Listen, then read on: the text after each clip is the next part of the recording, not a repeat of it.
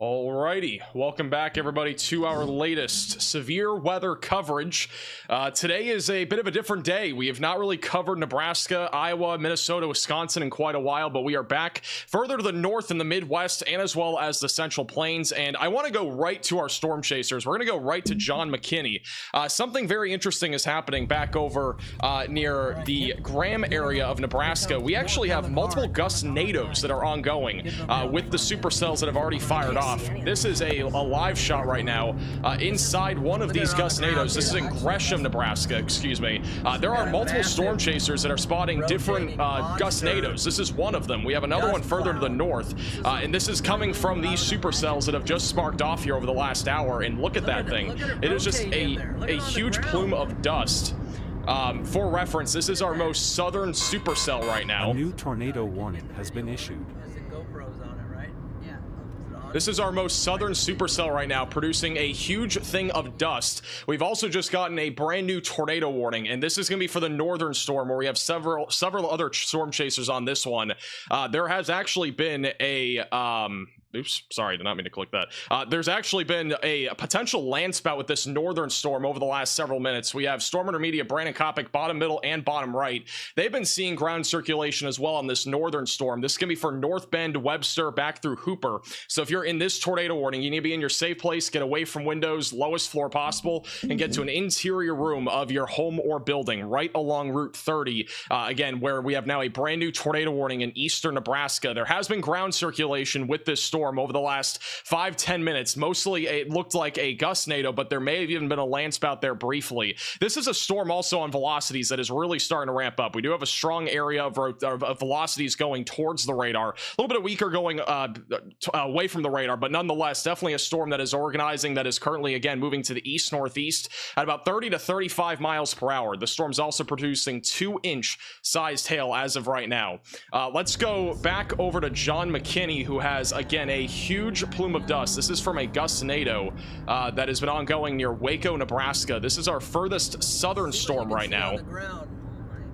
Look at that. Look at the column right here. Right there. And right there in the middle. Oh my goodness. That is just, do you see it? There's two. Look at it rotating. Look at it rotating. Yeah, those, it's like a twin. It's on the ground. Do you see it? That might be a land spout. Slow down. Here. Look at that thing. Stay right on that. That looks like a land spout. Right on that. There's a double. That's coming right for us, isn't it? No, it's not. I can't tell. This is again your Thayer and Gresham. That right there is a land spout. There's like two. Where's the stream camera? It's right in my hands. Okay, here we go. Might be another one on the other side of the road, but hang on. Golly. All right, put it on the front. I can't believe we have a legit. It's crossing the road. Look at this thing. This thing's just I mean, this is a full-blown land spout here near Waco, hitting some farmland right now. That's one big dust. Okay, I gotta stay on the highway to stay with it. That's actually.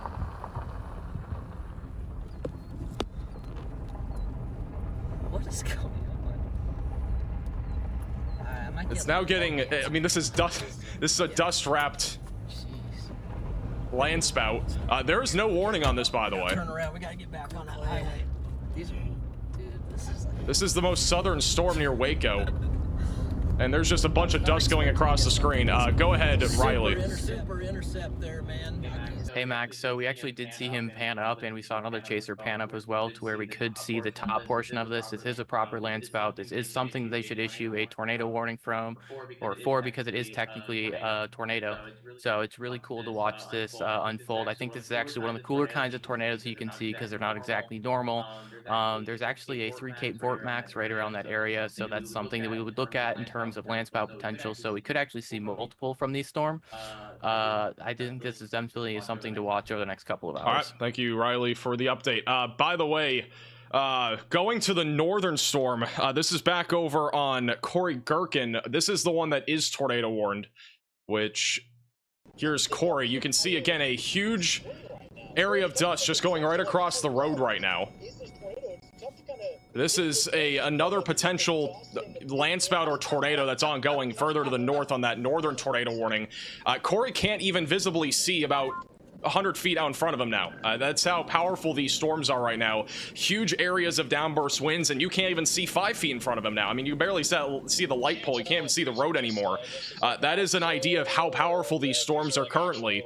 This is back over to Brandon Kopic, who is also on this storm, but on the roadway, and you can see just so much dust has all kicked up from the very strong downburst winds near North Bend in Nebraska. Yeah, I honestly can't look above to see how let's listen to Brandon here. Cloud base, but there's definitely one in progress just off my north right now. I'm trying to pull to the side of the road. I can't tell if these are just like, if this is like outflow or if these are like actual little vortices in this field just literally 100 yards out. Corey, oh my goodness, look at Corey.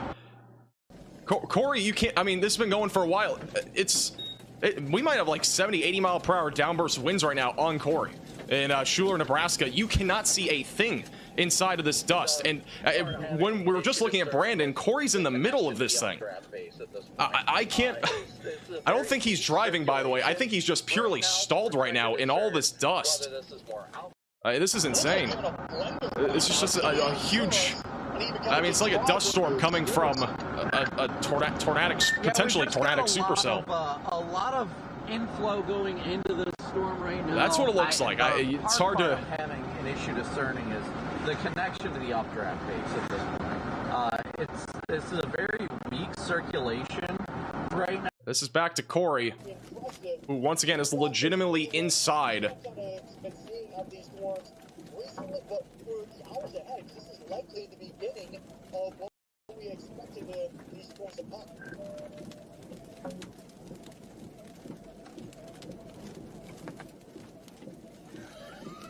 I go back to Brandon. I mean, Corey can't even move. That's been going for multiple minutes now.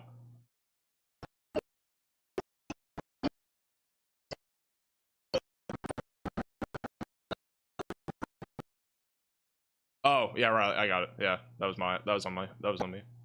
All right, we are losing Brandon, I think, unless he's back on. This is Brandon's other view. Yeah, just a big plume of dust on this northern tornado warning. It is producing potentially some very large hail as well. Currently warned for 2-inch diameter hail. Just a big plume of dust right now in this open field.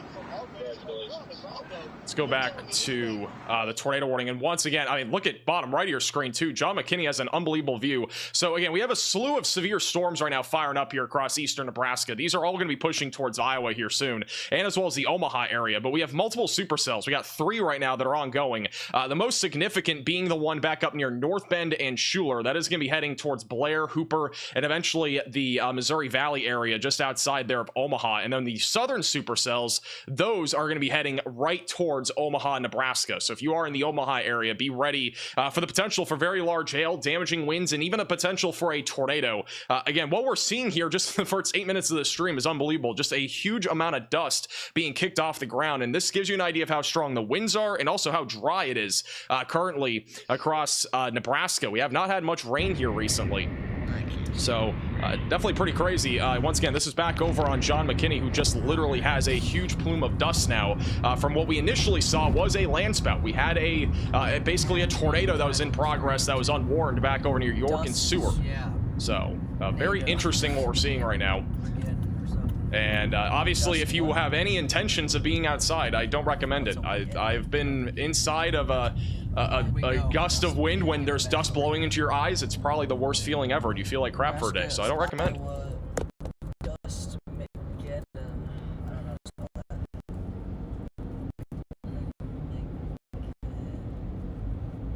And now Brandon Kopic, he is officially inside of the dust. If he might be having loose connection, let me go back to this. Yeah, Brandon is now inside of the dust.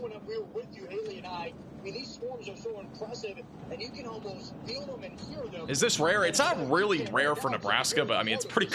Again, it's crazy what we're seeing here. And once again, Brandon Kopic's also on YouTube. Sounds like a classic day in the plains. You just get those strong whistling winds. And this is Stormrunner Media, who is also now inside the dust. So pretty much every chaser is going to have a dirty car. You usually get a car wash, but instead today it seems fairly condensed. It's the opposite in Nebraska. Right here with us, I mean, we'll be all right. Right, yeah. Look at all these corn husks coming off the field here.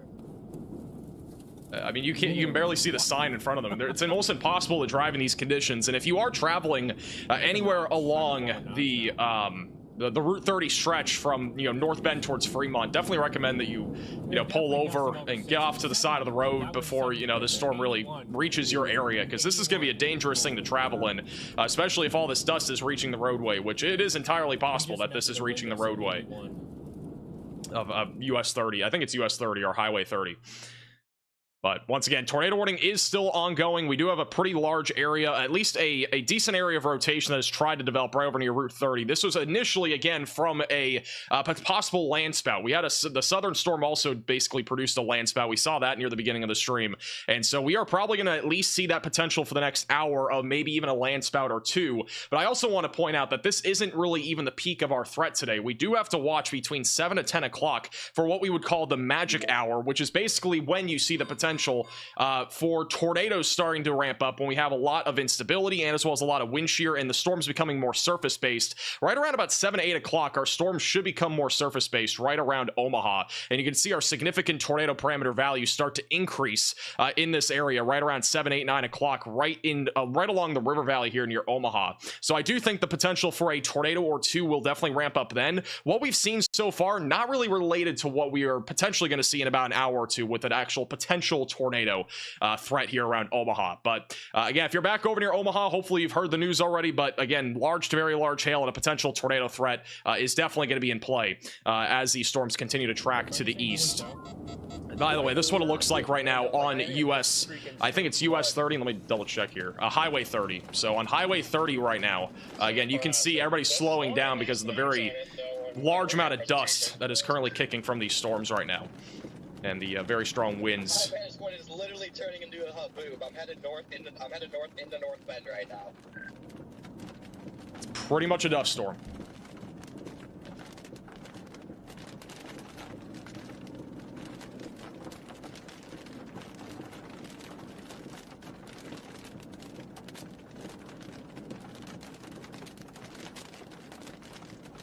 Let me go back to cloud base. Honestly, Oops. much outside Go back of to it. Brandon. It's literally like driving in a haboob in Arizona. That's how bad this is right now.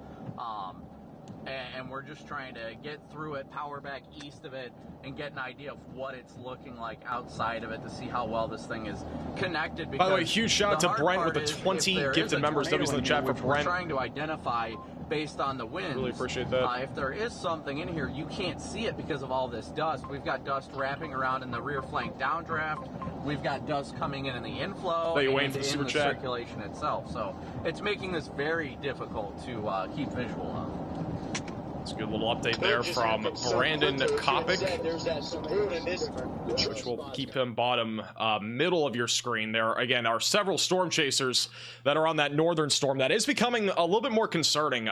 We are starting to at least see now a bit more of a hook echo that has actually appeared on radar. It's right over near, right along Highway 30 now, so that is where we've seen obviously a lot of dust. And honestly, you would think that we might see photogenic tornadoes in an environment like today, but if we have all this dust, it's going to be very hard to actually see a legitimate tornado.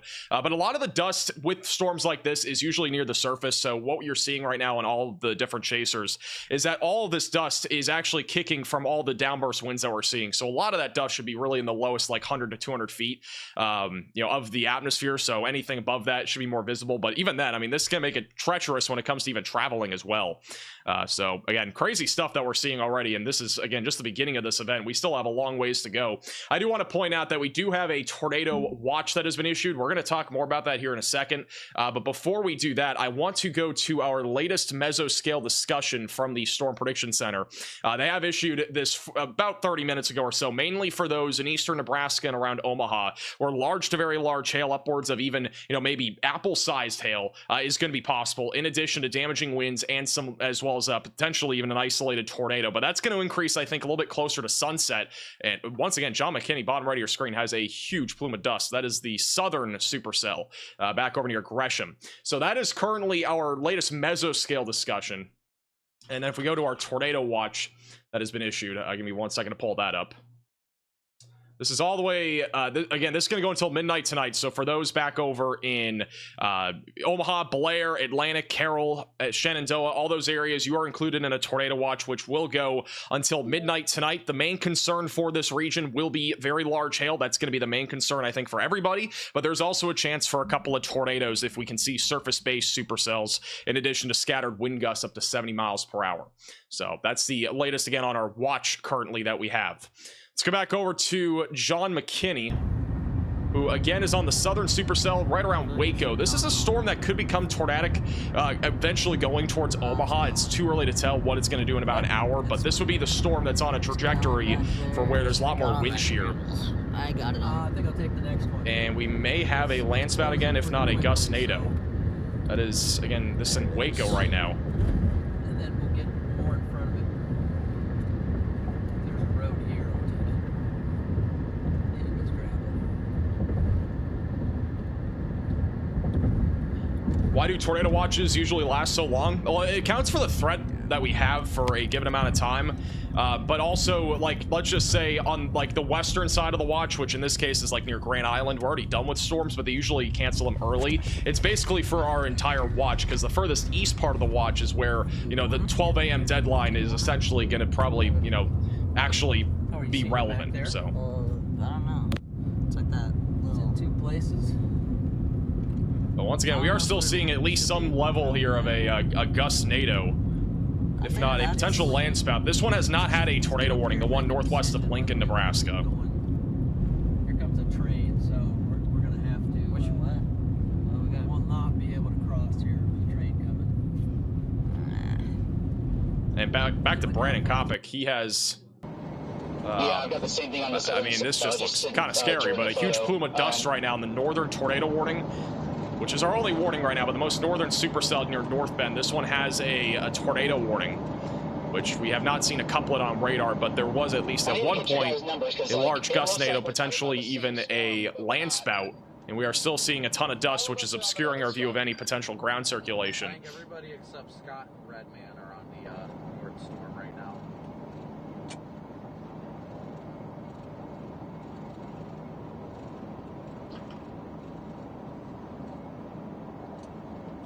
You know how far do you think we need to go? I literally, all of my windows are caked in mud. I can't really look around at all. At least a couple more miles, I'd say. Oh. I'm trying to. I've got Sorry. it on the roof. Wait, let me go to. All right, Riley, go ahead. Do you have an update? All right, so yeah. Oh, I don't know if we're gonna try the thing where you can show my radar screen. Let's give it a I got shot. it. I have a bunch of pretty. Yeah, there we go. I have a bunch of pretty drawings on there. If you want to turn my face off, I'm covering part of them. A lot of these storms, especially because they're hailers and with the environment in general, is they have really strong RFD.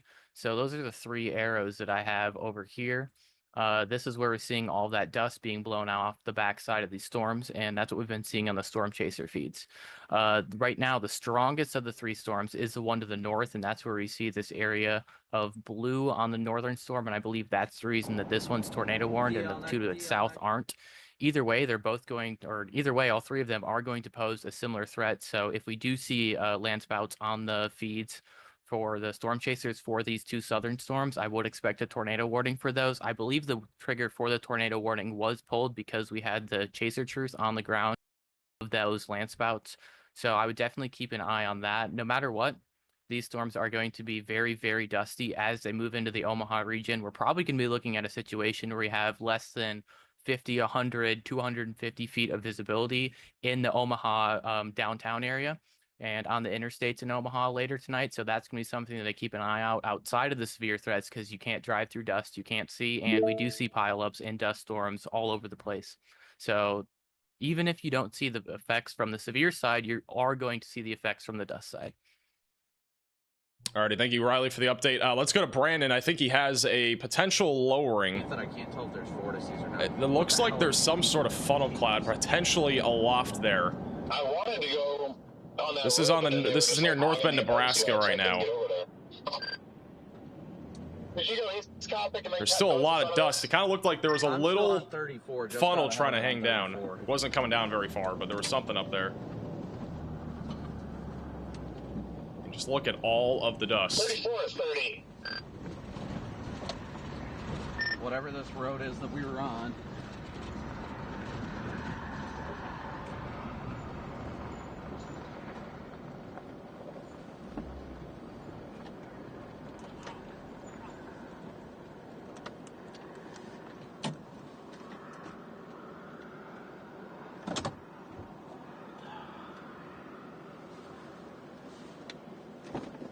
So right there in the middle, that might be a potential.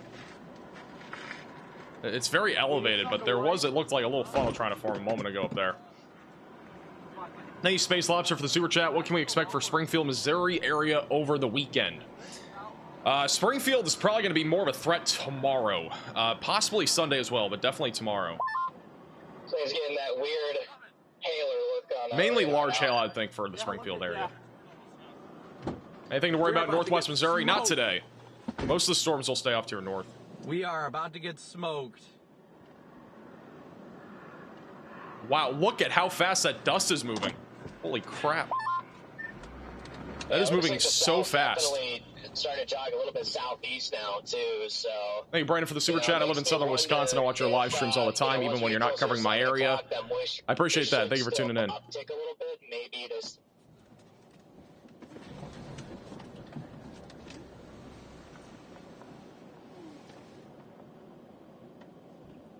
We'll try to drop that. Looking on radar, looks like it shot a boundary out of it. Yeah, that would explain the never-ending dust right now. Yeah, well, that's not exactly ideal. It would need to pull in the boundary. It's not pulling anything in with how crazy fast that outflow is going out. I mean, that entire thing was just outflow.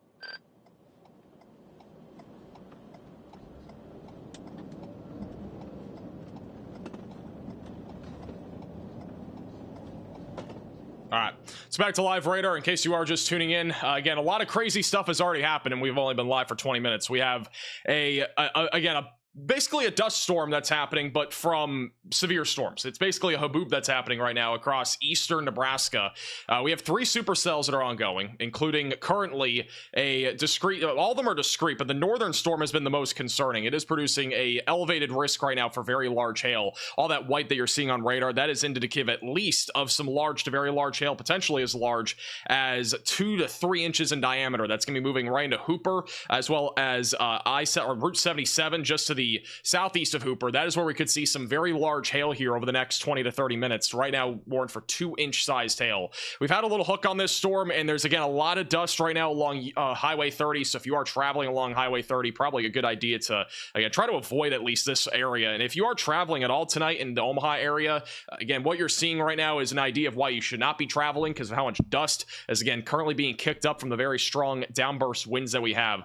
Further off to the west, and as well as further south of that tornado warning, we still have 2 other discrete cells. These are not imminent for a tornado risk. We have at times seen a land spout on the one near Seward going towards Malcolm and just northwest of Lincoln. So that could become a little bit more dicey as that goes towards Omaha. But nonetheless, these are definitely still all pretty concerning storms as of right now when it comes to the potential for large hail, damaging winds, and even the dust threat that has come out of this as well. And my entire overlay just broke. Wow, look at that. All right, there we go. Let me go back to... Yeah, John McKinney still has it on the bottom. All right, we'll go back to the 3-cam view. I'm going to put John bottom left. And they have updated the tornado warning for Dodge County. So Dodge County is currently still a tornado warning. Dodge County, Nebraska. The storm's still moving east-northeast at about 30 to 35 miles per hour. It is going to move through the town of Hooper in about 5 to 10 minutes. So if you're in Hooper, stay away from windows, mainly for the very large hail threat. They don't yet have a warning for you, but again, large to very large hail is definitely a concern with this storm as it moves to the east-northeast.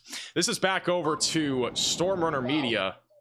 And look at that huge plume of dust. That's probably, if I had to guess, about 3 to 5 miles wide for dust.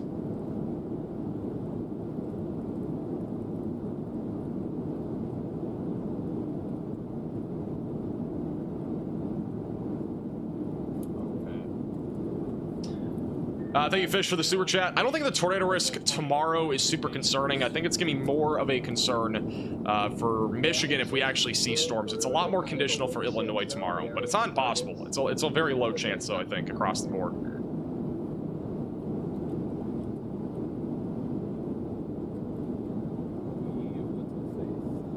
Look at that. That's a crazy image, though. Even if we don't get a tornado out of this, this is pretty cool. It's like 60 degrees here in the notch. Out ahead of it, 78, 61. Out ahead of it, we're still 78 over 61.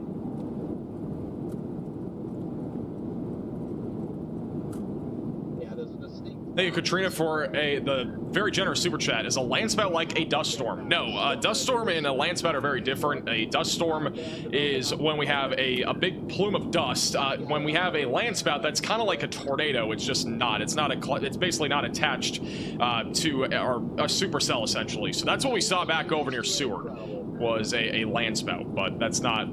Dust storm and landspout are very different. But obviously what we've seen is, again, very strong downburst winds coming from these supercells, all coming down towards the ground. And essentially what has happened, I'm going to draw a really terrible sketch, but I'm going to show you what it basically is. Let me turn off the audio here. But basically, this is like, let's just say right here, this is the ground. What we have is very strong winds coming out of our supercell, coming down to the ground, and that's kicking all this dust up off the ground. And since it's so dry out there right now, all of this dust is being kicked off the ground, and it's basically creating very low visibility, and it's going to almost undoubtedly, if you're outside without any protective eye gear on, you're probably going to, you know, not have a good time tomorrow or even tonight. So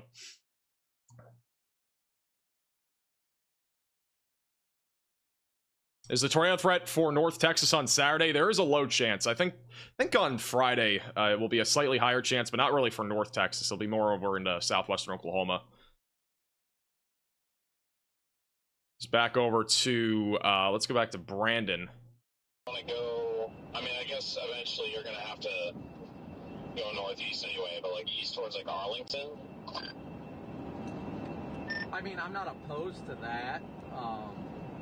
I just saw the storm track. Looked like it was heading more east, northeast. Microbursts are just as dangerous. Microbursts usually happen when we have a dry area near the, like, essentially in like the lowest, about a few thousand feet in the atmosphere. It's usually really dry. That's when we usually see microbursts.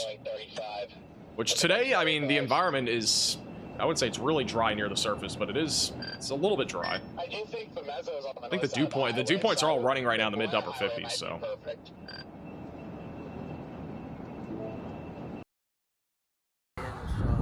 It's back over to John McKinney. He's on the southern supercell. You can actually see the structure right there. Very elevated storm near Seward in Nebraska. And again, a lot of dust.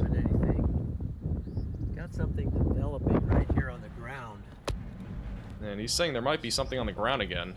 Something developing right here on the ground. Might be another gustnado. Had a few of those already.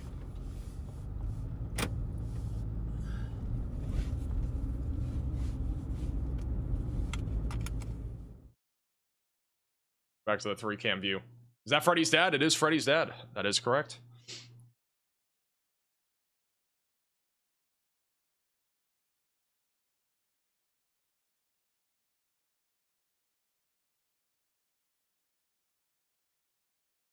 Huge shout out to Mighty with a very generous $50 super chat. I asked this the other week while you were dealing with 30 tornado warnings, and it might have gotten missed. Can you explain the difference between different radar modes and how you can tell if there's a tornado? Yeah, so, I mean, I can take this storm, for example, right now. So our northern tornado warning, right now, you can see, at least on reflectivity, we have a very large hail core, got a little hook as well, and there's a little bit of an inflow area. So this is where we'd be seeing inflow coming into the storm. We got a nice little clear area out here. Velocities in general, we have very strong winds, at least going towards the radar. So that's a pretty big hint. But right now, at least where the hook is, we don't really have much wind that's going away from the radar. So we have to look at the velocities, the green, again, being winds going towards, red being going away from the radar. And so this is one way to see, hey, is there a tornado? Which in this case, there definitely is not a tornado. It's just a huge area of wind. But what we could have seen, and what we may have already seen, is a landspout, which is very similar. Landspouts are usually weaker, and they're not nearly as, again, they're just not as strong. But we do see landspouts quite often with storms like these. And we at least saw one, if not two, landspouts already. We had one on the southern storm, and then we may have already had one with this storm, but we've had multiple different gustnados Another thing you have to look at is the correlation coefficient. If we have a strong or tight area of rotation, then we need to look at the correlation coefficient. And if we see something like a debris signature, if it's green or blue, that would indicate that there might be a tornado on the ground. So that's like the easiest way to tell. Obviously, I do it really fast. I just try to, I try to get the word out there as fast as possible. I don't go through the explanation every time, but that's generally what we're looking for. There's also other things that you can look at. A new tornado warning has been issued. Apparently Brandon may have had a funnel. I don't know if that was true or not. I saw somebody say that. We do have a brand new tornado warning that has been issued, and this is going to be for quite a few of you. This will be for Douglas, Sanders, Dodge, and Washington counties in Nebraska, which should be an extension to this tornado warning, which it is still not popped up yet. Is Lincoln gonna be okay? I think this storm's gonna stay a little to your north. All right, so this tornado warning is just outside of Omaha. This can be for Fremont, Arlington, Kennard, Washington, and as well as Bennington, going towards Fort Calhoun. So if you are in this tornado warning, seek shelter immediately. Get away from windows, lowest floor possible, and get to an interior room of your home or building. We do have an update. Go ahead, Riley. Hey Max, I'm going to talk about the radar real quick if you want to go ahead and pull that up. So we're using another one of the many radar products that you were just talking about, and we're looking at maximum expected hail size over here on the right side of the screen. So this is basically a computer program that tells us how big of hail we could be looking at within a storm. We're seeing that's all the way up in the silvers on the color table. So that means we're looking at somewhere above 3 inches in hail. So that new tornado warning that we did just get issued does include a tag for 2-inch sized hail. I do think that we could very easily see larger hail than that. One of the main concerns we do have today is very large hail. Actually, the SPC said that we could see hail upwards of 3 inches or more in diameter. So even if we don't see a tornado from this storm, you're still going to see very large hail, and it's important to take shelter. Just because this is going into Omaha, I do want to just remind everyone, do not park under highway overpasses. We've seen this a lot over the last week with a bunch of different severe weather. Underpasses are on the highway, obviously, and if you park under those, you are going to get hit. We actually saw this happen in Arkansas on a traffic camera a few days ago, so please do not park under those overpasses. Great advice. Thank you, Riley, for the update. Riley's audio is not synced. We have to figure that out too, apparently, because I guess your video and your audio is not synced. I don't know what that means, but okay. All right. Once again, if you're just tuning in, we do have a tornado warning. This was just issued again moments ago, just outside of Omaha, Nebraska. If you're back over in Omaha, definitely stay weather aware. Again, we got multiple supercells that are currently on track for your area. Again, this is going to be basic. I think these storms in general will be impacting the entire Omaha area. I mean, we might not see large hail everywhere in Omaha. We might not see a tornado everywhere, but we're definitely at least going to see storms in your vicinity. So if you are tuning in from Omaha, if you know any friends or family in Omaha, just make sure that they're aware of this situation. Get the word out there. This is definitely, again, this is really the most populated area in our entire risk here for the next couple of hours. After this, really, Des Moines is going to be the main area and track of it, and just outside of Lincoln as well. So again, if you're tuning in from Omaha, definitely stay weather aware. Our tornado warning currently is again for Fremont, and this storm could come together. We'll have to wait and see. But again, our winds are very strong going towards the radar. The velocities that are being measured are near 70 to 80 miles per hour. So even if we didn't have a tornado here, we still have very destructive winds with this storm. And they have just issued a new severe thunderstorm warning, which will be for 70 mile per hour damaging winds, which is a considerable threat of severe weather. And then in addition to that, there's also potential for 2-inch sized hail. So definitely stay away from windows and on the lowest floor possible if you are in this warning. This is going to be going towards Missouri Valley, Logan, and Fort Calhoun and Blair. So again, right along the Iowa and as well as Nebraska border. Going over to Corey. Corey also has a crazy view of the storm right now. This is back over to Corey Gherkin. This is Brandon. This is Corey. So Corey is looking at this dust racing right at him. You can see how fast it's moving on the right side of your screen, the leading edge of all this dust. The northern cell, guys, it is speeding up. The warning now has it at 50. Yeah, and once again, this is on the tornado warning cell near Arlington and Fremont. I got you, Red Man. Yeah, I'm on 34 heading east towards Woodlawn and... This is again, this is a clear live shot from Corey. It looks like it's trying to develop something up into the updraft base, but it's interesting watching it. Hey, Felicia, for the very generous super chat. But I think that's mostly just a condensation. Felicia, email me again, and I'll have a lot more free time going into May. For those that are wondering, I am currently 6 days away. Assuming I pass every class, I'm 6 days away from being a meteorologist. So, pretty much. I'll be graduating in early May, but I'll pretty much be a meteorologist in like 7 days, 6 days.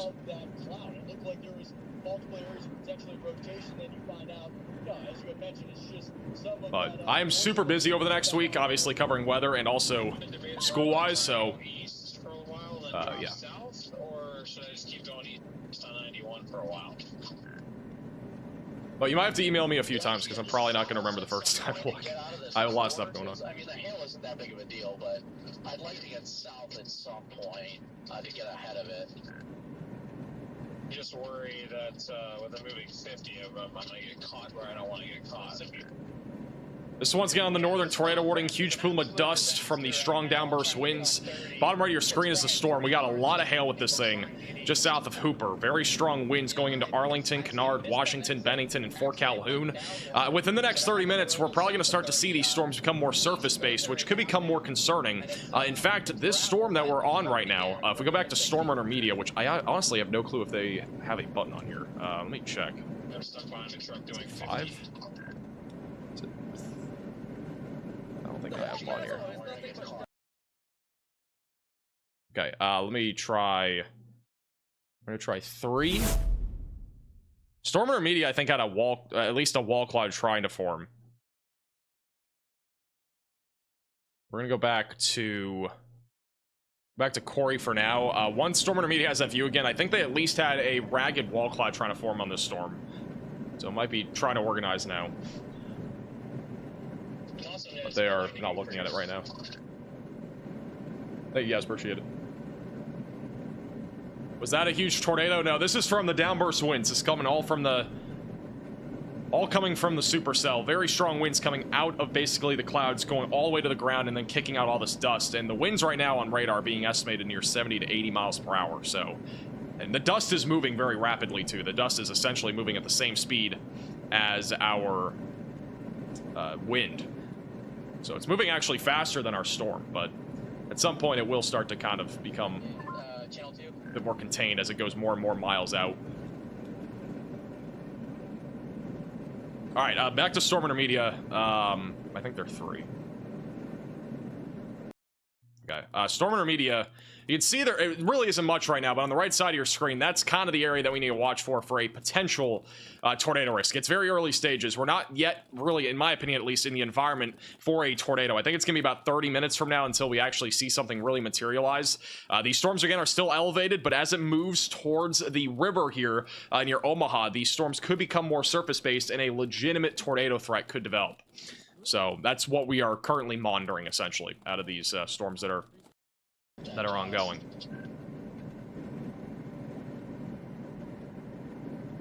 There's at least some rotation potentially developing a little bit more aloft. Hey, Jack, for the super chat, what's the projection for Omaha? I think the north side, at least the northern suburbs, are definitely going to be talking about very large hail and high winds. In fact, I just want to give you a quick update on radar here. They have upgraded the warning. It is now tennis ball sized hail for those in Blair, Fremont, Fort Calhoun, and Bennington. So the warning has received an upgrade for our hail risk. It is, again, still producing damaging winds around 70 miles per hour here just north of Omaha. Back over to the west is really the activity that we need to watch for the Omaha area. I don't know if this storm's going to really survive. It's not really looking overly healthy right now, but this southern storm, I think, will have a much better chance at being a threat long-term, which will be heading in the direction of Bellevue, Ashland, just north there of Lincoln. So we're keeping an eye on that storm as well. Let's go back over to Corey.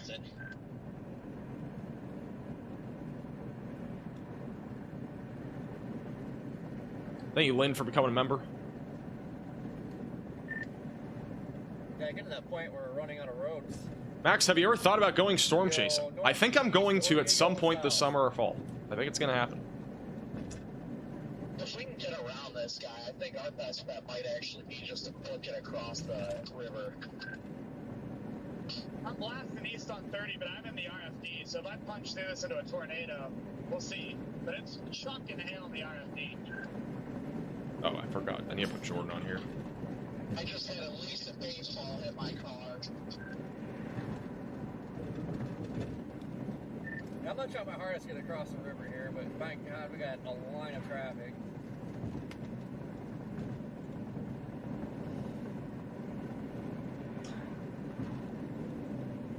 I appreciate that, Marcus. Thank you. Appreciate that. We're almost done college. One more week. Much for a slow mover.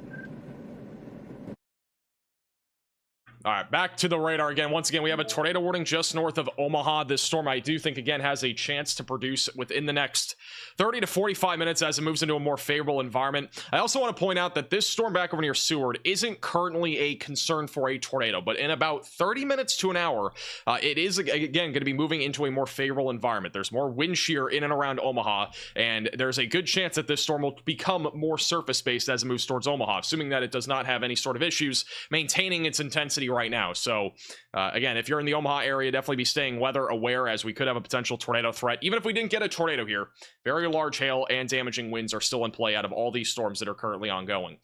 So again, significant threat likely for the Omaha area here soon, at least when it comes to hail. If we don't have hail, then we're definitely at least gonna have some level of a wind threat, and then potentially even an isolated tornado. And once again, this is our risk outline for today from the Storm Prediction Center. In case you've not already seen, we do have an enhanced risk of severe weather in place in and around Omaha, Nebraska, going through Des Moines. Our main concern for today, I'm actually going to go to the state view here so you guys can just see it a little bit better here.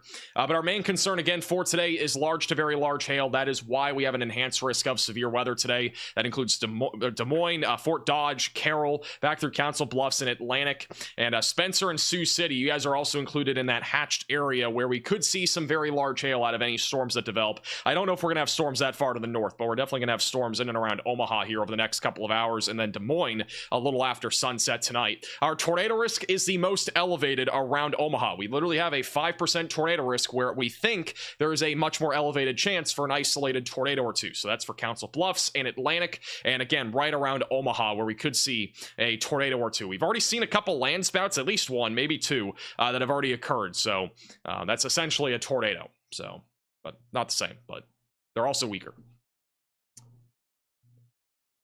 Let's go back over to Corey. That gives you well across the river.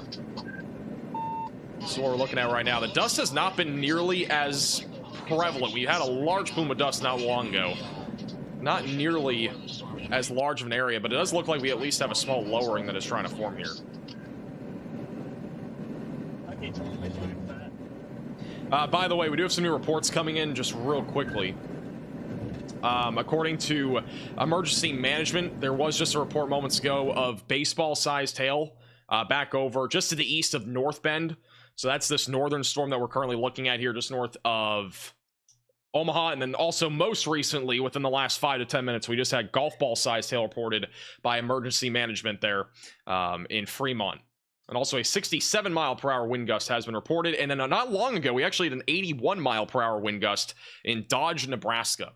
So we've had some significant wind and already hail out of this storm. This has definitely by far been the more destructive storm. Not hitting too many towns. There's been a few here, but for the most part, Fremont was the main area in this warning. Also, this particular storm, again, is producing tennis ball-sized hail, but they just upgraded the tornado warning to baseball-sized hail. So we are now into baseball-sized hail here for the Fremont area, Bennington, and just outside of Fort Calhoun, Blair, and eventually going towards Missouri Valley. Again, baseball-sized hail. They'll probably upgrade the severe thunderstorm warning here in a moment, which would mean that this is a PDS severe thunderstorm warning, meaning particularly dangerous situation for our very large hail threat here just north of Omaha. Then further south, we're watching the storm very closely. Right now, mainly hail and wind, but in about 30 minutes or so, might become more of a tornado threat. So keeping an eye on that. I want to actually go to Brandon. Brandon, right now on the tornado warning cell, you can see the dust right there and the leading edge of the dust. On the tornado warning cell, looks like an increase as well of cloud to ground lightning here over the last few minutes as well. Hey, Nancy, for the sewer chat. I don't know how. I How would you recommend a serious science student to handle the crazy and studying in college? I'm not gonna lie, I don't know how I've even gotten this far. You know, the amount of stuff I have to balance in college, including this, you know, doing weather and going live and stuff and studying, it's quite the task. But I mean, I think you can do it. Just get good habits, you know, prepare early, go to the professor for office hours or whatever they might offer. It's the best way to do it. Thank you, Eric, for the super chat. Just got my subscriber hat for my son's birthday, 461. That's awesome. Appreciate that. Appreciate the super chat from Jackson. I don't know how you do it. I don't know how I do it either.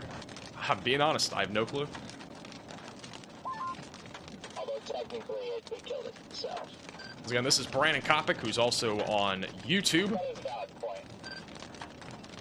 My opinion, the most goated chaser.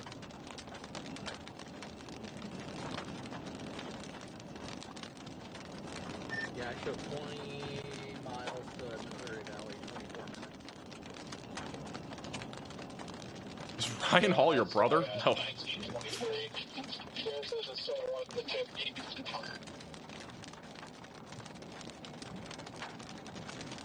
I did have somebody asking about Minnesota. I do want to quickly touch on Minnesota. I haven't actually talked anything about Minnesota, even though you guys are under a severe thunderstorm watch. Main reason why there aren't any warnings, but we do have some strong storms ongoing near Owatonna, going towards Rochester and Austin, and that's mainly for small hail and gusty winds. Again, main concern further to the north will be hail and wind. We're not really talking much about a tornado risk up here since storms will be more elevated. Once again, our more concerning threat will be around Omaha. It's just generally in this area where we have a much better chance of seeing surface-based supercells that could produce the potential for a tornado or two. But even, again, the main concern is not a tornado. It's going to be very large hail. Destructive hail possible in and around Omaha here over the next hour or two as storms are really quickly now moving in. And again, the southern storms also starting to organize a little bit. They have issued a new severe thunderstorm warning for those in Waverly, Ashland, just south of Wahoo, and north of Lincoln. That will be for 2-inch sized hail and 60-mile-per-hour damaging winds. That is a considerable risk for severe weather here. So again, considerable damage is possible for those in Ashland, Waverly, just north of Lincoln. Looks like Brandon is a little bit behind a hill now. Let me quickly go to John McKinney. I'm not sure where he's at. John is further south. We'll go back to Brandon. Actually, We're doing good at getting out and staying out. we're gonna go back to Corey.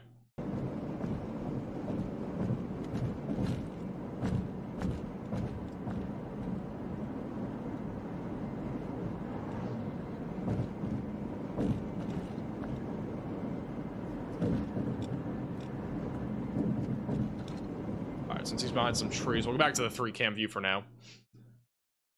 Stay zoomed out. Once again, our tornado warning is further to the north of Omaha. The velocities have not really been that strong here over the last several minutes in terms of like there being a couplet on radar.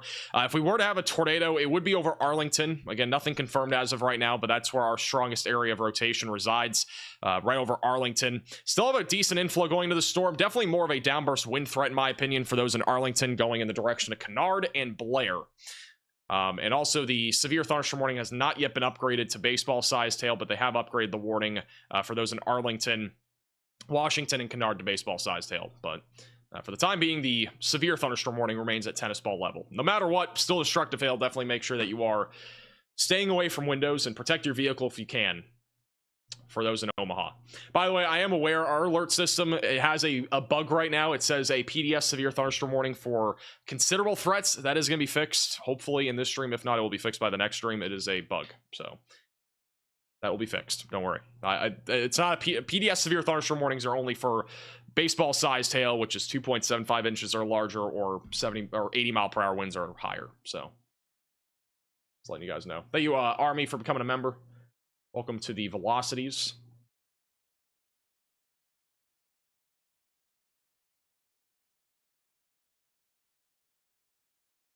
By the way, just a quick little heads up while we have a quick second. I do want to mention that today is obviously not the only severe weather day. We're going to be live, I think, every single day for the next 4 days. We have a marathon of severe weather coming up. Today is just the Kickstarter to what's going to be a very active weekend. Going into Flying Fences Friday, we have a huge slight risk of severe weather from Texas all the way back up into the Great Lakes, where damaging winds, large hail, and a few tornadoes are going to be possible. They have actually issued a 5% tornado risk back over in Oklahoma and a little sliver there of Texas near Wichita Falls for the afternoon and evening risk. Once we go into Saturday, we have another slight risk of severe weather from Missouri all the way back into Texas, where more damaging winds, hail, and tornadoes are going to be in play. And then on Sunday, this could be a severe weather outbreak. It's too early to tell. It's going to depend on a lot of different things, but we do have a large slight risk, at least for now, from Missouri and Illinois back into Louisiana and Texas. So again, very active stretch of weather. This will likely also continue into next week. So we will, again, have, I think, a very active stretch of weather here just over the next 4 to 5 days, and it will continue, I think, into the middle of next week with a few more severe weather events in the Great Plains. So we've been talking about this for weeks now, and we're now seeing results when it comes to the severe weather. Thank you, Ethan, for the super chat. The threat for Minnesota is definitely not over. Depends on where you are. If you're in Minneapolis, you're pretty much done. But if you're back over near Rochester, Austin, Winona, or back over near La Crosse, the threat for large hail, damaging winds is going to continue here for the next hour or two. But it's overall a pretty marginal risk of severe weather. Wow. That is quite the severe thunderstorm warning. We are now up to a destructive severe thunderstorm warning for Blair, Missouri Valley, Fort Calhoun, Logan, and Bennington outside of Fremont. This is now upgraded to both baseball-sized hail and 80-mile-per-hour damaging winds. So it is a dual threat. This is a PDS severe thunderstorm warning just north of Omaha going towards I-29.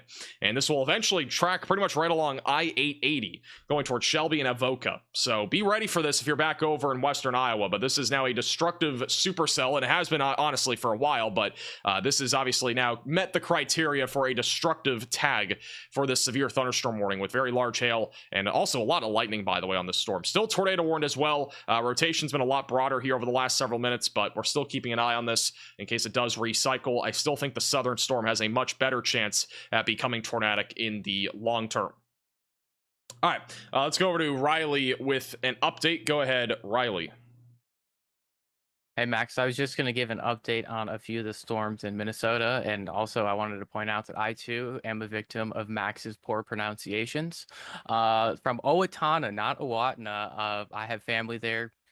We have a lot of rain, a little bit of wind, but no hail or any of that, so that's what you can be looking for in Owatonna and other parts of Minnesota. All right, thanks for the great update. All right, guys, I try. All right, that's the best thing. My bad.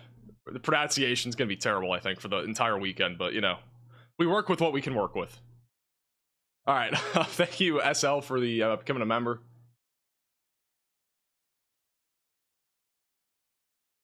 At least we got Omaha right.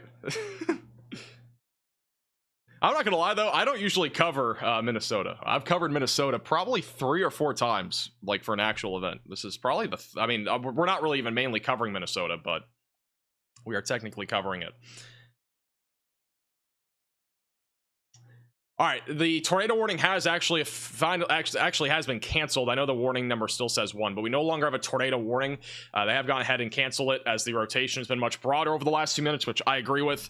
Don't really see a whole lot of rotation here on radar, but we are still watching a significant supercell here. Again, it is a destructive storm, a PDS severe thunderstorm warning that is again producing 80-mile-per-hour damaging winds and baseball-sized hail. So if you have any friends or family back over out in front of this storm, for those like Avoca, Harlan, Guthrie Center, Atlantic, Greenfield over in western Iowa, make sure that they're aware of this situation where we do have again a significant supercell right now that is currently going to be tracking right along I-80 really over the next hour or two. It's a very dangerous storm and it could become tornadic again as it moves east, but I still think this is the storm that is going to have a better shot at producing a tornado near Raymond, Davie, and as well as Curcio.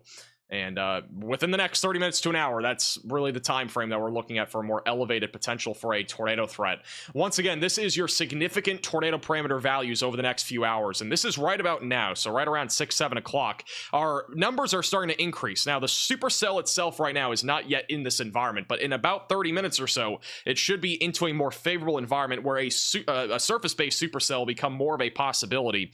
So back over near Omaha, just south of Omaha, near Bellevue, And Brandon's audio is on. I think our threat here for a tornado and at least very large hail will continue to be more elevated right around 7 to 8 o'clock. So definitely be weather aware. You can even see by 8 o'clock, our main environment for tornadoes is mainly in this corridor. And by this time, around 8, our supercell should be around Omaha, if not just south of it. So still very favorable. A lot of wind shear and as well as a lot of instability. And our lift and condensation levels should also be lower, basically meaning our cloud base should be much lower in the atmosphere. By 9 to 10 o'clock, we're pretty much done with this tornado risk. It'll be very low through about Des Moines. Not zero, but very low by that point. So it's a really short window, again, really from about 7 to 10, I think, for this tornado risk in and around the Omaha area. So definitely a good idea to be staying weather aware. And again, we'll be live throughout this entirety of at least this core event here around the Omaha area. Let's go back to here. And Brandon is, for some reason, let me fix this real quick. Brandon is going off the screen. That is not the right thing. Is that even Brandon? Who is that? We got like a bug. I'm just going to leave it as is. I don't know what's going on there. Thank you, Ice, for the 10 months. Cheers, everyone. Happy Thursday evening. Stay safe. T's and P's. I appreciate that. Thank you for becoming a 10-month member. Yeah, definitely be, again, ready for these storms if you're in and around Omaha. We've talked about this for multiple days now, and hopefully those in Omaha are aware of this, and if you are watching from Omaha, hopefully you're ready. Hopefully your car's protected if you're able to protect it. If you have any plants outside, good idea to, cover those over or bring them inside. It won't hurt for just like a few hours in case you do end up getting large hail. I would really be more, I'd be a lot more prepared right now if you're in Bellevue, Ashland, or Waverly, because we have, a monster hailstorm that is forming right now that is going to be heading right into your area over the next 20 to 30 minutes. Like, this thing is about to hit Waverly and Ashland, and as well as right along I-80 here. And you can actually see, this is the CC radar. You can see how large our hail is. We have a huge area of hail right now, right over Davie. All that white is going to be all that hail that is falling. So we are seeing a significant amount of hail approaching Greenwood and as well as Waverly. So be ready for this. Your I-80, if you are currently traveling along I-80, it's probably a good idea to, try to avoid this area if you are at any point able to, near Greenwood, Ashland, and again, Waverly. Let me check and see where's Freddy? Freddy on the northern storm? Okay. I'm gonna go quickly to Freddy. Or maybe not. Okay, he's not loading. Never mind. Let's go back over to Brandon. Brandon's currently looking at the storm that was tornadic at one point. No longer has a tornado warning. Once again, you can see out in the distance, still a very elevated storm. Nothing really forming in terms of wall cloud as of right now. Still frequent lightning. The dust is not as, again, prevalent as earlier, but there's definitely still some dust here. Low visibility is very likely with these storms due to all the strong downburst winds that we've had. We'll go back over to Storm Intermediate here as well. It's kind of in the same area. Huge shout out to Janice with a Doug with a very generous super chat. Are you doing your university studies by correspondence course? I'm like in person, so no, I'm legitimately in person, and I am doing it at scheduled times, believe it or not. I appreciate the very generous super chat. Thank you. Also, thank you, Janice, for the very generous super chat from Omaha. Kinea, I think is how you say the name, and goes along with pronunciations. Are so glad with what you do. Congratulations on graduation. I appreciate that, and thank you for the very generous super chat. Also, Raina asks about the small cell west of Sioux City. Let's go over to radar and check it out. So this is what it currently looks like west of Sioux City. We do have actually a small little storm that has formed. And this is kind of what we're talking about, right? So anywhere up here near Sioux City, Cherokee, Storm Lake, this is going to be a potential hailstorm. It wouldn't really be tornadic, but there's a potential for hail as that moves into Sioux City, Lamar's, and Cherokee. So be staying weather aware if you're back over in Sioux City. Currently not producing anything when it comes to hail, but it could produce some hail, here relatively soon. We are starting to see at least a little bit of pink now popping up in reflectivity. So perhaps some small hail starting to drop out of this storm.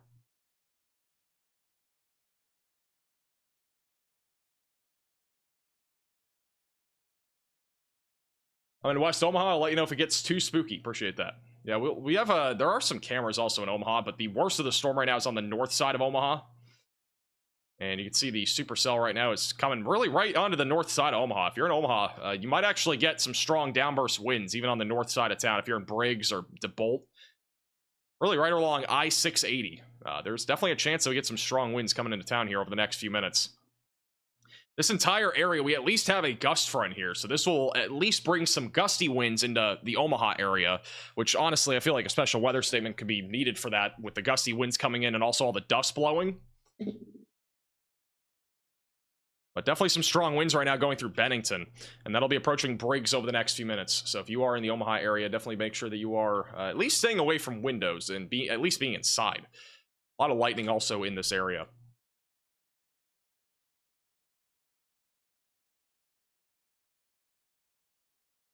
Let's go to, let's do that. All right. Let's see if we have anything here in Lincoln for camera views.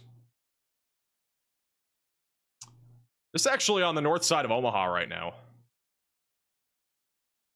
See if I can pull up the photo here. So it looks like right now on the north side of Omaha, and the sun is setting here over the next 30 minutes or so, and you can see that little orange tinge there in the background. Still a very elevated storm, and again, these particular storms right now, they are not really high precip storms. Like, they're relatively low precip, which is also allowing for all that dust in addition to all the hail falling. But you can see the rain shaft is not really thick. It's a very small area here on the north side of Omaha. But just thought I would point that out. I think there will be some cameras, though, near Bennington. I'm going to see if we can see anything on those.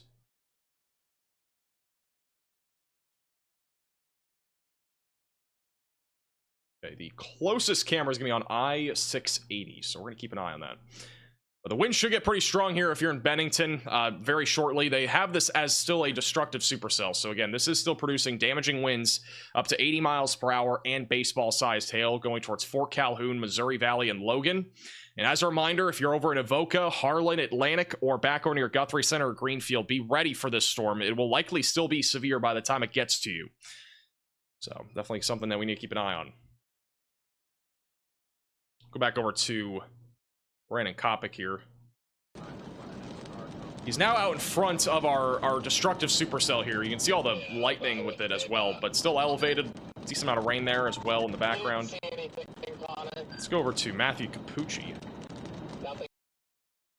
That's one. This is Matthew Capucci. Oh.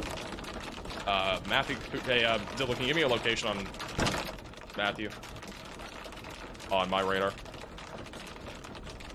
I think he's gonna be on the one north of Omaha.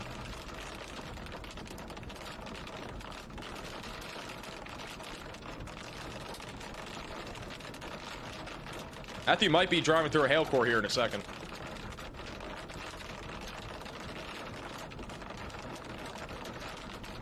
Thank you, Arnold, for the super chat. Thank you for the coverage from Fremont, Nebraska. No problem at all. Stay safe there. Hopefully you didn't see anything too crazy. There was at least 2-inch sized hail actually reported in that area.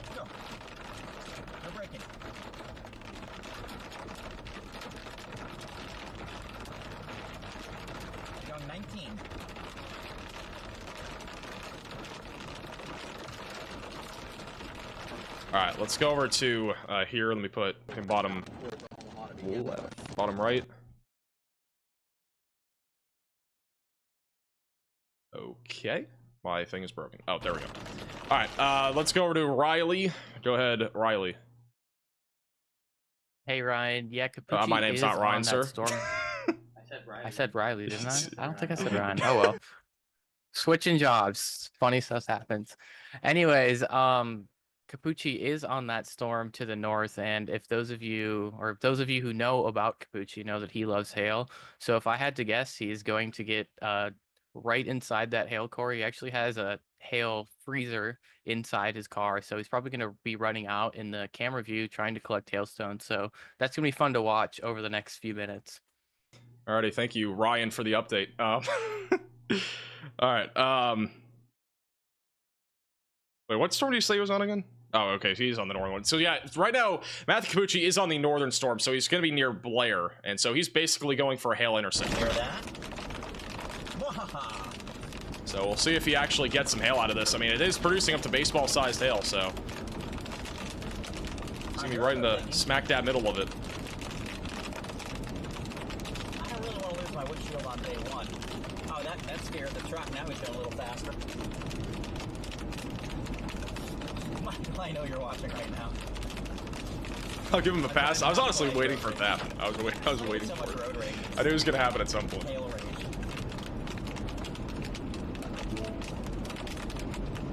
The bummer is that because we're streaming live on YouTube, I can't put it anywhere. So yeah, again, Matt Capucci, he's in kind of the smack dab, almost not really in the middle of it, but he's not far from where our largest hill would be. He's in Blair, so he's going for a potential interceptive hail, but it looks like he might be driving away because the clouds are, don't really see a rain shaft out in front of him. He might be going northbound. Hey, you either appreciate that. Appreciate the super chat from Council Bluffs, Iowa. Stay safe there. We'll keep. Let me try to fix this. We're gonna put Matthew Pucci bottom right, and we'll do this bottom left. What is Storm Runner Media on right now? They have something?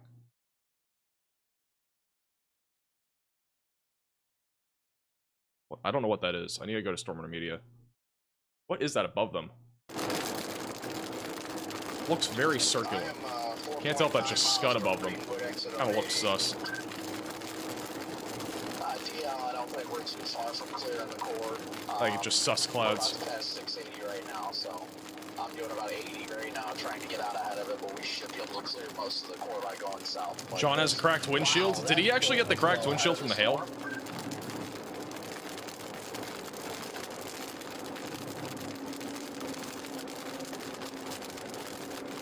Yeah, you guys are in for a beautiful surprise if you didn't get down here. I'm almost at Plattsmouth. I'm gonna cross the river to La Platte and cross into Iowa here in about 30 minutes. All right, let's go back to here, and we do have an update from Riley. Go ahead, Riley. Hey Max, if we look behind the storm, we have a bunch of storm reports. I have it pulled up on my radar right now if you want to take a look at that.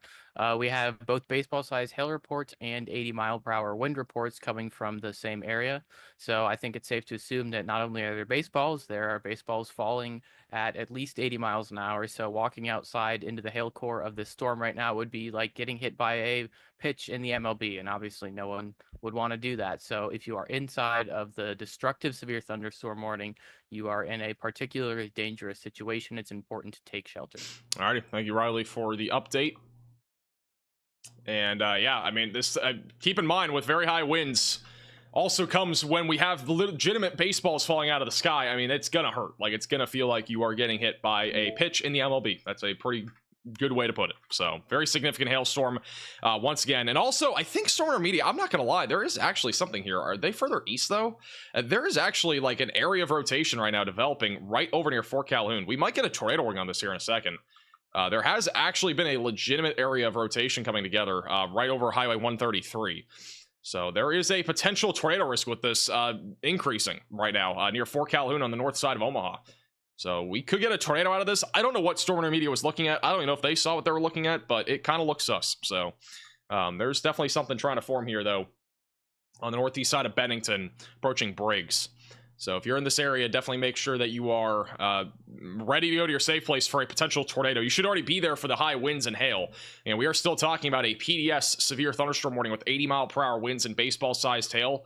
But over the last few minutes, we've legitimately seen an uptick here of actual rotation. Like, the velocities have actually come together, and this would be more of a legitimate tornado. It wouldn't be like a land spout, which is a tornado, but the land spout that we saw earlier, not necessarily the same thing, and they're usually not as strong. So we need to keep an eye on that. Also, we still have a severe storm near Waverly and Greenwood. This is going to be heading in the direction of Omaha and Bellevue and Plattsmouth here pretty soon. So be ready for that as that continues to move east-northeast. Riley has an update. Go ahead, Riley.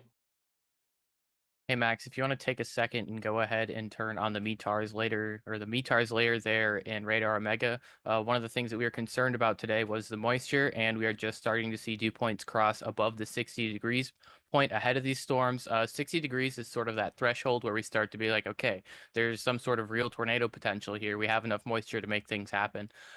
If these storms can move into the area of moisture before the front does, they are going to be tornado producers, so that's going to be something to watch out for. Alrighty, thank you, Riley, for the update. And yes, we actually do have dew points in the low 60s now. This was not what we had not long ago. Brandon Kopic, I think, has a funnel. I think Brandon actually has a funnel. They have just issued a tornado warning on this. Let me go back to here. We have a potential tornado dropping bottom middle of your screen. We're gonna go full cam to Brandon. This tornado warning's for Douglas, Potawatomi, and as well as Washington counties. Brandon Kopic has, I believe, a tornado dropping right now. Let me go back to Brandon. DL is to the southwest. It's a very very clear funnel.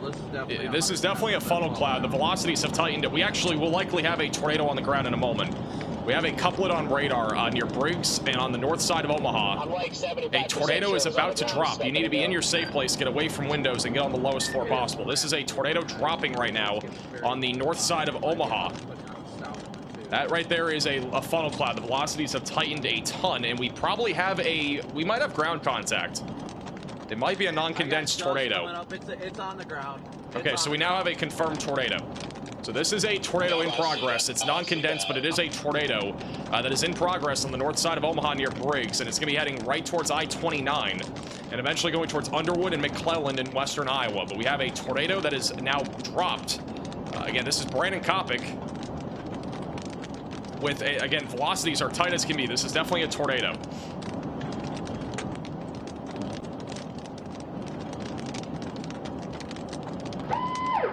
Brandon is just a magnet for tornadoes. Also, Freddie McKinney has a view of this. Right.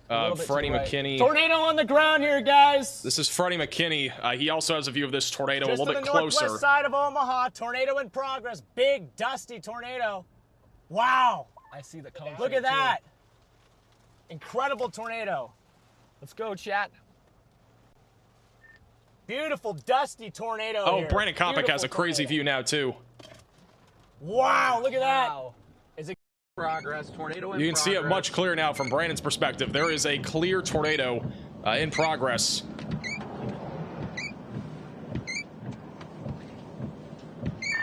Fox, tornado in progress on stream. Tornado in progress on stream. There's so many storm chasers that have this right now. This is, again, Brandon Kopic.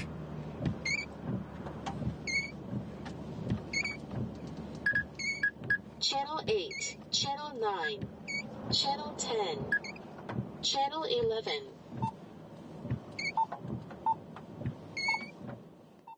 Let me get the... All right, so again, there is a tornado in progress on the north side of Omaha. There's 3 different perspectives right now on the bottom of your screen. Potentially a significant tornado. Go ahead, Riley. Hey Max, I'm just taking a look at the VROT here, and it looks like this is worthy of a PDS tornado warning. I would expect to see at least an upgrade to observed. Hopefully they do issue a PDS tornado warning. It does not seem like this is going to be a long-lived tornado, but nonetheless it is going to be very This is an strong urgent voltage on alert. the ground. A tornado is I'm on the wondering if ground. this has Seek latched shelter onto the immediately. front. Hopefully not, because then it could potentially be a long-track tornado. But places to the or places downstream of this tornado definitely need to keep an eye out for that. Alrighty, thank you, Riley, for the update. Let's go back to Brandon. They have upgraded this to a confirmed tornado warning. Fox, please confirm you're receiving transmission. Tornado on stream. windshield? This is Freddie Right there. McKinney's view. He's right next to this tornado. Strong tornado in progress. Oh, right here, right here, right here. Beautiful. This is That's near a Briggs and beautiful Depot on the shot. north side of Omaha. Right there. Doing damage.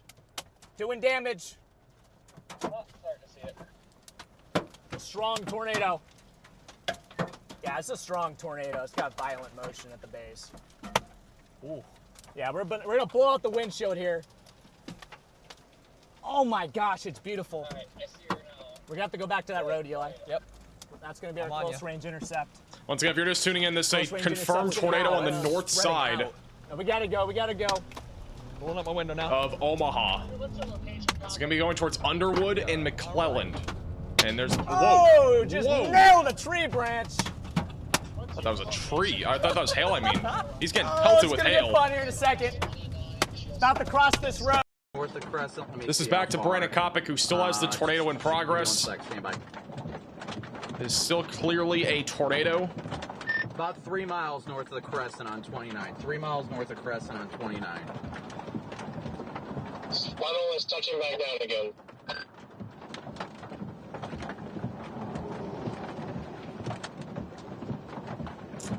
This is, again, tornado that's hitting just on the north side of Highway 36 right now near Briggs. It's going to be going right, basically paralleling Interstate 680 going towards Ascot in Iowa over the next few minutes. It is just north of Omaha, but this is definitely likely a strong tornado at the minimum.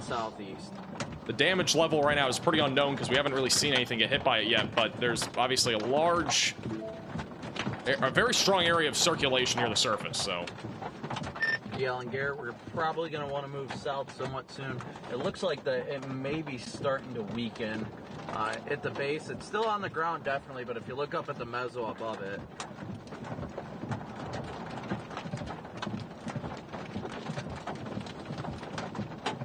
Corey, you just passed us a moment ago.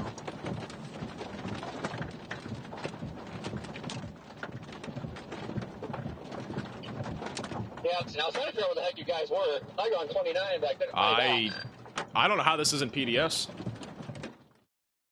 Again, we got multiple camera views right now of this tornado, but if you look right now, bottom on your screen right now, we have again a large debris signature right now, right over the north side of Highway 36. It's going right through the community of Nashville, just north of Omaha, and it will be approaching I-29. So again, this is a dangerous storm that is currently producing a tornado. This is again a live shot right now of this tornado. It is almost undoubtedly a strong tornado. It's also producing destructive hail, as we saw with Freddy moments ago. That could easily bust out a windshield. Yeah, beautiful tornado in progress still. Destroying my car in the hail.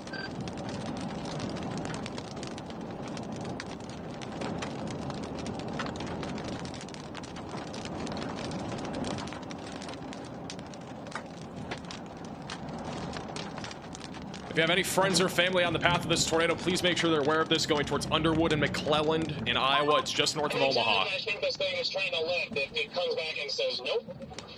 I thought it was lifting about 2 minutes ago, and it's still going.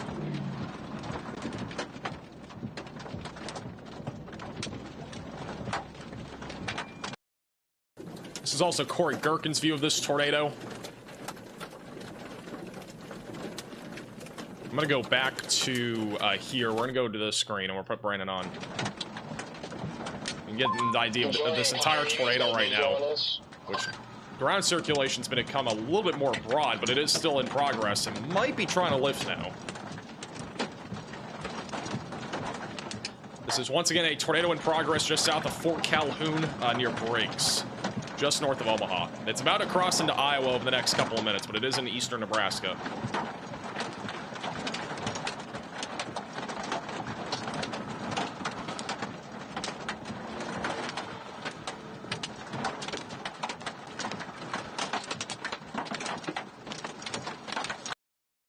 This is also Corey's view, which it does look like it is at least, I do think it is at least weakening a little bit. Maybe not. Nope, it's trying to come back again.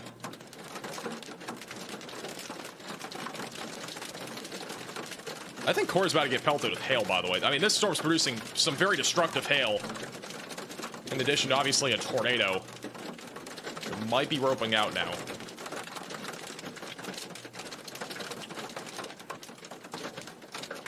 This tornado warning has been continued to stay as a confirmed tornado. This is also Storm Intermedia. You can move it if you need to, honestly. Sounds like they're at least getting some small hail now. It's probably going to get very large here shortly.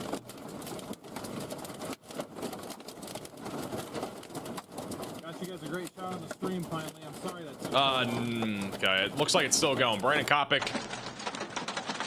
Gotta go back to this. Brandon Kopic, it's still on the ground. This thing is still going. It looks like it's tried to occlude several times, and it's still going.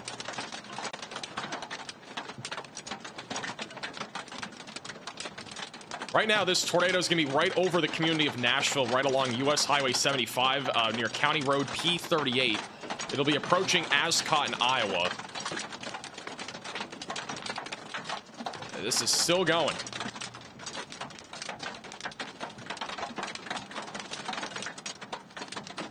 This thing is hanging on for dear life. It's unbelievable how it's still going.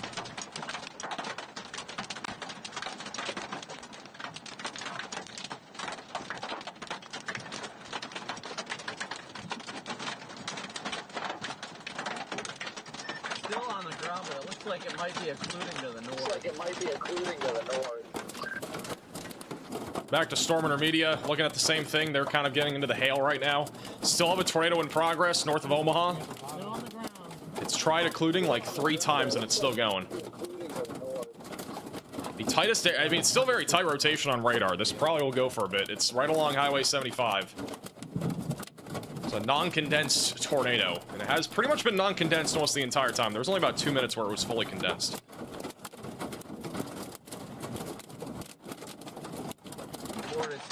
I'd say it's still down, it's not fully condensed. Okay, so Brandon's still saying this is a tornado down, but it's not fully condensed. We are rolling on the down, not fully condensed. With you now.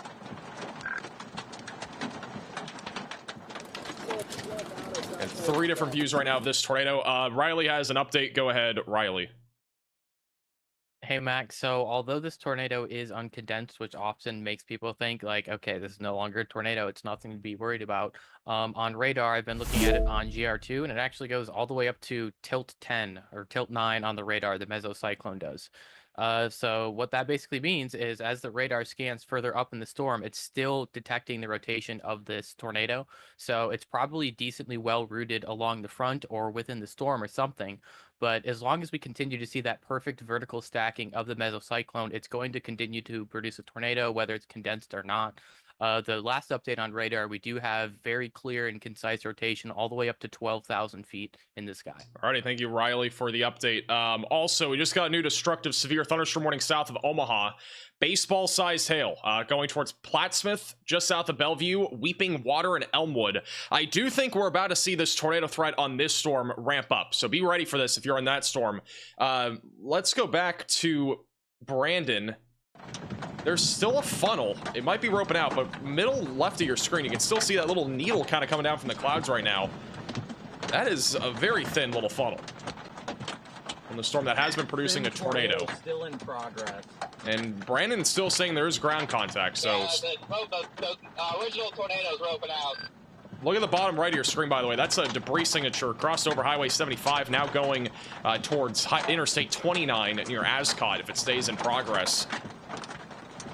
It's, for the most part, hitting rural areas. There are a couple of farms and homes in this area. Is that a new funnel to the north? We need to find the next exit that we can get on. Still got a little needle funnel there on the left, or needle tornado, if you will. 680, 3 miles.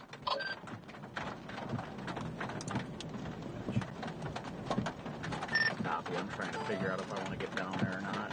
There's also Storm Intermedia, which, if you look in the middle there, you can still see it. I mean, it's very thin.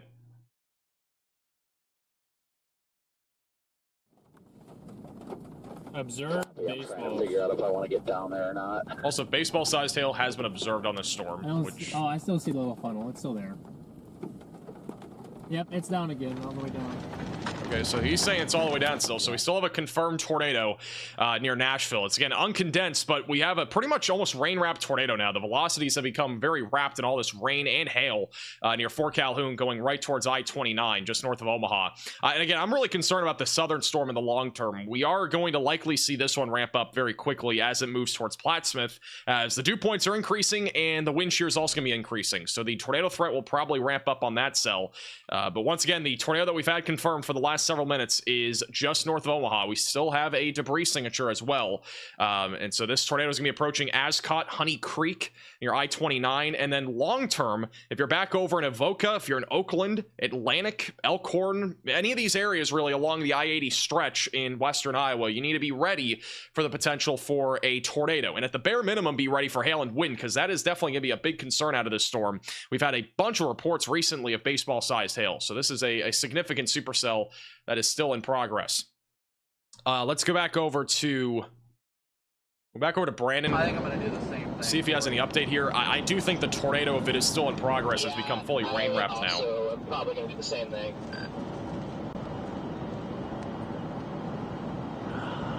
Well, we're about to find the big hail, I'm sure.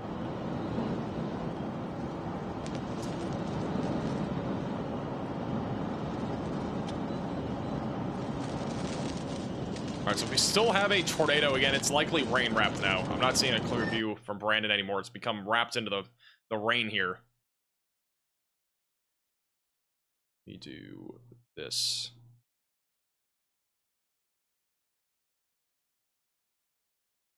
Also, quickly, I want to show you guys this. Going back to here. Oh, that's not right. This is a sounding, and I just want to point this out for clarification because Riley mentioned it not too long ago. But if you look at this, this is a weather sounding. And actually, if you go up to tilt, I believe it was 9, tilt 9, that basically means our debris that was being lofted up not too long ago was upwards of 12,000 feet that was being lofted up into the atmosphere. In addition to that, not just that, but we also have had very strong velocities on this, and it was likely a strong tornado moments ago. The velocities on radar are at least becoming weaker. I do think this tornado is now occluding out. It is roped out. We had a little needle tornado not long ago, but I do think it is starting to occlude here near Nashville, just north of Omaha. And if it continues for whatever reason, it would be approaching Grable and Honey Creek, but it has become a very rain-wrapped tornado, and it's also occluding very quickly. Now, I think what will happen in the next 30 minutes is that this will probably recycle and try to drop a new tornado as it eventually goes towards Underwood, Neola, and eventually going towards McClelland. So continue to stay weather aware if you're in those areas, as this storm is likely going to continue to produce the potential for a tornado. In fact, there is still a tornado. Jordan Hall currently has the tornado. It is still in progress. That is not Jordan. This is Jordan. If he loads. He has a rope, but I think he is currently frozen. He has a rope, though. There is still a tornado. I think it's roping out, but if he comes back, we'll have him bottom right. But yeah, there is still, it looks like a tornado that is rain wrapped. So it is still in progress. If he comes back, he'll be bottom right, but I think he is maybe coming back now. Try to send it back.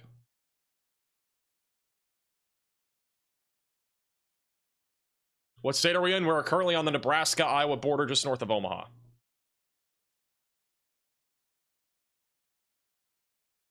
I think Jordan is just out of connection right now, but there is still a tornado on the backside of the storm. Still have a tight couplet there, right near Highway 75. It's right near County Road P49. Okay. Jordan might not have it anymore. It was middle right of your screen. It might have now might have roped out now. And he's now getting pelted by hail. You can see it right there in the middle of your screen. I think that's still in progress. It's coming right at us. This tornado is coming right at Jordan. Yeah, I think I got dust coming out from the ground.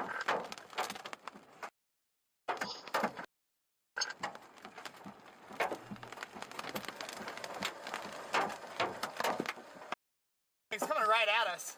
We're in a good. Jordan is obviously lagging a little bit, but if that tornado stays on the ground, it's basically going right at him here. Fucking last leg, I'm gonna fly right at it.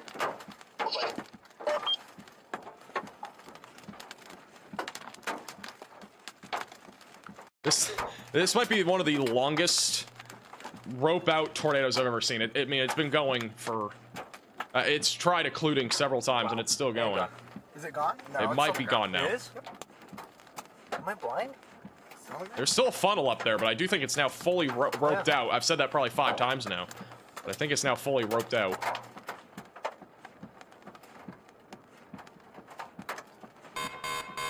This is an urgent alert. A tornado is on the ground. Seek shelter immediately. Okay, we do have a brand new tornado warning that has been issued. This can be for Cass County, Nebraska. This has been observed, so I think it's the southern storm. I don't know why these warnings are not popping up. Cass County in Nebraska, you are now included in a new tornado warning, which I think is this one. Yeah, so this has been a confirmed tornado. The southern storm going towards Weeping Water and also going towards Plattsmouth. This is a confirmed tornado. Actually, John McKinney has this, I think. Possibly bottom right of your screen. I'm going to go back to the 3-cam view. That's been a confirmed tornado, though. So if you're in this new tornado warning, we have another confirmed tornado. Seek shelter, get away from windows, lowest floor possible, and get to an interior room of your home or building for Cass County in Nebraska. I'm gonna put I think John McKinney's on that, so I'm gonna keep him bottom left of your screen. Riley has an update. Go ahead, Riley.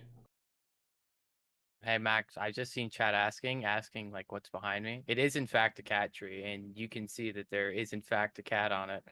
I don't know if the camera quite catches it, but I'll point it over there. But yeah, there's a cat behind me. Cool. All right, thanks for the update. All right, back over to. All right, John's bottom left. I think I'm not sure if he had the tornado, but there was a. Let's go over to John. I'm gonna go full screen to him. He's on that southern storm, I'm pretty sure. This is Matthew Capucci. Get that exit. Yeah, so John McKinney, he's currently east of Lincoln. Sure. So back there in the middle, that might be where our tornado was or was located. Where? Yeah. Might be behind that tree line. I'm gonna say bye to this guy. This is the same guy.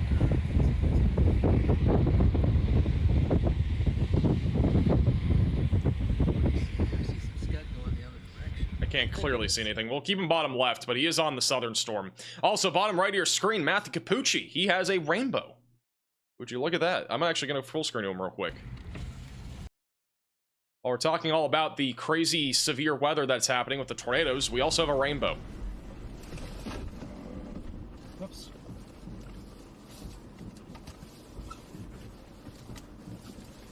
But both tornado warnings have continued to stay as a confirmed tornadoes. So both warnings, again, still confirmed tornado warnings. But the one north of Omaha, I don't think is on the ground anymore. If we actually, you know, it's crazy. We actually could still have a tornado on this storm. I'm not going to lie. I think, I'm pretty sure, I'm not kidding. I'm pretty sure Jordan Hall still has a funnel on this northern storm. You might think if we had a tornado, it would be over in here. It's not. It's back over in here. It's on the furthest western point right now of this supercell near Ascot, going towards Honey Creek. I mean, it's unbelievable. We have a tornado on the very back side of the storm. It's been roping out for legitimately probably 20 minutes now, and I'm pretty sure there's at least... Jordan has it again. We need to go back to Jordan. I don't know if he's going to load in, but he has a tornado. Or he did. I don't know. I mean, he might be lagging out. But there was... I'm going to show you guys what I'm seeing here. I mean, look closely. I'm not sure if that... This might potentially be old. I'm not sure. But right here... All right, now it just loaded back in. Never mind. All right, that was old. But I'm pretty sure he had a funnel just moments ago. I think it has now probably occluded. We might have still like a little rope from this thing.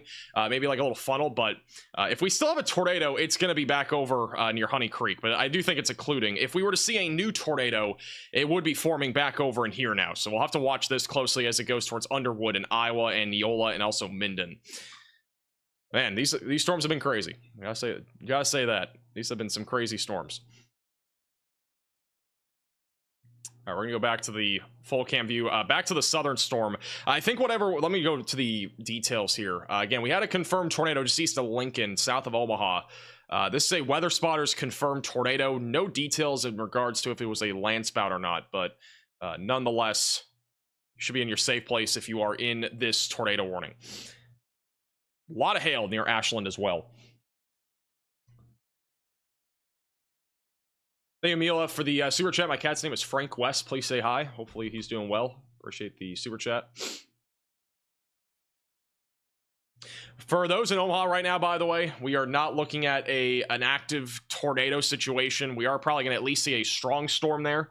But really all around Omaha, we got, again, 2 major supercells ongoing. And it's unbelievable, to say the least, how accurate our models, the models have been here over the last, few days. I mean, they've been showing consistently at least 1, if not 2, discrete supercells, and we actively have 2 that are happening right in eastern Nebraska and western Iowa, and the models, again, have been showing this a ton here recently. So unbelievable how accurate they've been. I mean, we still have 2 powerful supercells producing tons of hail, wind, and once again, the southern storm producing also likely a tornado. And I think if we don't have a tornado actively anymore, we are about to see one. I do honestly think that we are about to see a potential significant tornado threat out of this southern storm going towards Plattsmouth. It's starting to get that look to it, and it's about to enter that favorable wind shear environment near Plattsmouth, where a tornado threat is definitely going to be a bit more elevated. Riley has an update. Go ahead, Riley. Hey Max, it also appears that both storms are producing almost, if not, it is producing baseball-sized hail along with a tornado. We are going to start to transition here soon into the part of the day where we're mostly worried about a hail threat.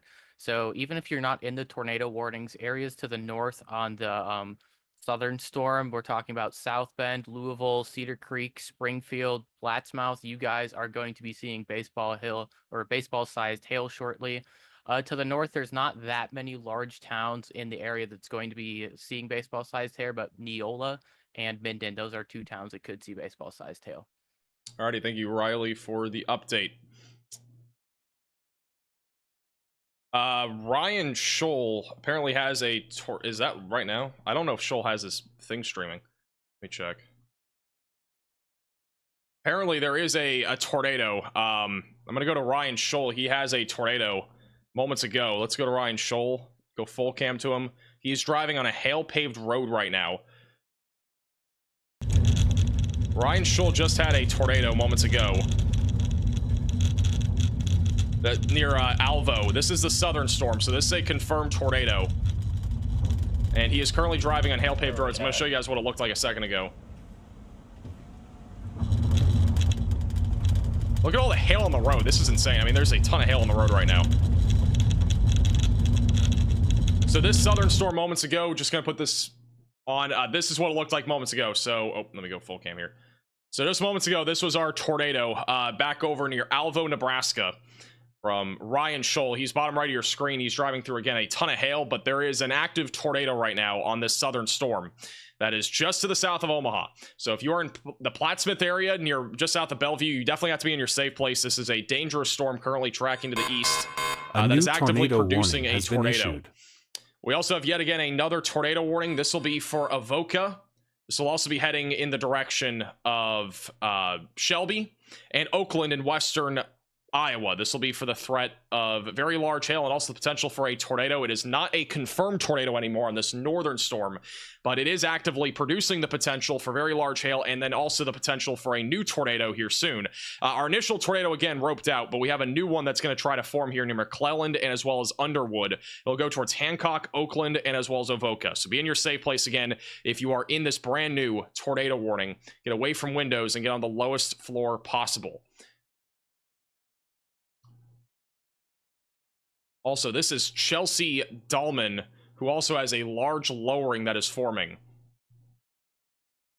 This is a live shot here of that lowering that is forming on the southern storm. So there is a large wall cloud. This was a non-condensed tornado not long ago with Ryan Scholl, and it is actively producing, again, at least a large wall cloud.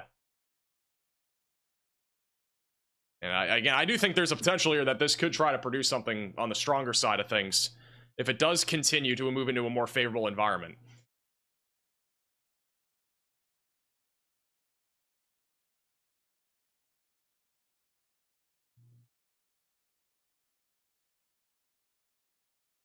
But once again, this right here is what it looks like on radar in the southern storm. We do have a large lowering, a big hook on this right over Murdoch. Velocities are starting to intensify as well. Again, likely going to see a tornado out of this. Let's go back to Ryan Scholl, who is currently in this. He's starting to get really high winds. So again, Ryan Scholl, he's driving all along the backside of the supercell where there's also a ton of hail on the ground. Oh.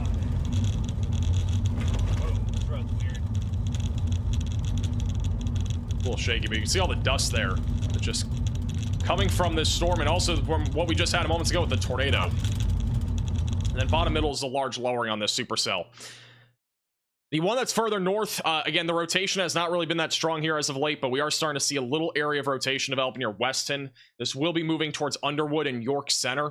I am honestly, again, a lot more concerned about the southern storm. I do think it has a much better shot at producing a tornado as it moves to the east. So definitely make sure if you're in this warning that you're in your safe place. Let's go to Riley. Go ahead, Riley, with an update. Hey, Max, I was just going to talk about something you covered briefly there, but I think it's important to sort of hit home. If you want to take a look at my radar, I'm looking at this southern tornado warning, and the area where there could possibly be a tornado and the area where we did see a tornado on Ryan Scholl's feed is actually in an area of relatively low reflectivity.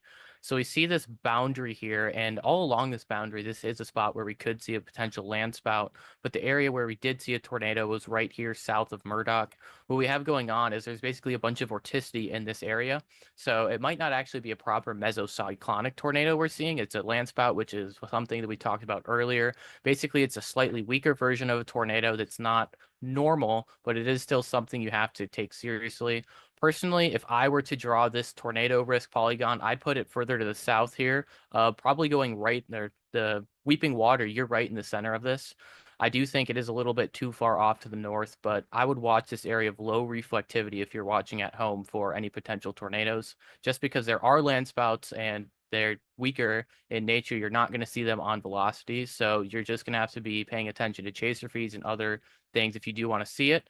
And because of that, you just have to take shelter. Don't wait until you see this thing. Alrighty, thank you, Riley, for the update.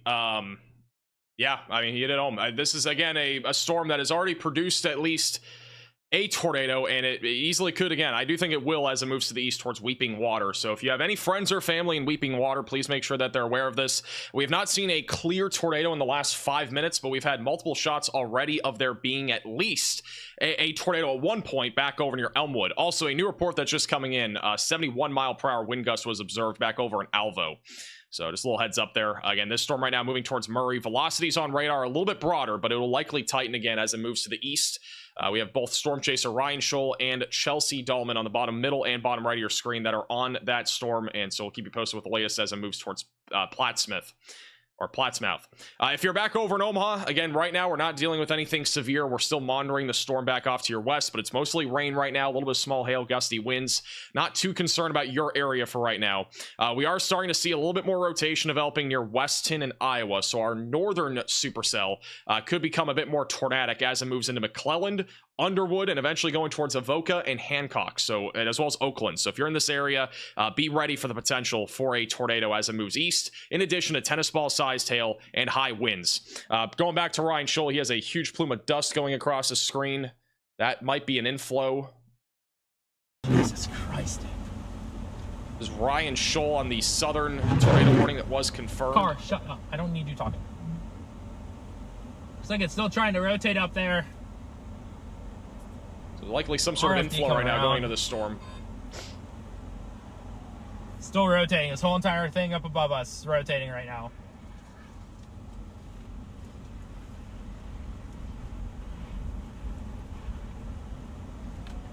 Oh, my freaking... There's so much dust and everything. That is what you get in Nebraska. Lots of dust.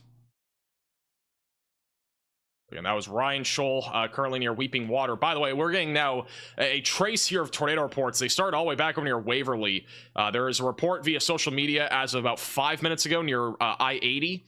And then more recently, more approximate location in Alva, which was from live feed, probably from Scholl, who saw this. And then also near Murdoch, there was a more recent report of a tornado with this storm. So, we've had multiple reports now of a tornado, and we also have more storm chasers that are heading right towards this. That'll be out in front of it. But again, very dangerous storm currently tracking towards I-29 just south of Plattsmouth. Malvern, Tabor, and Sydney are in the general path of a significant supercell right now that is moving to the east at about 30 miles per hour, by the way. So that's the current speed. Dust everywhere. You can see again the very strong winds with this storm, very strong inflow going into this. This is again Ryan Scholl with dust going into it. I think we're going to see a better view of this here on the left. It's a little shaky, but I think on the left it's very shaky. I'll keep it bottom right, but yeah, on the left side of your screen will be our area of rotation that we're looking at. And we've had a lowering, and obviously likely gonna have a new tornado with this here very soon.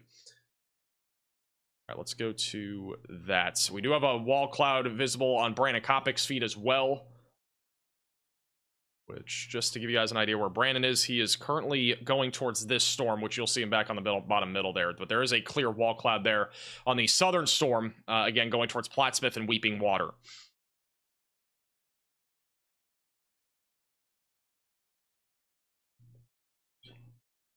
Will these storms still be strong as they head towards Des Moines? Des Moines is likely going to see at least some level of hail and wind out of this supercell. This thing is going to be heading right towards Des Moines. So if you're in Des Moines, I mean, you got an hour or two at least. But if you're over in Des Moines, if you're over near Guthrie Center, just be ready for this storm producing the threat here of at least some hail and wind. I mean, I do think Des Moines is at least going to see something severe. There's a low end tornado risk. It is a lot lower once this activity gets further to the east.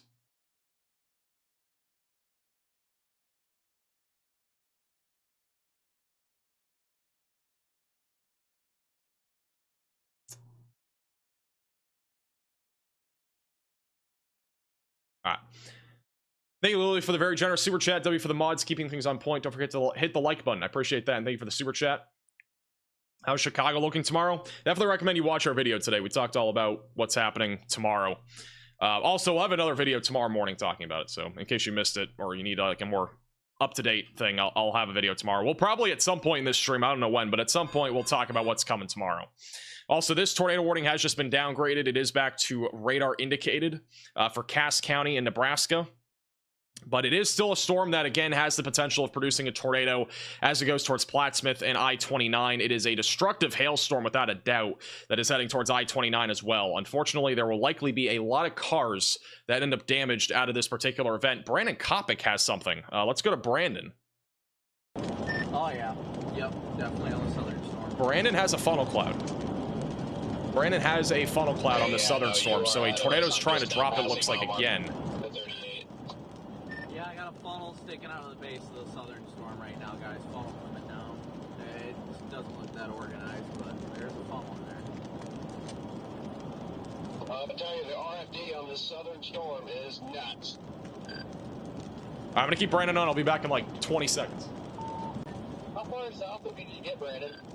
I am passing exit number 32 right now. I'm sorry, I do not see this funnel. I mean, I see a nice little cloud. I mean, I am 3 miles to the north of you, but I see no funnel. No, it's dissipating now.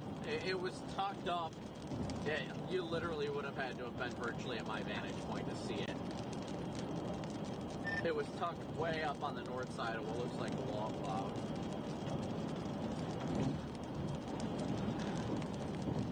Freddie, is Plattsmouth the only crossing? Alright, we are back. Once again, Brandon just had a funnel moments ago. We're back to the 3-cam view here, but he just had a funnel cloud moments ago. He'll be bottom middle of your screen. Again, this storm is likely going to produce a new tornado at some point here very soon, if it is not already. So weeping water, you need to be in your safe place. If you're back over Murray or Plattsmouth, or Plattsmouth, be ready to go to your safe place as well, as we at least have very large hail, damaging winds, and a potential tornado risk coming your way.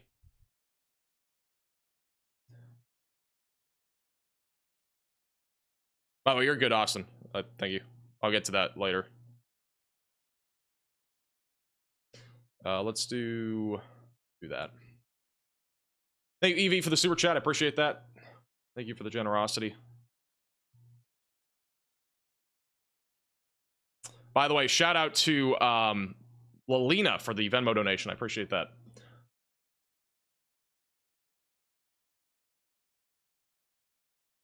All right, the northern tornado warning is likely about to produce.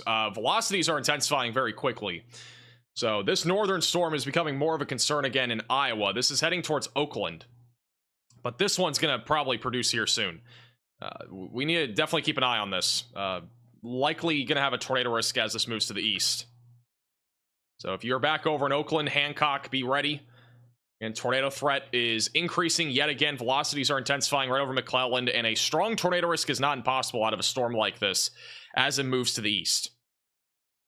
So you need to be in your safe place, away from windows, lowest floor possible. That storm's starting to ramp up again.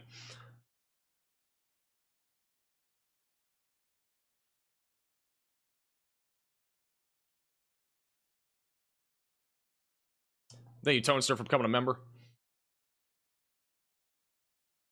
You cover Minnesota. There isn't really much happening in Minnesota right now. It's mostly just going to be some small hail and gusty winds. The severe weather risk up in Minnesota is pretty low at this point. We are currently looking at the severe thunderstorm watch to go all the way through about 10 o'clock, but generally speaking, our severe weather risk is lower at this point.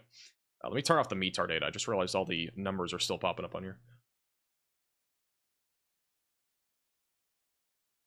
But as a reminder, if you are in like Des Moines, I know we have a lot of people asking about Des Moines, Atlantic, Red Oak, like be ready for, you know, a potential threat of hail, wind, and even a tornado. Atlantic, I saw somebody ask about Atlantic, but Atlantic, you got about 20 to 30 minutes until this storm's knocking on your doorstep. And there could be a tornado risk with this as it approaches Atlantic. Again, I'm not doubting that, especially with our velocities being on the stronger side of things here over the last couple scans. Definitely could get a new tornado out of this as it heads towards York Center and Oakland. And Oakland's really the main town location that's in the track of this potential tornado risk, as well as Hancock. Our southern supercell is still attempting to cycle. It's not really fully there yet, but it's going to try, I think, to produce something here soon. I don't know what Ryan Scholl is looking at. Ryan Scholl is looking at... I don't know what it's doing, but it's doing something. Ryan Scholl is on the southern storm near Weeping Water. My goodness, look at this thing. Yeah, I mean, almost everything in the middle there is spinning, at least broadly.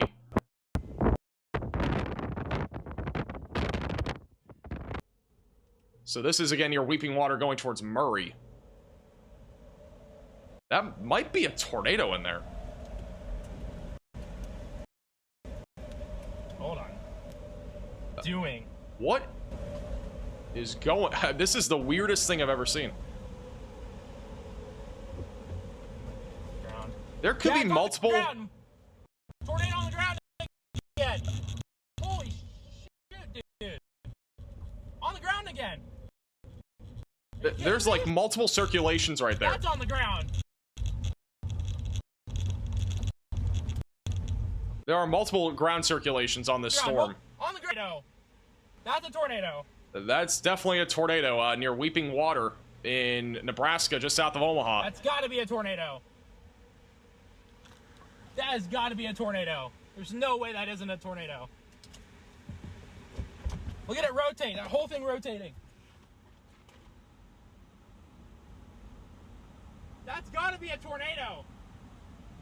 Oh my gosh.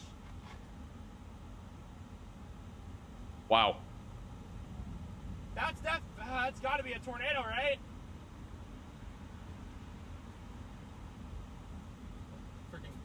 That look at the velocities over the last couple scans. This actually could be like a drunk NATO that's going almost... It could even go backwards. With it. What in the world? This could be a drunk NATO trying to form here near Murdoch. This is the...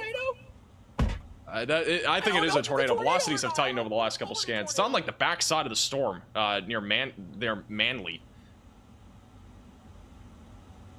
Could be a multi-vortex. Was that a freaking tornado? Tornado. I mean, it might still be ongoing. It's hard to tell. It'd be on the back side here of the tree line now. I don't know if that... it's close. Freaking local sitting outside recording, too. Hold on, guys. We'll go back to him in a second. Riley has an update. Go ahead, Riley. Hey, Max. So this definitely has a very strange presentation on radar.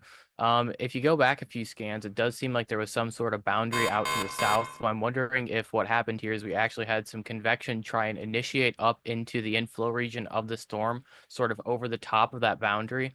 I'm sort of 50-50 on whether or not this thing is a tornado or if it's just like a bunch of air moving strangely. Either way, I would probably take shelter in places like Murdoch just because it could become a tornado with how much vorticity is going to be in the air.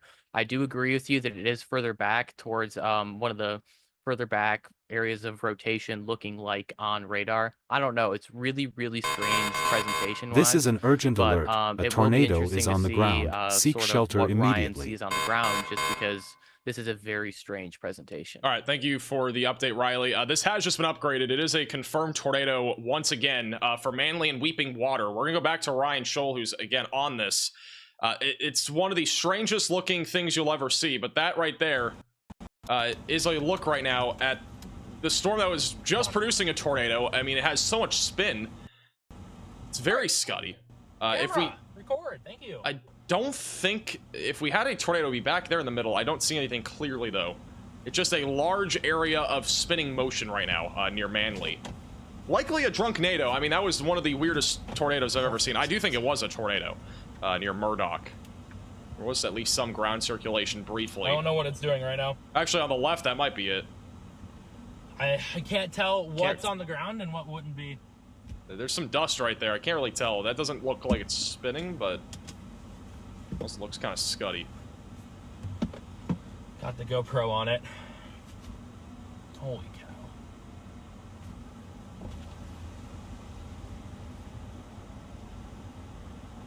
That was definitely a tornado back there. Yeah. What's your name? What's your name? Nice to meet you. Absolutely. Got Twitter? Oh yeah. What's a drunknado? It's a tornado that basically moves in a bunch of weird directions. I bet you follow me, but that was one of the weirder drunknados I think I've ever seen. Right, Brian still thinks it might still be on the ground, but like if you look at the velocities here over the last few scans, again, it was just this brief little uptick of rotation right over the northwest side of Manly. And the potential tornado there, again, was going multiple different directions. It really looked like possibly a multi-vortex tornado. We still really don't know for sure. We didn't really see anything clear, but there was a lot of ground circulation by the looks of it on the northwest side of Manly. Again, the National Weather Service did upgrade the warning to confirmed. So, but again, bottom right of your screen, that's Ryan Scholl still on the storm. Bottom left, that is Storm Intermedia. They have a large bolt lowering, so we still have a lowering with this storm near Weeping Water. Also, the northern storm, over the last few scans, the rotation appears to have broadened out a little bit. I'm not seeing anything nearly as clear here near McClelland. The radar is a little bit behind, but the velocities do look a little bit broader. Still big hail, by the way. We've actually gotten multiple reports over the last few minutes near I-80 of baseball-sized hail in Pottawatomie County, near Underwood, right along I-80. So again, good idea to not be driving if you can in this area. This is back to Ryan Scholl again on the confirmed tornado warning, which we did have a tornado a few moments ago. Anymore. Oh my gosh, the wind.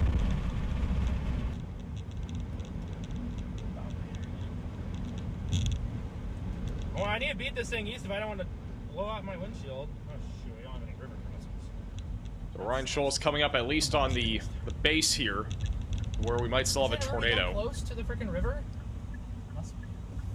I don't think that's a tornado anymore. It's just a freaking debris, freaking dust circulation. I'll keep bottom right as he continues to reposition. But again, it's kind of surprising, but we've had, I think, 2 land spouts now, and we've at least had 1 tornado. Actually, multiple now. We've had at least 2. This one, I think, has produced multiple different times, though. So we might have actually had multiple tornadoes here just out of this supercell.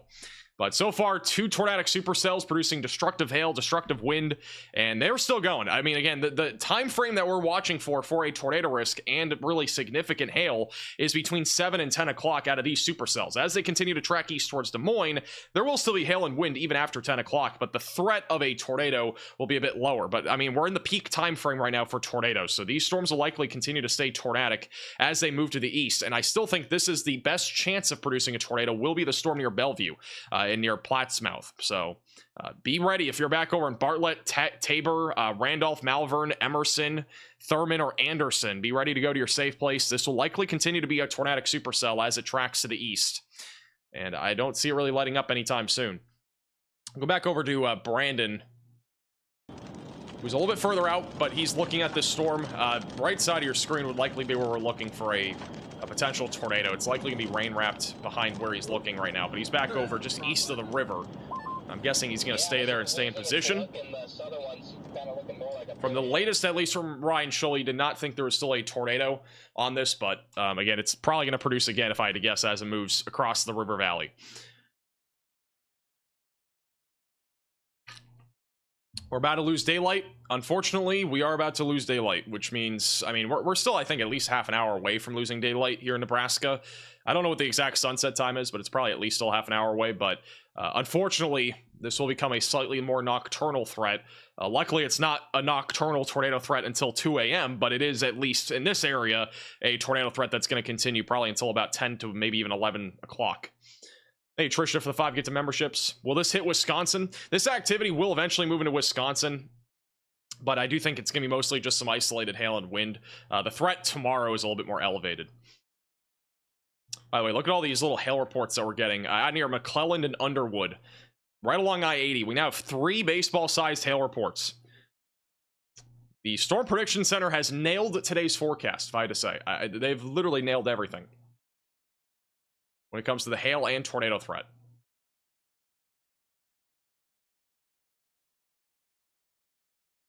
Also, a little quick update. This is the latest from the Storm Prediction Center. They have put out a little mesoscale discussion.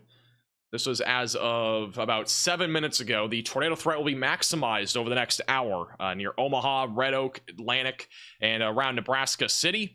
They have outlined the potential probable peak intensity of at least hail between 2 to 3.5 inches in diameter. The potential for even an EF1, EF2 tornado is still definitely in play, and then damaging winds as high as 80 miles per hour. And then eventually after this, all these storms are tracking right towards Des Moines and Osceola and Lemoni in central and southern Iowa, with very large hail and damaging winds and a low tornado risk continuing. So still very active next few hours are ahead. It will be maximized, not to be a pun or anything like that. This is back to Brandon Kopic. Streaks, guys, that 110% is hail.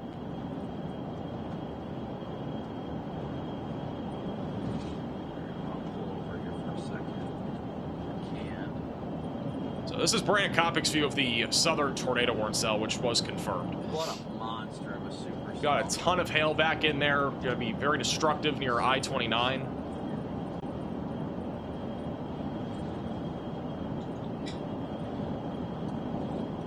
They getting big back there, DL?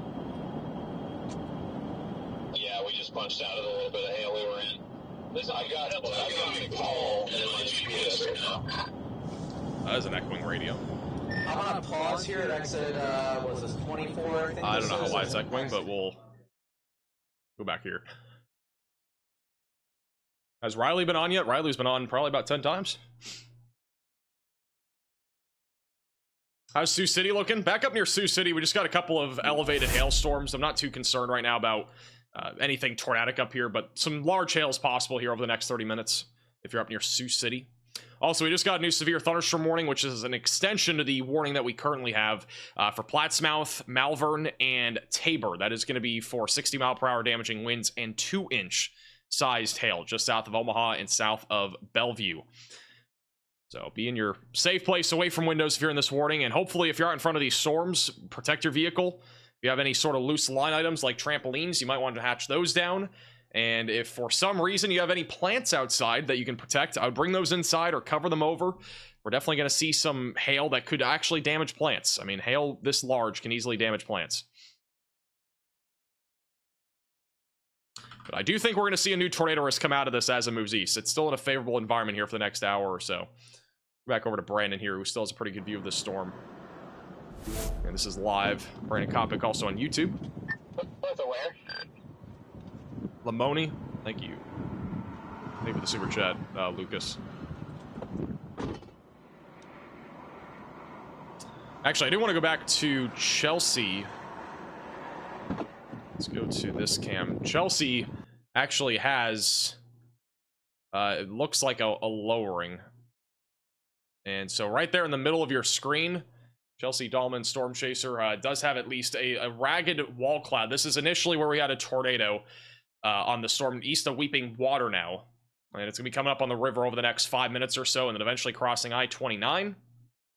But there's definitely still a lowering here. It's just very ragged right now, not very organized, but it could easily organize as this continues to move east. Also, they have issued a new severe thunderstorm warning, a new PDS severe thunderstorm warning that has just been issued. I'm going to put, we'll go back to this view. Brand new PDS severe thunderstorm warning. This is going to be for Oakland near Griswold and Walnut. That is baseball-sized hail and 70-mile-per-hour damaging winds for this supercell just east of I-80.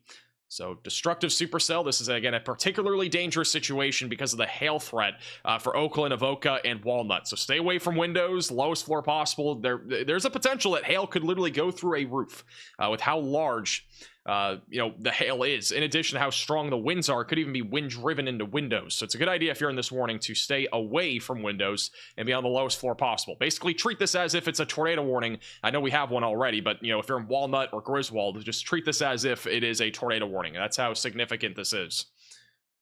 And once again, this is a live shot on the southern tornado warning. This was a confirmed tornado. The wall cloud is beginning to organize a little bit more now. So this storm might be trying to recycle near Murray. It's about to cross into southwestern Iowa over the next few minutes.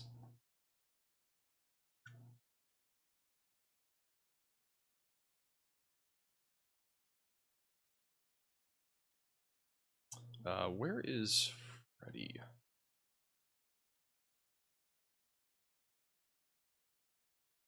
I'm gonna put Freddy. We're actually. Let me go back to Freddy real quick.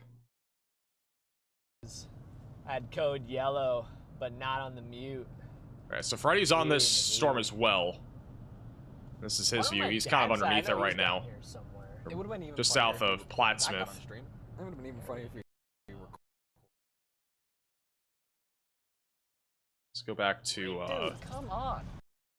go back to the large wall cloud. This is the best view that we'll have of this storm for now. Is this thing moving slow? It's moving east at about 30 miles per hour. It's not very fast. These storms today are not as fast as what we've been accustomed to over the last few weeks. I'm gonna be honest, like most of the storms that we had, I feel like have been extraordinarily fast for weeks now. This is, in my opinion, one of the slower ones that we've had in quite some time. Every outbreak that we've had recently, every storm's ripping to the east at like 60 miles per hour. Also, this is Matthew Capucci. Get a quick location check on Capucci.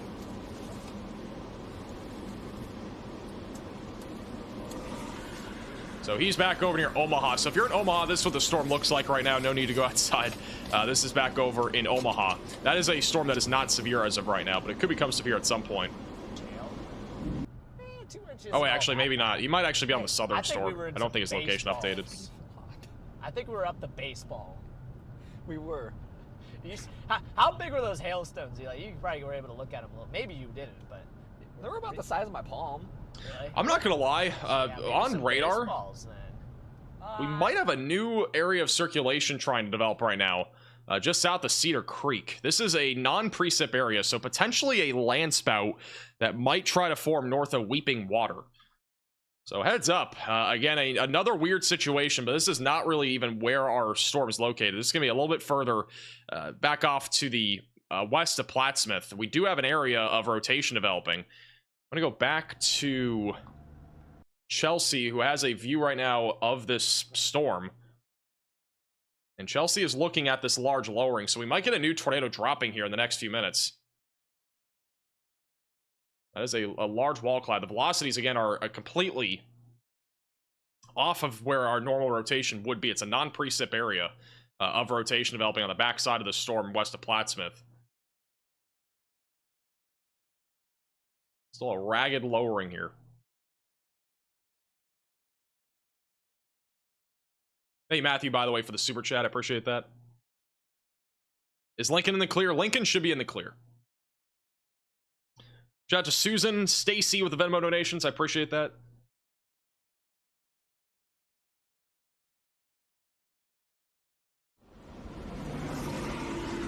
We're going to go back to, let's put Brandon, actually, let's put, yeah, we'll put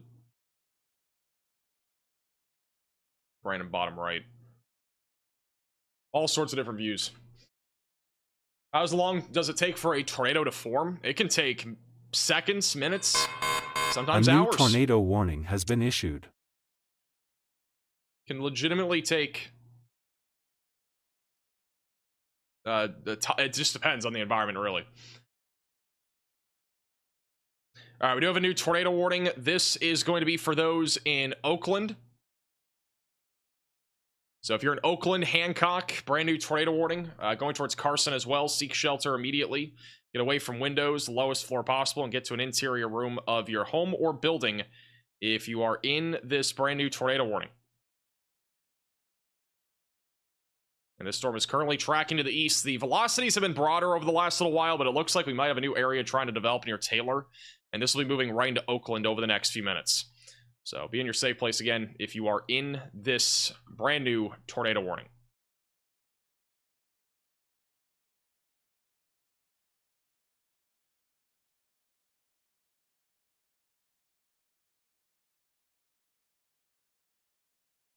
All right, let's go back to... This is back to Chelsea. Still has the lowering south of Plattsmouth. Also, I want to show you guys Brandon's view. Brandon has a crazy view still. This is what Brandon's looking at on this southern storm, again, near Plattsmouth. Look at how high the clouds are there in the middle, and this on the right... This is an urgent alert. A tornado is on the ground. A huge hail shaft and rain shafts mixed in. While that happened, we have a brand new confirmed tornado warning. So they're going to continue this as a confirmed tornado, which is going to be heading towards Tabor, Malvern, and Essex. The warning will pop up here in a second. So Tabor, Malvern, just west of Essex, brand new confirmed tornado warning. As the other warning is going to expire in 4 minutes, this one's going to continue going towards Tabor and Malvern. And also I-29 is in the path of this. So seek shelter if you're in the warning. We had an area of rotation on the backside of the storm that has now occluded. But the new area of rotation that we need to watch for is right here near Bartlett. We are starting to see a hook echo again forming on this supercell. And that'll be going right over Bartlett over the next 5 minutes and then eventually approaching Tabor and Iowa. We still have a wall cloud bottom middle of your screen, and even Matthew Capucci still has a lowering as well. Lots of hail being reported out of both storms. We've actually, whoa, look at this. We officially have a 4-inch sized hail report out of Pottawatomie County. That is reported by Public. So that is essentially the size of a grapefruit, which is kind of crazy.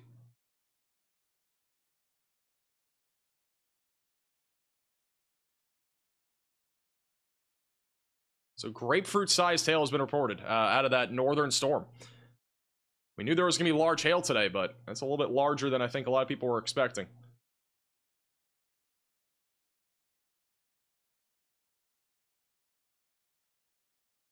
All right, let me see.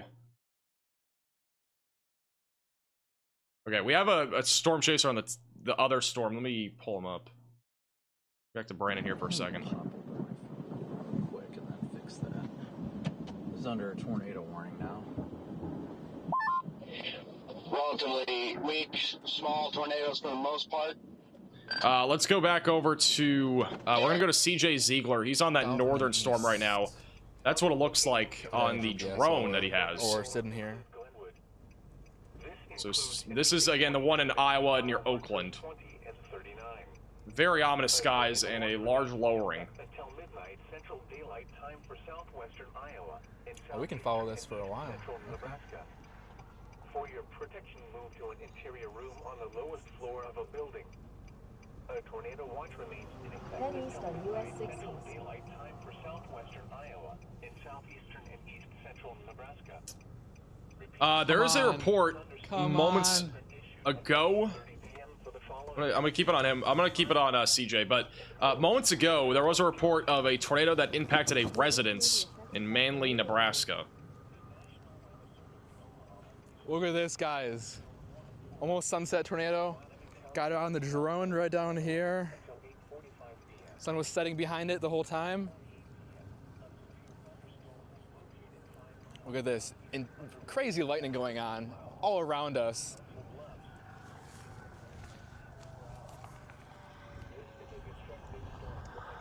You gotta replace the battery on that. Come on, please produce something. Once again, this is our northern tornado warning near Avoca, west of Atlantic. Also produced up to 4-inch sized hail. Unbelievable looking storm. Thank you all, buy onto the super chat. Pottawatomie? That sounds way better, I'm not gonna lie. Pottawatomie County? I don't know if that's how you pronounce it, but that sounds, in my opinion, just more fun.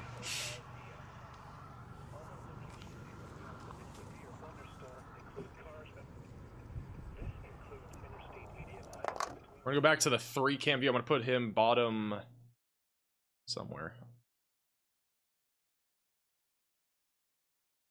Oh, let me fix this. He's gonna be bottom right or bottom left.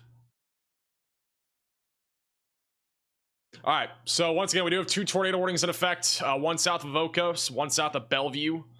The latest scan is showing, again, still a hook echo on this storm near Bartlett. We're going to be crossing right into Iowa over the next couple of minutes.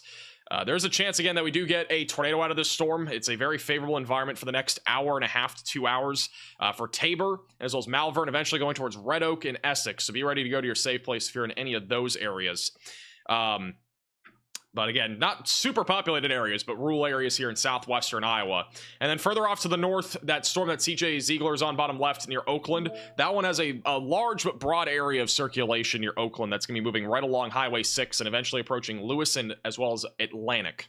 So if you're in those areas, again, just continue to stay in your safe place. Let me go over to Brandon Kopic who's on the southern tornado warning. This is a live shot of what that looks like. I think he's gonna be turning around for just a second. We'll have a better view in a moment. He's gonna use his back camera. RFD, that's inflow. Actually, look at that right there on the right. Yeah, that's all inflow right there on the right. All that dust kicking up once again from the inflow that's going into the storm. Try and give her one last go.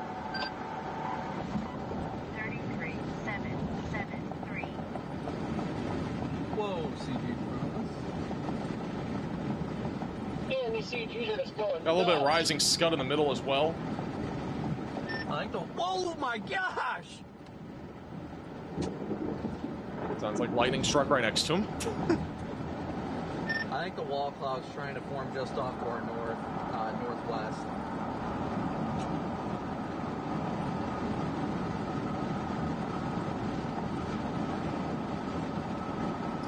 Let's go back to CJ. CJ has, on the right side of your screen, looks like we have a little bit more organization now in that northern supercell near Oakland.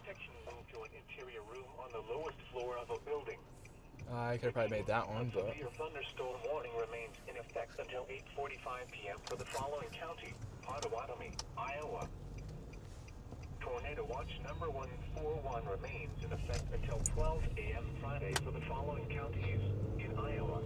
Continue on US 6 East. This is again a look at that storm right now. This is again CJ Ziegler with a large lowering near Oakland in Iowa. In a quarter mile, turn right on the US 59. Also, the tornado warnings have now been downgraded. We're back down now to radar indicated. But it is now nighttime, so it's getting a little bit more sus out here. It's harder. It's gonna be harder to see these tornadoes. So obviously, take every warning very seriously. Again, it's very ominous on this northern tornado warning for Potawatomi County in Iowa. Turn right on the US 59 south. Damage to roofs, windows, and vehicles will occur. Tree damage is likely. This dangerous storm will be near. Taper around. Continue on US 59 south for 4 miles. It's the sus hour. I don't know if we're gonna call it sus hour, but Take cover now. Move to a basement or an interior room on the lowest floor of the should we actually make that an hour? I'm actually curious. You guys want the time around sunset to be called sus hour? I feel like it's so random, but I feel like that'd be kind of funny. Fremont, Instead of the witching hour, it's the sus hour. Reposted from Omaha National Air Service. Matthew Capucci Siding of a house. just had a I don't know if he has a view of it anymore. He just had some sort of, it looked like dust being kicked up, but we'll go back to him if he has it again. We'll stay on CJ. And for Oakland, this is again Oakland, Iowa. Actually, Brandon Kopic has it. Going back to Brandon. Brandon Kopic has a huge inflow going into the supercell. This is the southern storm, so north of Sydney, Iowa. I'm looking at the area of interest right now. And I know he's echoing. I can't do much about that, but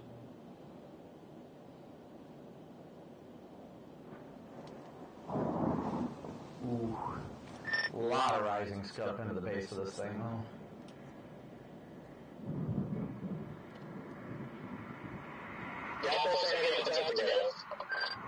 Yeah, I'd say it's definitely going to try before it calls it a day, that's for sure.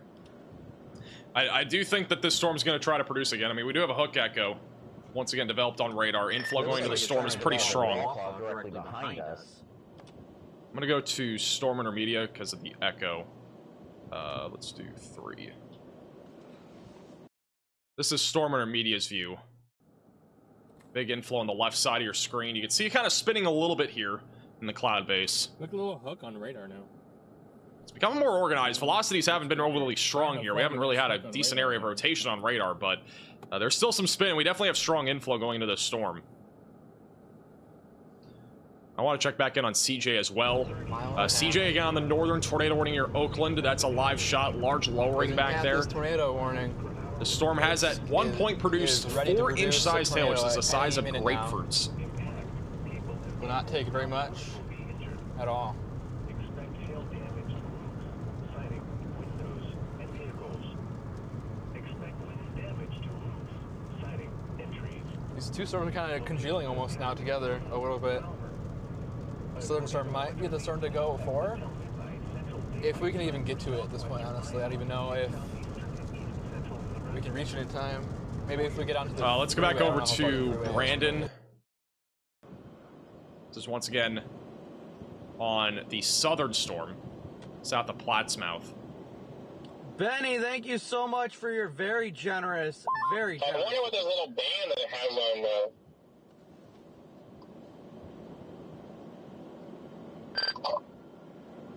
I don't know why the wireless mic caught up. Kenny, thank you for the very, very generous super chat. It's very kind of you.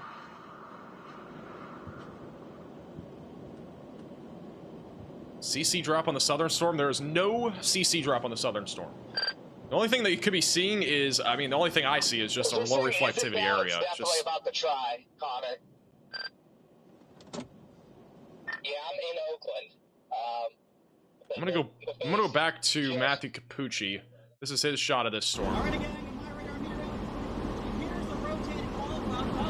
can hear Matthew on the left. In the next few moments, I'm stepping inside due to lightning threat. But again, here's the whole thing spinning, edge of the supercell. Any minute now, we could see a tornado plant right there from that wall cloud. There's your update from Matthew Capucci on the southern storm. Is he a little bit loud? I'm about to turn him down. But he does have a large lowering here. Again, a wall cloud that is formed near Bartlett. I do think this is not far from producing a tornado. A lot of wind shear down here, right along the river valley, just south of Omaha. Let's be tracking towards Randolph, Anderson, and eventually going towards Shenandoah. See it spinning up there.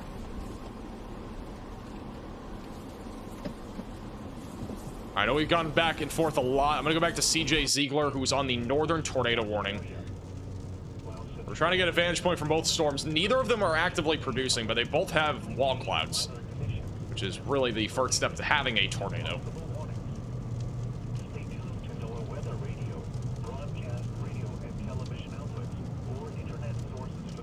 Looks like he's behind a little hill here in Iowa. Didn't know Iowa had hills. Brandon Kopic, I think, has something. Let's go to Brandon. I think Brandon Kopic, at least looking at some scud here. Some more dust kicking up there in the middle.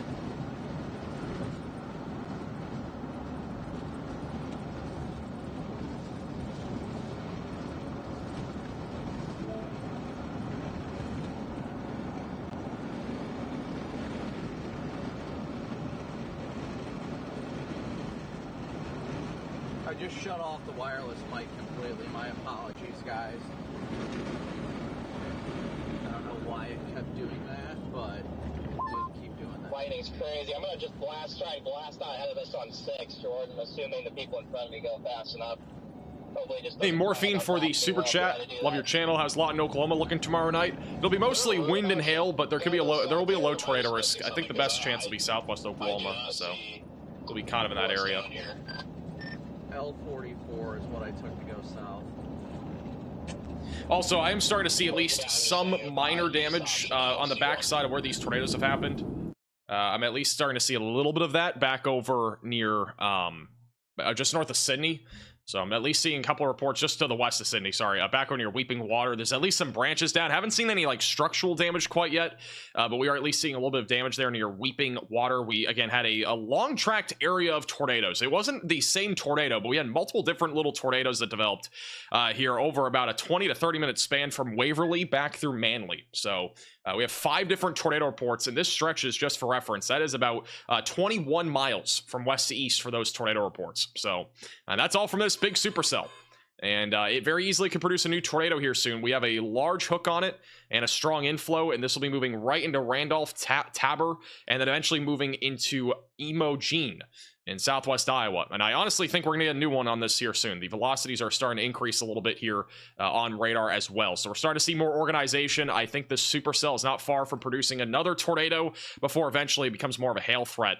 Also, our northern storm near Oakland and Hancock, this thing is still producing rotation and hail.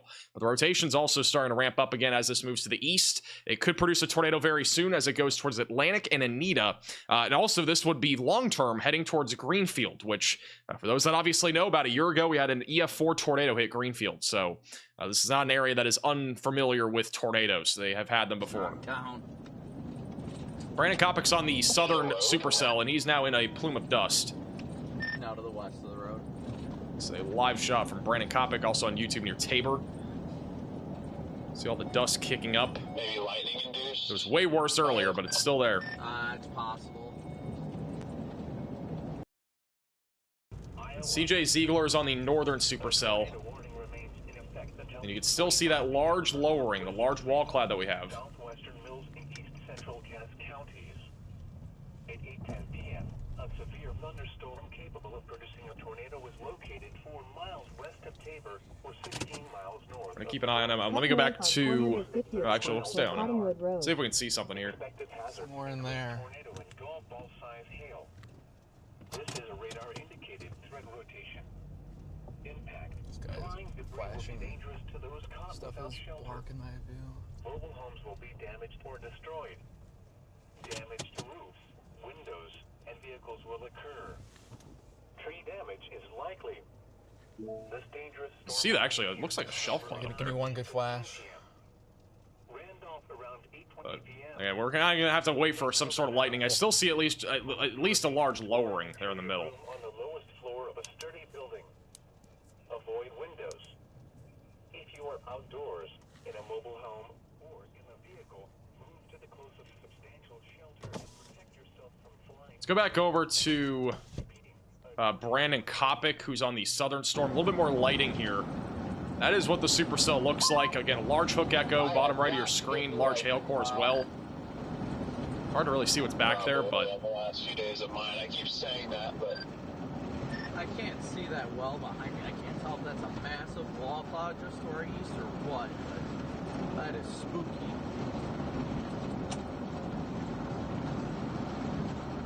Yeah, I'm still underneath it right now. I'm about to pop out south of it shortly. It is in fact a big wall cloud. Okay, Brandon's buying some stuff right now. I do want to throw this out there. What is going on with the microphone? I do want to throw something out there. So we obviously have the southern storm. I honestly think both these storms could produce a tornado almost simultaneously because the southern storm, the velocities are starting to increase. We're starting to see a tighter area of rotation out of this storm.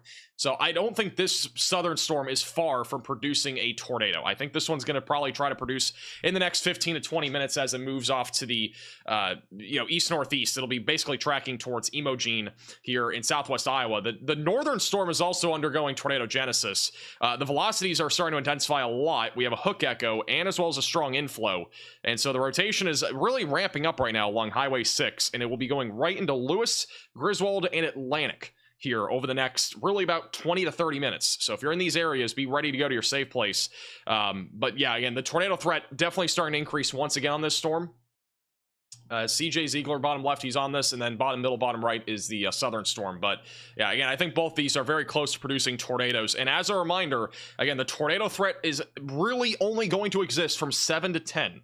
We're now at 8:14 p.m., so we really got about an hour and a half to 2 hours left for a potential legitimate tornado risk. Brandon Kopic, again, has an unbelievable view after he gets past these homes here. Those are some really loud tornado sirens. Once he gets beyond these homes, you'll see it better. The structure of this storm is pretty unbelievable. That's what it looks like right now. It's going to be going right into the town of Tabor over the next few minutes if we have a tornado. Large wall cloud back there. All right, guys, very wall cloud, very well-defined wall cloud. Last east. This is not far from producing a tornado. I think it's going to produce in the next 5 to 10 minutes.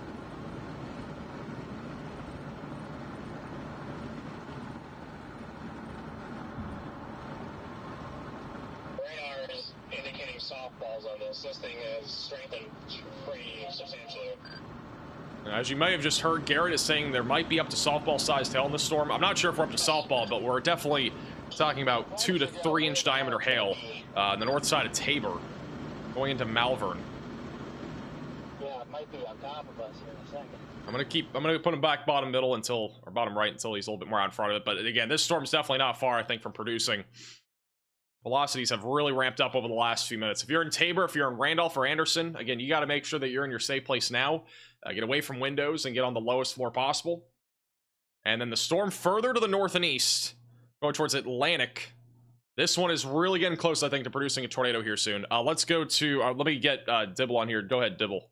Or Riley. Sorry. Yeah, hey Max, I have an update on the northern storm. Not really an update, but just like a heads up. So we did get a severe thunderstorm warning east of this storm about 15 minutes ago.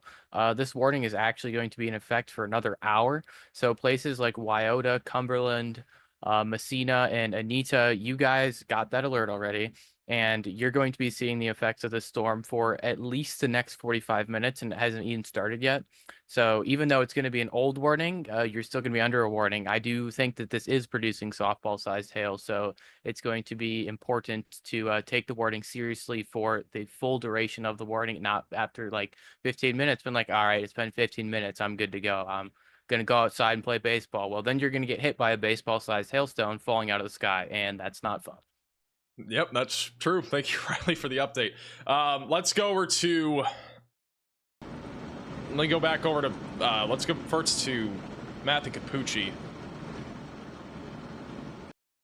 All right, actually, I want to go back to Brandon. Brandon just had something weird. Matthew Capucci's on this storm, too. Brandon Kopic is, again, on the tornado warning cell just to the south of Malvern, southeast of the Plattsmouth. You have a large wall cloud on the left side of your screen. They have issued a new severe thunderstorm warning also for Red Oak, Essex, and Shenandoah for 2-inch sized hail and 60-mile-per-hour winds.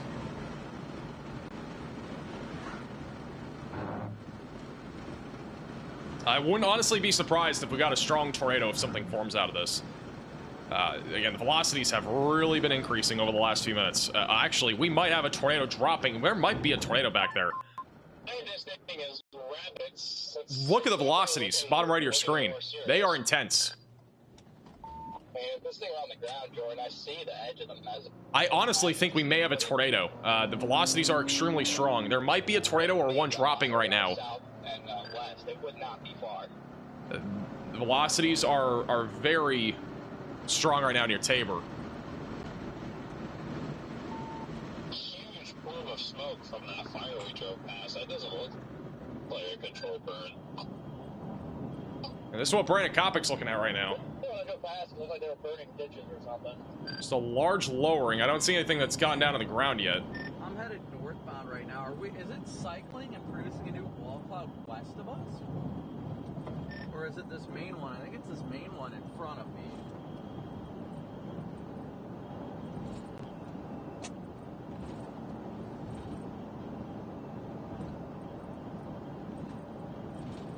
I got a hill on my way, but it looks like we got two. Again, this is live right now in Tabor and near Thurman in Iowa. Brandon Kopic also again live on YouTube.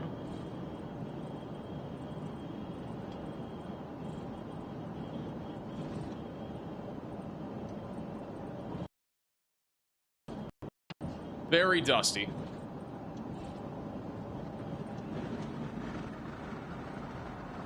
I mean, there could be something back in there. We don't really know.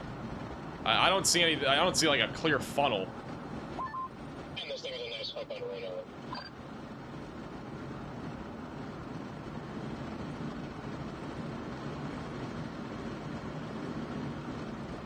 I do want to point this out, by the way. If we go back to live radar, if you look at the radar right now, we got a huge area of hail. This is a probably 10-mile wide area of large to very large hail that is falling from just west of Tabor near I-29 all the way back towards Malvern. And there is going to be a problem here. We actually have a radar site back up near Valley, and so that's what's looking at this storm. And it's going to be actually hard from here to actually see what the velocities are going to be on radar because we have all this hail that is falling, which is actually going to play with our velocity signature a little bit. So it's going to be really coming down to what we see in these from the storm chasers, but the velocities were definitely on the stronger side of things. This is Matthew Capucci, who has a big bowl of just dust. I think his microphone's broken. I can't tell what's happening there on the left, but that looks... Dang, it's difficult to tell exactly what's going on here. Obviously, the entire thing... I know he's robotic-y. I'm just trying to listen to what he's saying here. This is the wall cloud. I genuinely can't tell if that's a wannabe spin-up. I mean, it looks to have some tighter... Okay, he's obviously lagging. I cannot tell if that's a tornado. Brandon Kopic is next to this now. There's about to be. I think that's a tornado. I can't fully tell. I think it's on the ground behind me. I think that's a tornado. It is extremely dusty. Yeah. It's crossing in between us right now. Yep, I got it on camera behind me. I punched through. All right, so this is a tornado. So we now have a tornado in progress approaching Randolph and Anderson. And this is a large, dusty tornado. What is rated through here, Connor? 110% tornado, guys. This is an urgent alert. A tornado is on the ground. Seek shelter immediately. So yeah, we now have a quite the large tornado. It's again very dusty. Large tornado. This heading towards Essex and Shenandoah. Did you guys copy that, Storm Runner, Corey? It is 110% a tornado. Huge bowl right above the circulation. So tornado crossing right in front of us. Wow. Corey is like inside of this tornado right now. This is Corey Gherkin. They are almost inside of the tornado. They're pretty much in it. Oh my goodness, that's a lot of dirt.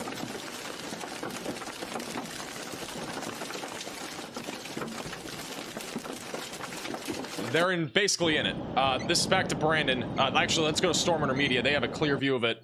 The tornado just crossed in front of them on the road. My thing is right there. I know, I'm just... Okay. After these trees, I think it'll be easier to see. It's quite sizable. It's right there.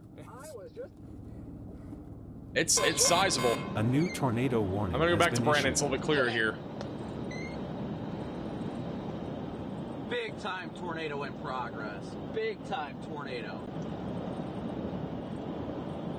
This is right over the south side of Tabor, approaching Randolph and Anderson, Iowa.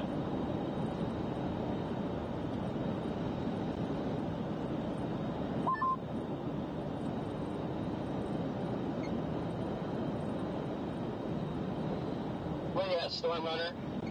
I gotta get my windshield cleaned off. Here's the car coming. I can't tell this. Big time tornado in progress, guys. Big time tour. We're off on the next south road. If you have any friends or family in Essex or Shenandoah, please make sure that they are taking this seriously. This is quite the big tornado. The debris signature is significant, by the way. We have a significant debris signature over the south side of Tabor. If we go back to live radar, again, bottom right, bottom middle, or even, let me get Brandon on here. Let me put Brandon bottom middle. Bottom right, Storm Runner Media has that tornado as well, but this is a large debris signature right now, just south of Tabor, approaching Randolph. So this is, again, a very significant storm. I'm going to go back to Storm Runner Media here. That is what it looks like.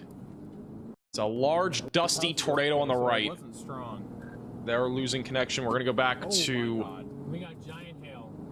They also said they had giant hail. That's Corey's view. I mean, this is just a huge tornado. It very easily could be strong. It's easily strong, in my opinion.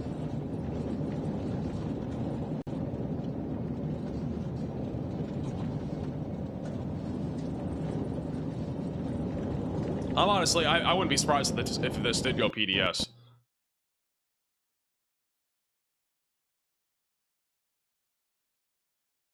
All right. Brandon is losing connection. I'm going to go back to Corey here. Corey's behind some trees.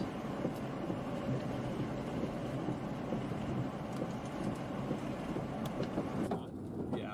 Alright, I'm going to go back to Brandon, see if he came back. And Brandon still has it. It's, again, still a huge tornado right now on the south side of Tabor in Iowa.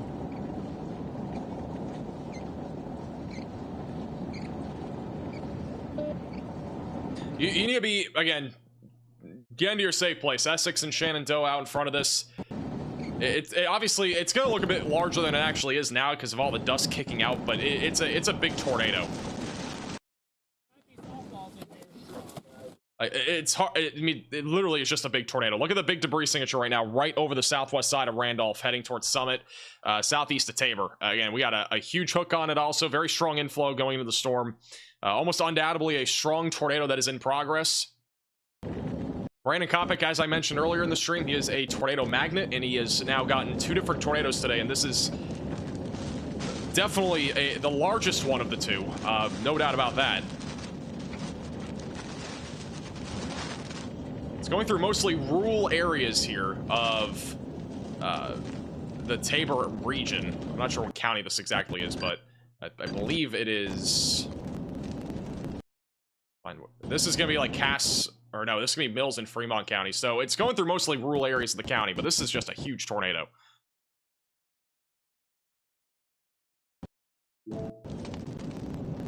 Brandon's going to come back, but...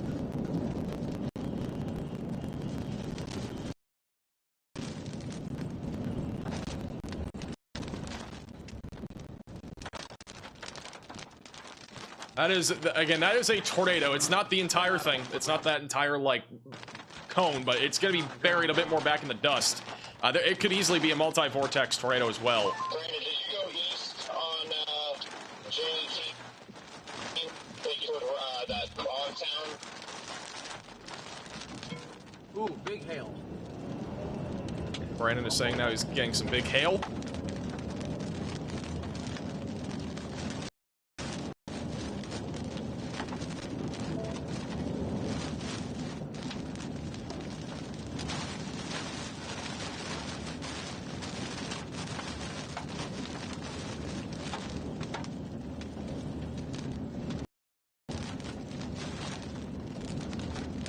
Storm Media is getting huge hail. Yeah, this is, by the way, I know there's a tornado happening, but in this same storm, this is also happening.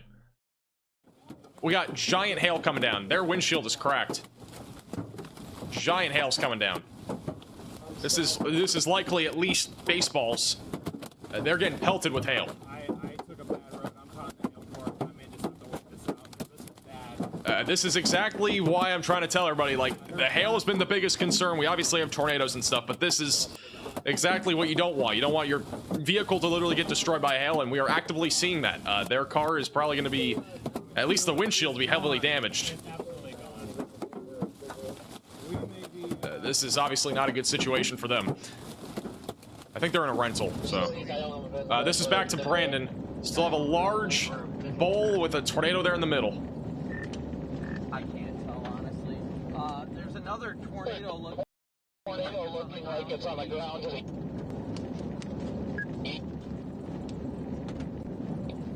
Alright, we're gonna keep Stormer Media bottom right. Go ahead, Riley, with an update. Hey Max, so actually, as I've been watching the hail over the past few minutes, it's starting to change even from what I was going to say just 2 minutes ago. So we had radar indicated hail up to 4 inches diameter about 5 minutes ago, and now it actually seems like this storm is rotating so strongly, it's starting to pull some of that 4-inch hail around the rear flank and throw it into the tornado. So it seems like in the next few minutes here, if this tornado continues to exist, we may see a situation where around the winds of the tornado on the outside, we're going to see these 4-inch, 3-inch gigantic hailstones fly around the backside of the storm and be thrown into stuff. So even outside of this tornado in the RFD region, we are going to see very substantial damage from this super accelerated hail. All right, thank you, Riley, for the update. Oops, wrong button. I do want to go back to Brandon, who still has an active tornado. Bottom or middle of your screen, that is again a large tornado that has been in progress. We have a huge debris signature on the bottom right of your screen, right over the south side of Randolph. This is definitely a significant tornado. It's gonna be approaching Emogene, Essex, and Shenandoah over the next 10 to 15 minutes. It is luckily a slow-moving tornado, but even then, a tornado's a tornado. It does not look nearly as, it doesn't look condensed right now, but there's probably still a tornado back in there. And again, this is happening while wow, okay, there's a lot of stuff happening. The hail is becoming a big concern. Storm Intermedia, this is live. They're getting pelted by big hailstones, and as mentioned a moment ago, this could easily be upwards of 3 to 4 inch diameter hail.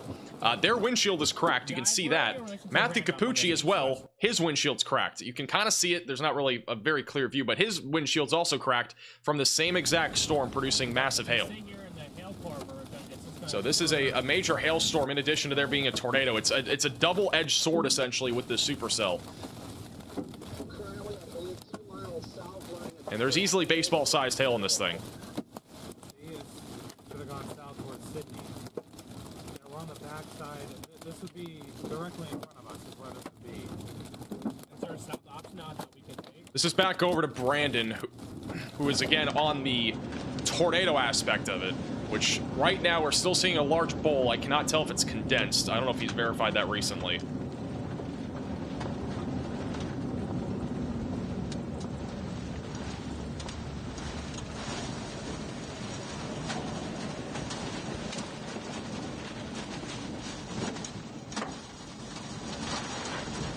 The inflow into this thing is getting so strong. You can actually, obviously it's nighttime, you can't see it, but you can hear it. The wind is extremely strong right now. I'm losing almost all visibility because of the inflow into this thing right now. Yeah, it might be a lost cause for me at this point. Wait, when you said it was going to cross the road between us or behind you, like... All right, Riley has another update regarding the hail. Go ahead, Riley. Hey Max, so we just talked about the possibility of hail in the region of the tornado. What we're seeing over here on my radar is basically confirming that. We're seeing a very large 3-body scatter spike in the region of the tornado. So what this is the radar beam flying out from the radar, hitting the hailstorms, going back down to the ground, then going back up, hitting the hail, and then going into the radar. So essentially, the radar thinks that it's hitting something further away, but in reality, it's just being all scattered around and going back down to the ground. This is something that we see with very, very large hail. And actually, if we back up the radar a little bit more, you can actually see that there were 2 hail spikes. I think this storm is so strong and so huge that there's actually 2 separate hail cores that are sort of existing apart from each other. So this is probably a storm that even if you're not in the tornado warning, if you are in that severe thunderstorm warning, you also 100% need to be in shelter because it's going to be a very, very dangerous situation. All right, thank you, Riley, for the update. Yeah, again, this is a double-edged sword, guys. It is a tornadic supercell while producing very destructive hail. Luckily, this is not hitting like Omaha, for example, where it literally would probably cause millions upon millions of dollars in damage. It will probably still do similar damage to this area, but again, the population density at least is a bit smaller here. But obviously, if you are in these warnings, you need to treat this very seriously. It is a very dangerous situation for multiple reasons. There's a tornado and as well as extremely large hail happening all at the same time, and unfortunately there's gonna be a lot of car damage in these areas. I just want to quickly provide an update on the northern tornado warning. This storm is beginning to move into a less favorable environment for tornadoes, but it will still produce some rotation, could still become tornadic. The velocities are at least a little bit broader for right now. We still at least have some rotation though over Lewis, and that'll be approaching Wyoda and eventually going towards Cumberland and Greenfield, Iowa. Again, the southern storm, which is going towards Shenandoah, and as well as Clarinda and Viscali, or Villa Isca, will be eventually in the path of this tornadic supercell, also producing destructive hail. This is Brandon Kopic, who has had a view of this tornado multiple times. Might actually flip over to Corey, because I think Corey's going to have a better view of this. Brandon's starting to lose a little bit of signal. This is Corey Gherkin. I think he's a bit more on the backside of the storm now, but you can at least see out the distance. Very ominous skies. By the way, maybe a little bit of good news. I don't know if we can get a whole lot of good news out of this situation, but Storm Runner Media is kind of at least outside of the hail now. They're more into the rain, so not nearly as bad of a situation as they were just in. I think Brandon might be getting caught in the hail now, which is not what you want to see. Yeah, Brandon's starting to get pelted by hail. He has to somehow get out of there if he wants to avoid his windshield getting destroyed.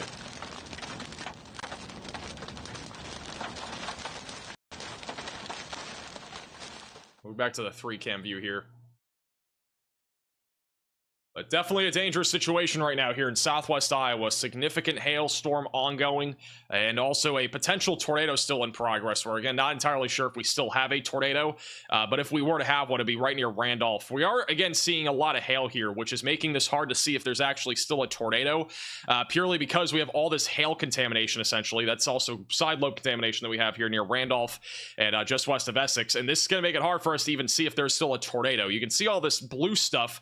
Usually this would be be a tornado, but in this case, it's just a bunch of hail that is falling. But we could still have a tornado. We've at least had a lowering as of lately from Brandon Kopic's POV back over near M16 and L68, just south of Solomon and southeast of Randolph. So this is still a storm that is producing a significant threat of hail, wind, and potentially still a tornado. Brandon Kopic currently has low signal, so wait on him for a second. Scanner is reporting that it's still on the ground. It very easily could be. It might be a non-condensed tornado. I wouldn't be surprised if this is still in progress.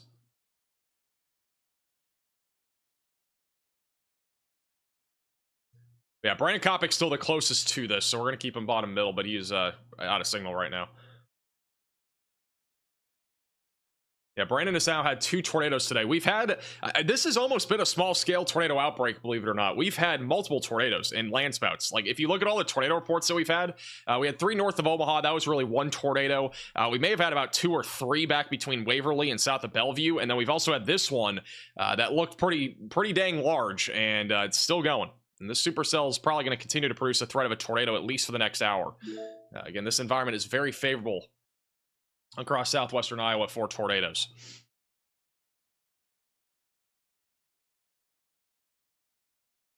Let me go over to, we're going to change to the other storm real quick. I don't know if CJ Ziegler has anything, but CJ Ziegler's on the other tornado warning cell. Like a Category 5 hurricane, but I don't clearly see anything right now. Oh, there it is right there. A little lowering there in the middle. You can stop for a second. So the northern tornado warning still has a lowering. Oh, okay. Well, there's at least some rotation there. It has been a bit weaker, though, than this storm that is currently near Randolph. If you're back over in Clarinda, Newmarket, Gravity, Bedford, or the Villa Scott area here in southwest Iowa, you need to be ready to go to your safe place and make sure your car is protected. And a destructive hailstorm, in addition to a tornado threat, is coming your direction here over the next 20 to 30 minutes as this storm moves east. It is moving east-southeast right now at about 30 to 35 miles per hour. So just a heads up, still moving pretty quickly. Not really quick, but at least at a decent pace.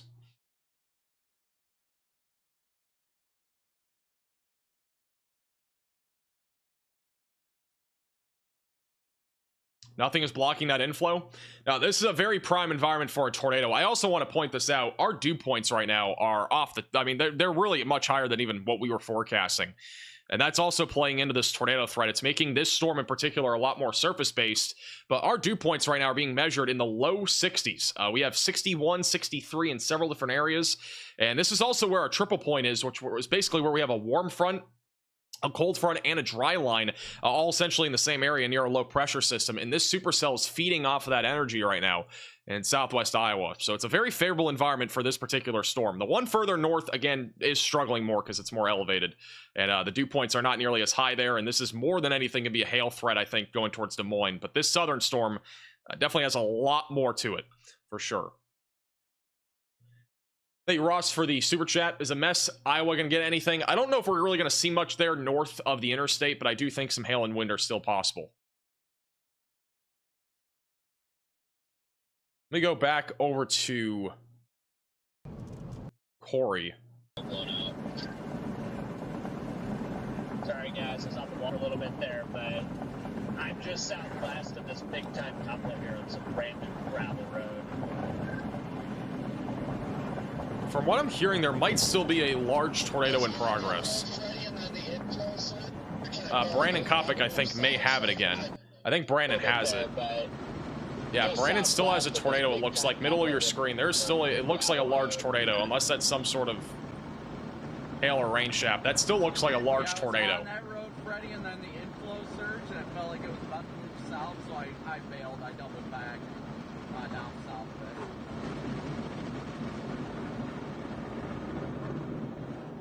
Left side, left middle is where it looks like we may still have a tornado. And DL, what did you say about window? And this is, again, probably, if it's still on the ground, this is definitely a large tornado. Which I do think it is. The velocities are still very strong on radar, right over Summit. I couldn't see the tornado at that point, so I was like, you know, I just decided to stop.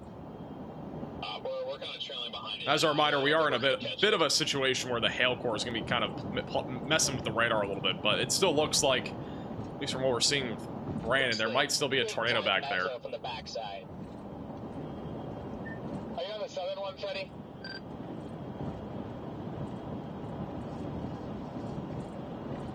Michael, western Wisconsin should be mostly wind and hail late tonight, overnight.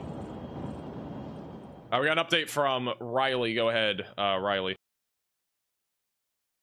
Hey, Max. So I'm just sort of looking at the radar here on my side. If you want to go ahead and show that, and it's actually showing a signature that we normally only see. This with is our an stronger emergency tornadoes. alert. A large and strong tornado is on the ground. Seek shelter immediately. This is now a particularly dangerous situation. We have a large and extremely dangerous tornado in progress. That's going to be near Emogene. So this is, again, has been reported as a potentially a large, maybe even a wedge. That's at least from some of the reports I've seen. Again, Brandon has had a view of this, and it still looks like a large tornado that is in progress. So you need to be in your safe place, get away from windows, lowest floor possible, and get to an interior room of your home or building if you are in this warning. This is a very dangerous tornado right now near Emogene. It is again, particularly dangerous situation. These only get issued when we have large and extremely dangerous tornadoes that are in progress. And again, Brandon has a view of that right now. I'm going to go back to Brandon. But again, this is a large tornado. And I think middle left was where he had it, or something like that. It's kind of back in there, but it's middle left where we still have that large tornado.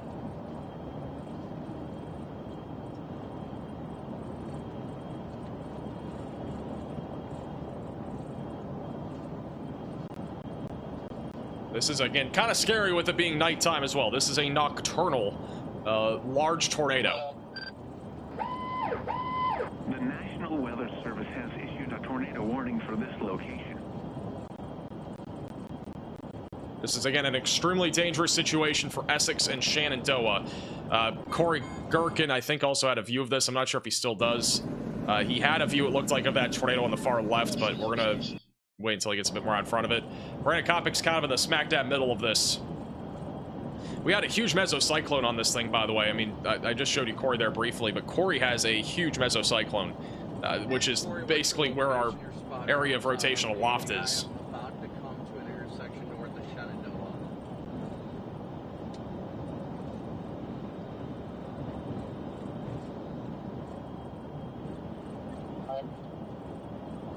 I just want to give you guys an idea of what this looks like right now. I'm going to put Brandon bottom right, but this is not long ago. This was the tornado. This is pretty much the size of it right now. Again, this is Brandon Kopic. Again, with the view of this tornado, that's basically the size here of the tornado that we're dealing with. It's a pretty large tornado. It could even be larger now than this. We don't really know. It's hard to tell, but Brandon's been on this for multiple minutes, and it still looks like it is producing a sizable tornado.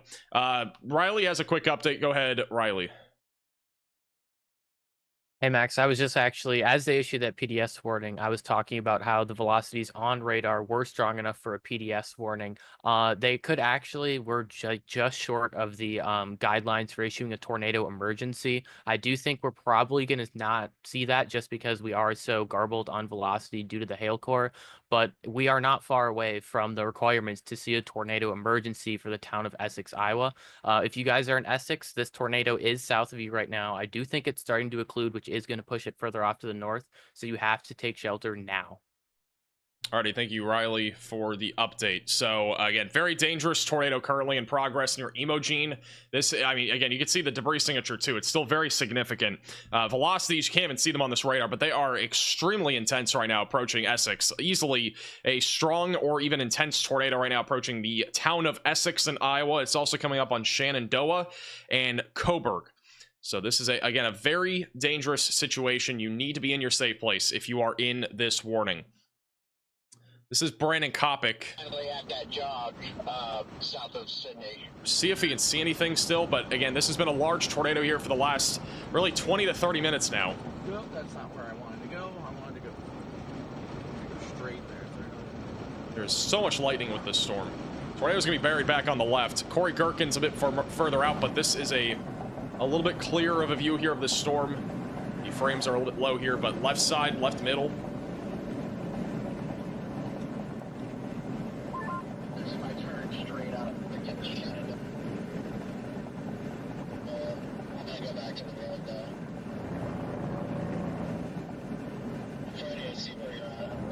Back in the middle left, I think, is where the tornado is. I think I just saw it. Yeah, middle left, you can see it. It's a big tornado right there in the middle left. That's still a large cone tornado in progress.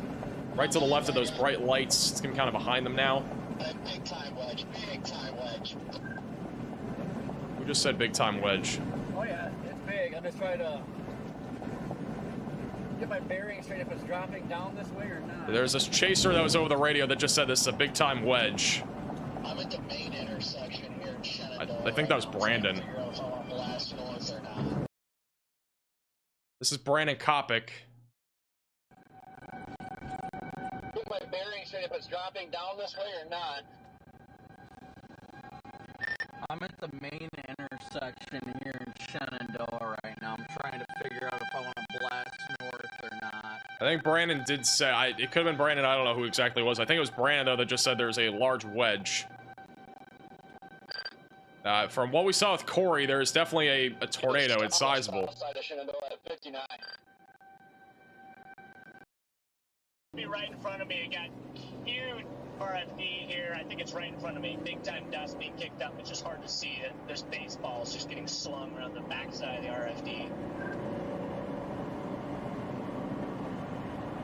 Hey Freddie, what's your location? Are you near Essex? Freddie's saying that there's a large RFD where he is. And this is approaching the town of Essex right now. A very dangerous tornado coming up on Essex. Emoji, Iowa? In southwest Iowa, this is again Corey Gherkin coming up on the storm right now from south in Shenandoah, where we've had reports of a large, potentially even a wedge tornado. I can't fully confirm, but I think there probably is a huge tornado just to my northwest. Okay, I'm gonna tell Redmond to get back on this channel. I think there's a big wedge in there. I'm looking at it, I can see the left edge of it. Oh, there's actually two tornadoes on the ground at the same time. There's one on the back end of it. Okay. It looks like it's occluding. Matthew Capucci saying there's 2 tornadoes in progress. This is Matthew Capucci. He just said that there's 2 tornadoes in progress. This is his live shot, which again, it's gonna be hard to see much because it's nighttime, but he just said there was 2 tornadoes. I believe that was Matthew Capucci, unless that was somebody else. All right, there's confirmation of there being twin tornadoes. So there's actively 2 tornadoes in progress. So again, actively 2 tornadoes in progress with this storm. That's the point that we've gotten to now. So we have 2 tornadoes in progress. You can't even see them on radar. It's going to be somewhere in here, approaching the town of Essex. We had a large, potentially wedge tornado, and now there's a secondary tornado that has developed. Again, one of those 3 chasers on the bottom probably have it, but it's going right into the town of Essex, just north of Shenandoah, approaching Coburg. So we actively have twin tornadoes. The velocities, again, off the charts pretty much. We are talking about a very strong tornado that has just crossed over Highway 59 and is moving into the town of Essex in Iowa over the next few minutes. And again, this is just to the southeast of Omaha. This is a very favorable environment right where the triple point is. Let's go back over to Brandon Kopic. See if he has a view of this. Just pulled over, I think, or he is about to pull over. Let me go to a more updated view. All right, Brandon Kopic is now. It looks like he's starting to get into the RFD surge. I'm not feeling safe here. Yeah, he's not far from where this tornado is. The RFD is kicking up very quickly. I'm coming back south towards town. I'm getting caught in dust and stuff. I do not feel safe here if it makes any sort of southward jog.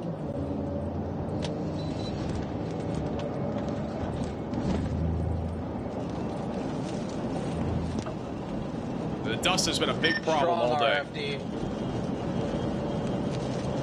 I got a visual of a tornado just to my left right now. I don't know if it's the main tornado or what. Right there. Got a tornado. Freddie has a tornado. Right there. Oh, I saw that. Yep, big cone tornado. Left side. I don't know if that's the main one or what. I did get that on stream. We got a tornado on the ground here, guys. I got a visual of a tornado just to my left right now. I don't know if it's the main tornado or what, but there's like a cone to my left right now, almost fully condensed. You can kind of see it. Kind of hard to see with a chin. Yeah, it's right there in the middle. There is a tornado there. I wonder if that's like a satellite, bro. I cannot tell. I'm not gonna play this game. I wonder if that's like a satellite on the backside. Now it's starting to kind of look like it's falling apart. Kind of. A little bit, not much though. Oh yeah, never mind. That second flash. I think it's roping out, whatever it is. Yeah, it's like disappearing now. Look at that. Okay. This is an emergency alert. A tornado emergency warning has been issued. We now have a tornado emergency in Iowa. I'm coming into 10-mil. So this has now been upgraded. We now have a tornado emergency in Iowa. This is the highest level tornado warning that you can possibly get, and this is going to be for the town of Coburg and Essex. If you are in this warning, you've got to be in your safe place. You got to get away from windows, lowest floor possible, and get to an interior room of your home or building. This is a catastrophic tornado that is about to move right into the town of Essex. We have a large tornado that is moving right into Essex, Coburg as well, and just north of Shenandoah, also going towards Yorktown, eventually going towards Hepburn, Clarinda, and as well as Newmarket. So again, this is a violent tornado that is currently in progress. It is likely producing catastrophic damage right now, approaching the town of Essex in Iowa. If you know any friends or family here, please make sure that they're aware of this. This is a very dangerous tornado right now that is moving into the town of Essex. This is Freddie McKinney, who's kind of in this right now. Yeah, so it's off the main circulation. Let me change over to this. Tornado emergency?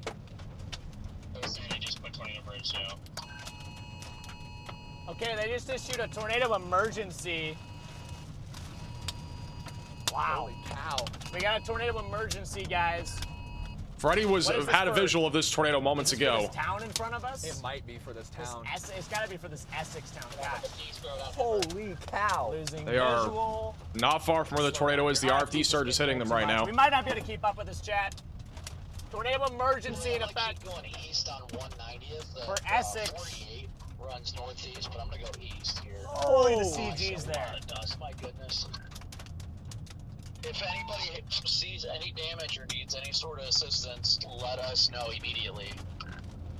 Copy that, will do. I have not seen anything yet, but I'll let you know if I come across something. I'm on kind of the backside here. Alrighty. Once again, if you're just tuning in, this is a tornado emergency for Essex and Shenandoah in Yorktown in southwest Iowa. I'm gonna go back to Brandon Kopic. Let's see if he has visual of this. Yeah, Brandon, I'm gonna drop back down to 2, just keep going east. Oh, I got that turn green. It did not. Oh well. But yeah, I'm gonna drop back 2. Tornado's gonna be going right into the town of Essex right now. We could be talking about catastrophic damage in Essex, Iowa over the next few minutes. Emergency for this location. Unfortunately, just quickly, I am not taking the road up to Essex. I'm not going to get that close. So just for reference, in Essex, there is a Casey's, a Garrison's Pub and Grub, the Opera House, and Anderson Park that is currently in the track again of a potentially violent tornado. Again, for Essex, this is a significant tornado. We've seen multiple shots of this large tornado here just over the last 30 minutes. This has also been a long track tornado, again, going right into the town of Essex as we speak, and it will be coming up on Bethesda and Nyman. So please be in your safe place. Again, if you're in this warning, if you can, if you have a mattress, get that off the bed and put it over top of you if you're out in front of this. If you have like a baseball helmet or something like that, or like a helmet for a bike, it's probably a good idea to put on as well. Shoes, you should have those ready to go, especially with, you know, if there is catastrophic damage, you might be walking on a lot of debris. So you might want those closed-toed shoes ready to go.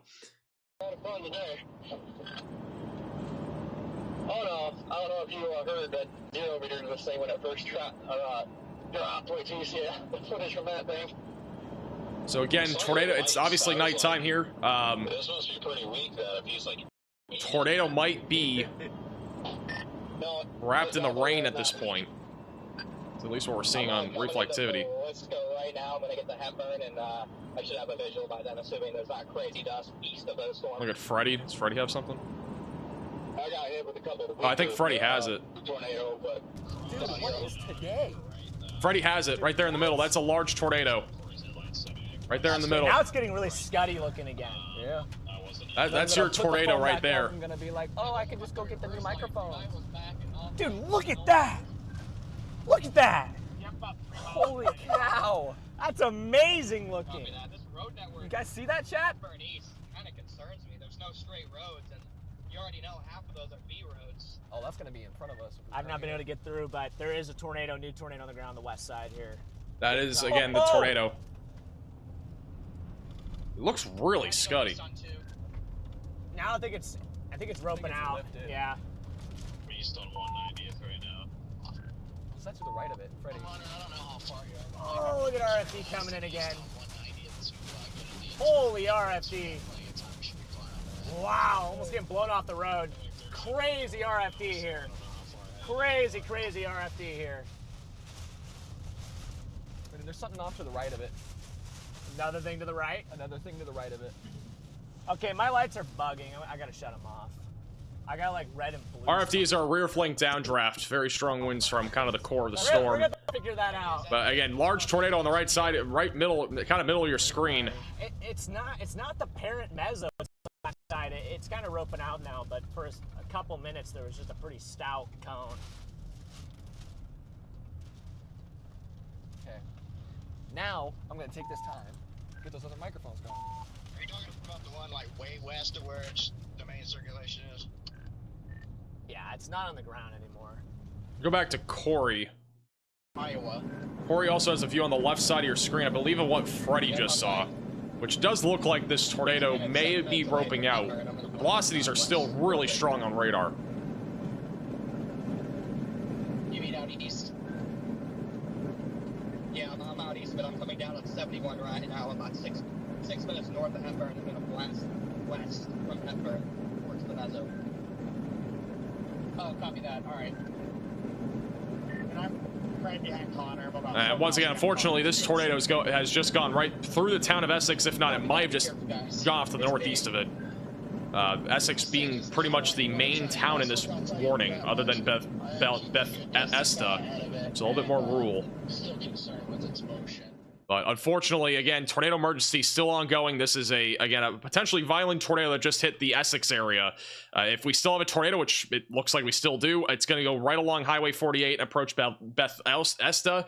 As a reminder, this is a storm that has produced multiple tornadoes already. We had a large tornado, then it included a new one formed, and I think that new one may have just occluded, and we may see another one try to form. And again, the velocities on radar are very strong, right around Nyman and also near Essex. So again, please make sure that you're in your safe place. This is still a particularly dangerous situation, really an extremely dangerous situation, tornado, with how strong the velocities are, and also with it already having a history of producing multiple tornadoes. And once again, it will be coming up on Clarinda eventually. Yeah, I can't see the ground circulation from my vantage point, but I can see the giant lowering off In Iowa.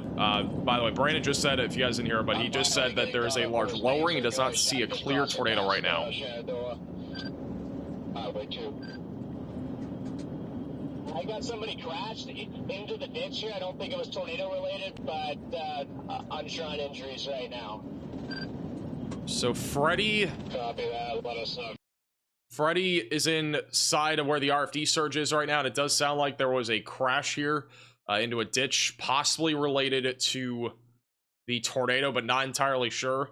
That's what Freddie's looking at right now. Again, big RFD surge. Obviously can't see the car, I don't think, but hopefully whoever's in that car is okay. Again, the wind's very strong and the rain's very heavy and it's very dusty. Does not help with how this environment is right now. It's very dangerous, especially being even on the roadway. I think Corey Gherkin still has a large lowering as well. Again, we don't have a clear shot of a tornado right now, but there's still a large lowering in Shenandoah, or just north of Shenandoah.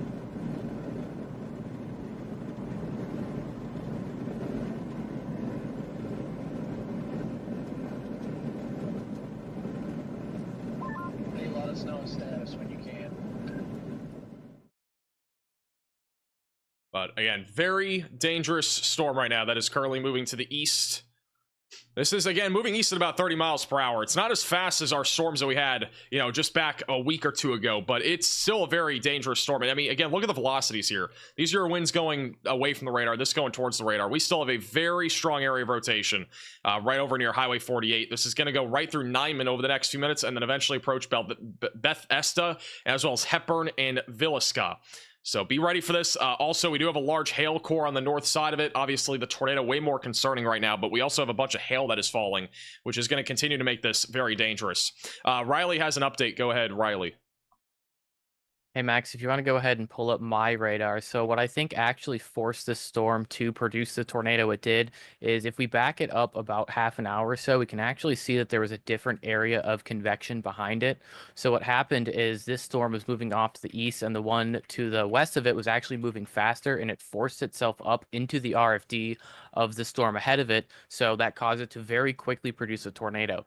Now, the good thing that I'm seeing is it seems like as this tornado is starting to occlude, this is actually a destructive merger. So hopefully sometime over the next half hour or so, we see the storm kind of weaken and that echo top come down and we see no more tornado threat. But for now, there will still be that large damaging tornado on the ground. All right. Thank you, Riley, for the update.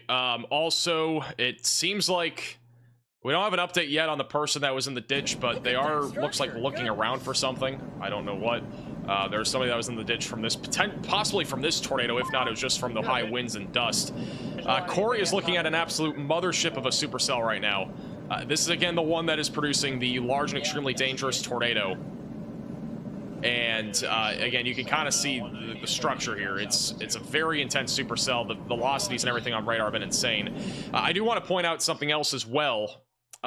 If we go back here to radar, if you look at the velocities, again, they are extremely strong, and we likely still have a tornado over Nyman, but this has become a pretty rain-wrapped area of rotation.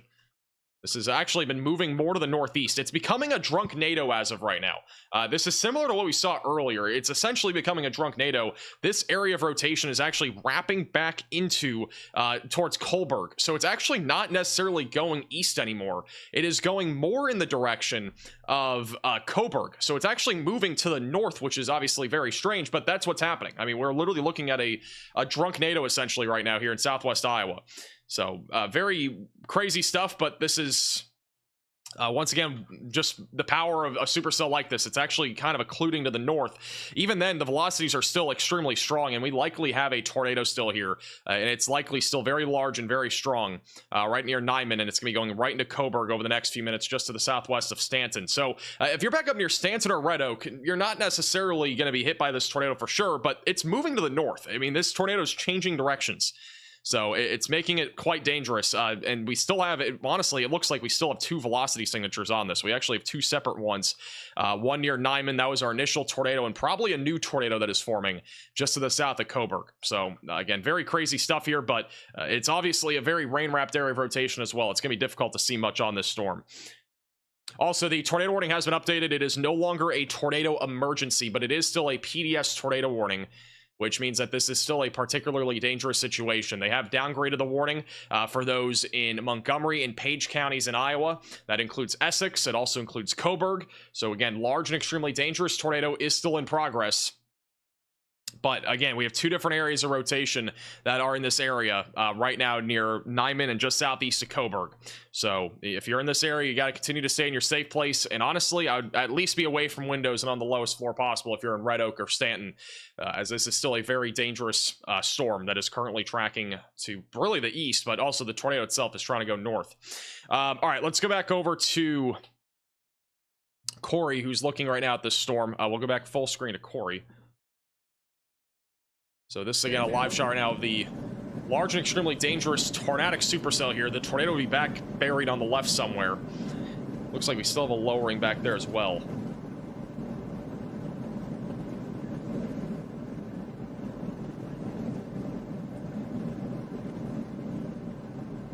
See, I still don't know if that was just a gust, because it was rotating on the base too. So I think Brandon actually might be closer to this. Let's go to Brandon. What Brandon's looking at right now, I think there's a little lowering back there in the middle. There is also a report, according to our police department, that there are trees, light poles, and also damage in the town of Essex. So we are starting to get some reports of damage in Essex.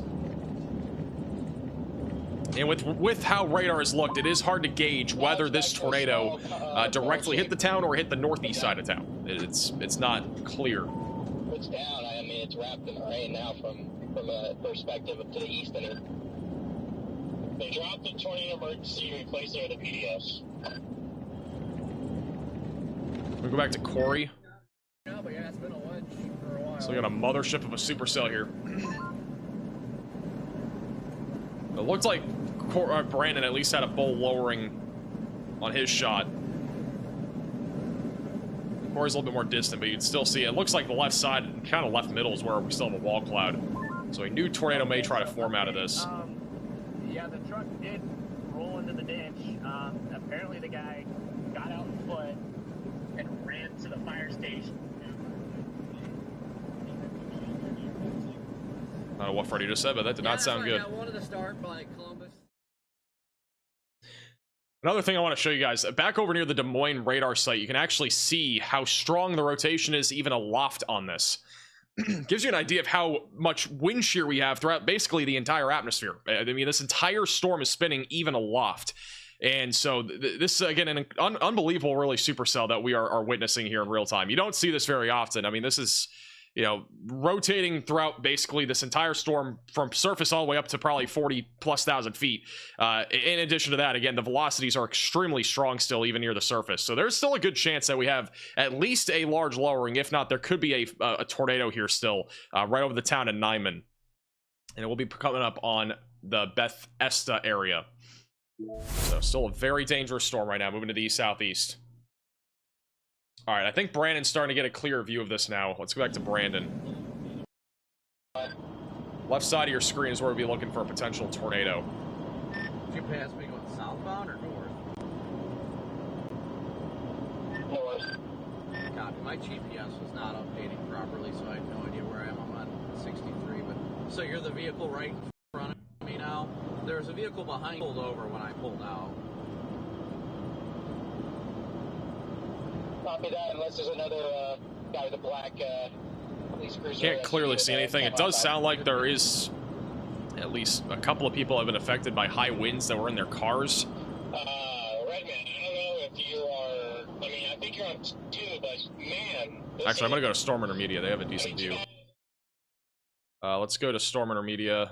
Flip it out here. Storm Intermedia is pretty close to this. This thing keeps cycling, but cannot clearly see anything, but you can see they're pretty much underneath this large mesocyclone or mothership supercell. And back there in the left middle would be where we might have a tornado. Not clearly visible, but if we had one, it'd be back there in the middle or middle left. As a reminder, this is no longer a tornado emergency, but it is still a PDS tornado This is an warning. emergency alert. A large and strong tornado is on the ground. Seek shelter And they have immediately. gone ahead and issued a new PDS tornado warning. So this is going to be for Montgomery and Page counties. This is still a considerable threat here for damage when it comes to our tornado. This is going to be just south of Stanton and Red Oak, going towards Villisca and Hepburn, just north of Clarinda. So if you are in this tornado warning, seek shelter immediately, get away from windows, lowest floor possible, and please get into an interior room of your home or building. If you are in Villisca or Hepburn, you got a few minutes, but you really got to be getting to your safe place as soon as possible. Again, get the mattress off the bed if you can. Put a helmet over top of you. You got to get to the most interior room of your home or building and away from windows. This is an extremely dangerous tornado that's been in progress for a while. Even if we didn't have a tornado, there's probably going to be one in the next few minutes. I mean, the velocities are extremely strong. We are talking about a potentially significant tornado that's going to be coming up on Villisca. And unfortunately, Villisca is a bit more of a populated area here in southwest Iowa. There's multiple churches in this area. There is a Dollar General that could be affected by this tornado over in Villisca. There's also a Casey's, the Anderson Veterinary Services, and Joe's Portables, and a couple of other places as well. The Villisca Pool's also in the path of this, and Kendrick Storage. Again, you just don't see this very often. Again, the velocities are extremely strong. This is unfortunately likely a very intense tornado if we have one right now, which it's very likely we do. Gonna be coming right up on Villisca. This is back to Storm Intermedia, who is not far from this. Again, this is the mothership. And then back in the middle left will be where we might have a tornado still, which we likely do. It would be hard to believe that we don't have a tornado with how strong the velocities are.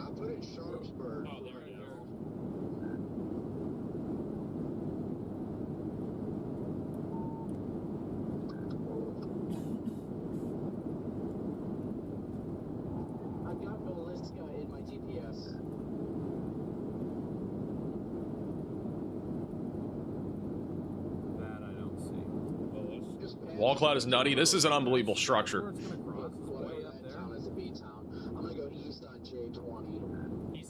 He's up here.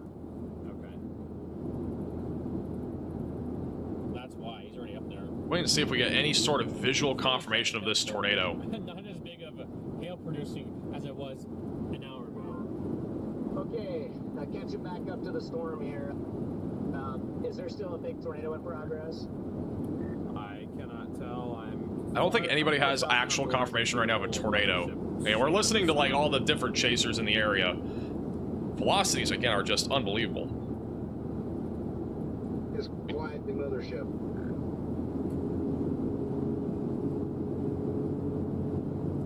Where's that? It's currently near Nyman, Iowa. It's in far southwestern Iowa, coming up on Villisca.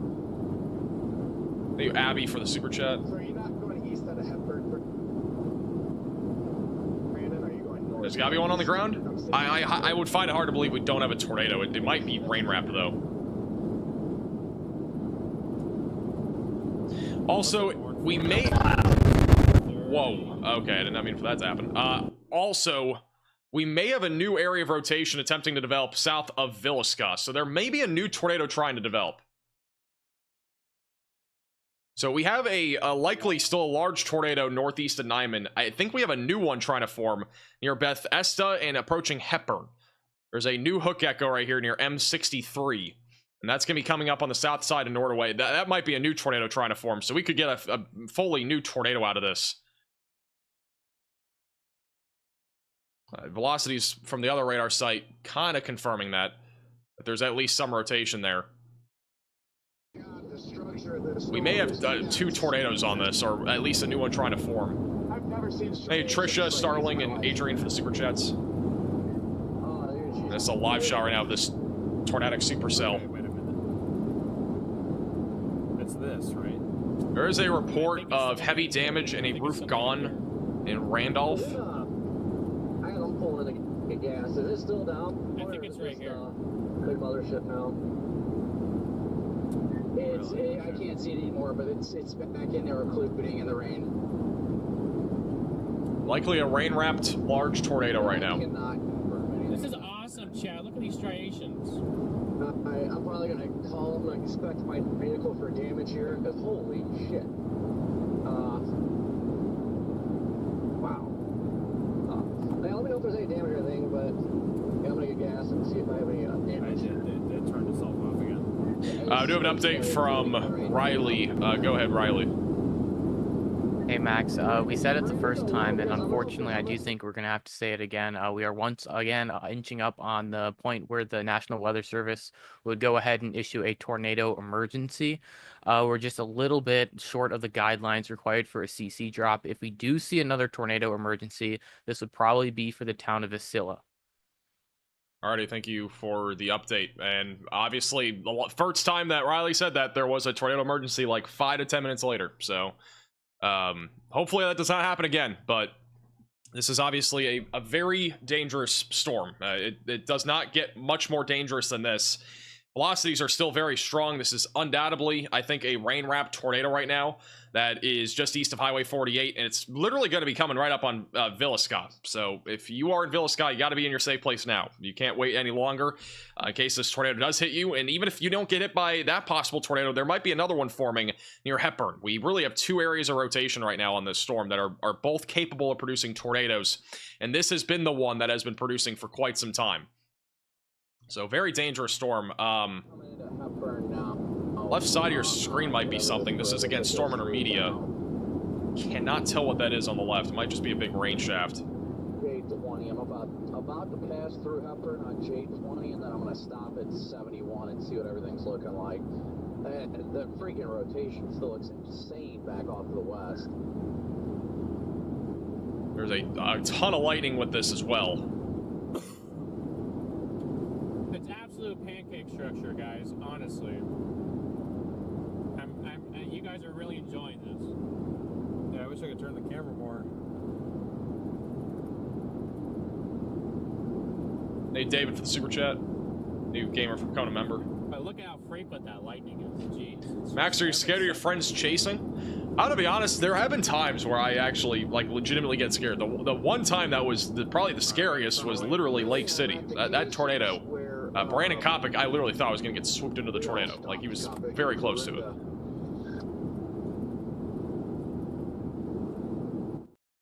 We keep him bottom right. This is the latest radar scan. In our main area of rotation, still over near Nyman. This is where we've had a large tornado in progress.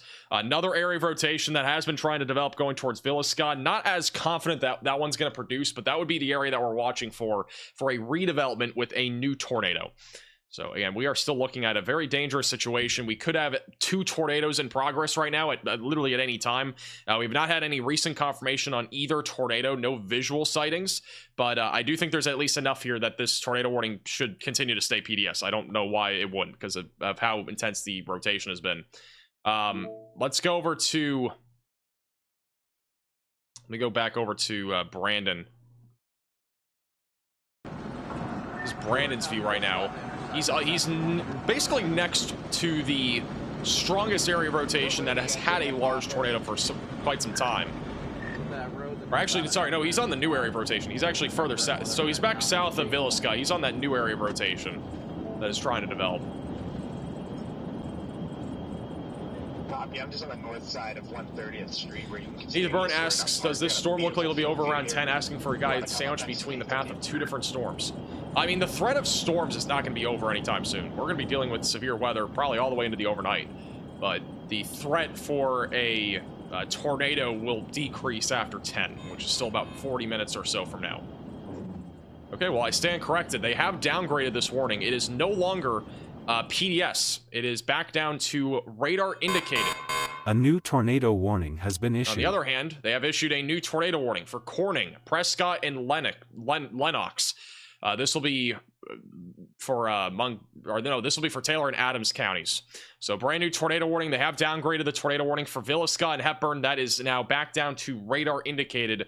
We've had no visual confirmation in the last, I would say, 20 minutes or so of a tornado, but we still have strong rotation in 2 different areas. We could easily have a tornado with either of these areas as this storm continues to track to the east.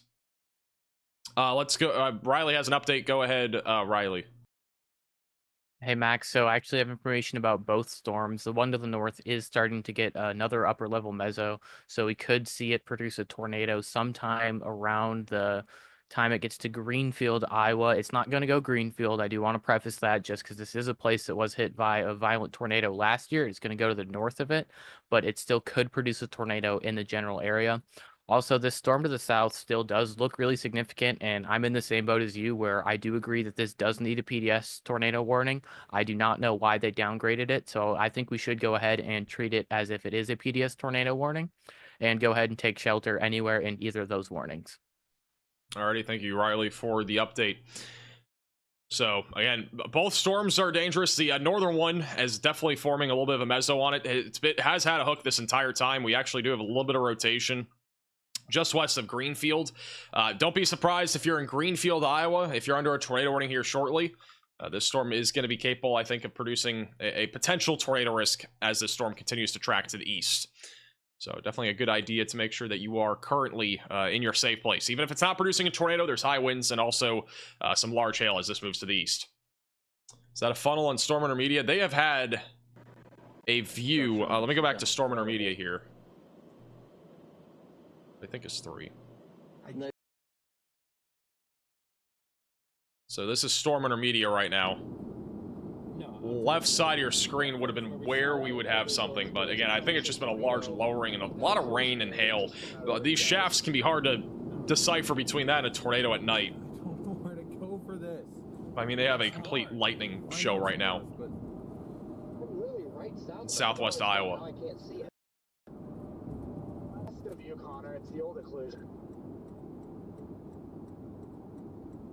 Yeah, I'm literally just south. All right, let's go back to here. Again, no longer a PDS tornado warning, but still a very dangerous storm.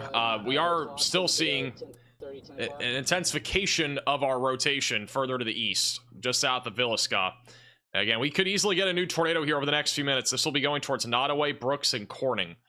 So a brand new tornado is possible with this area of rotation south of Illiska. Will be coming up on Nottoway, Brooks, and Corning over the next few minutes.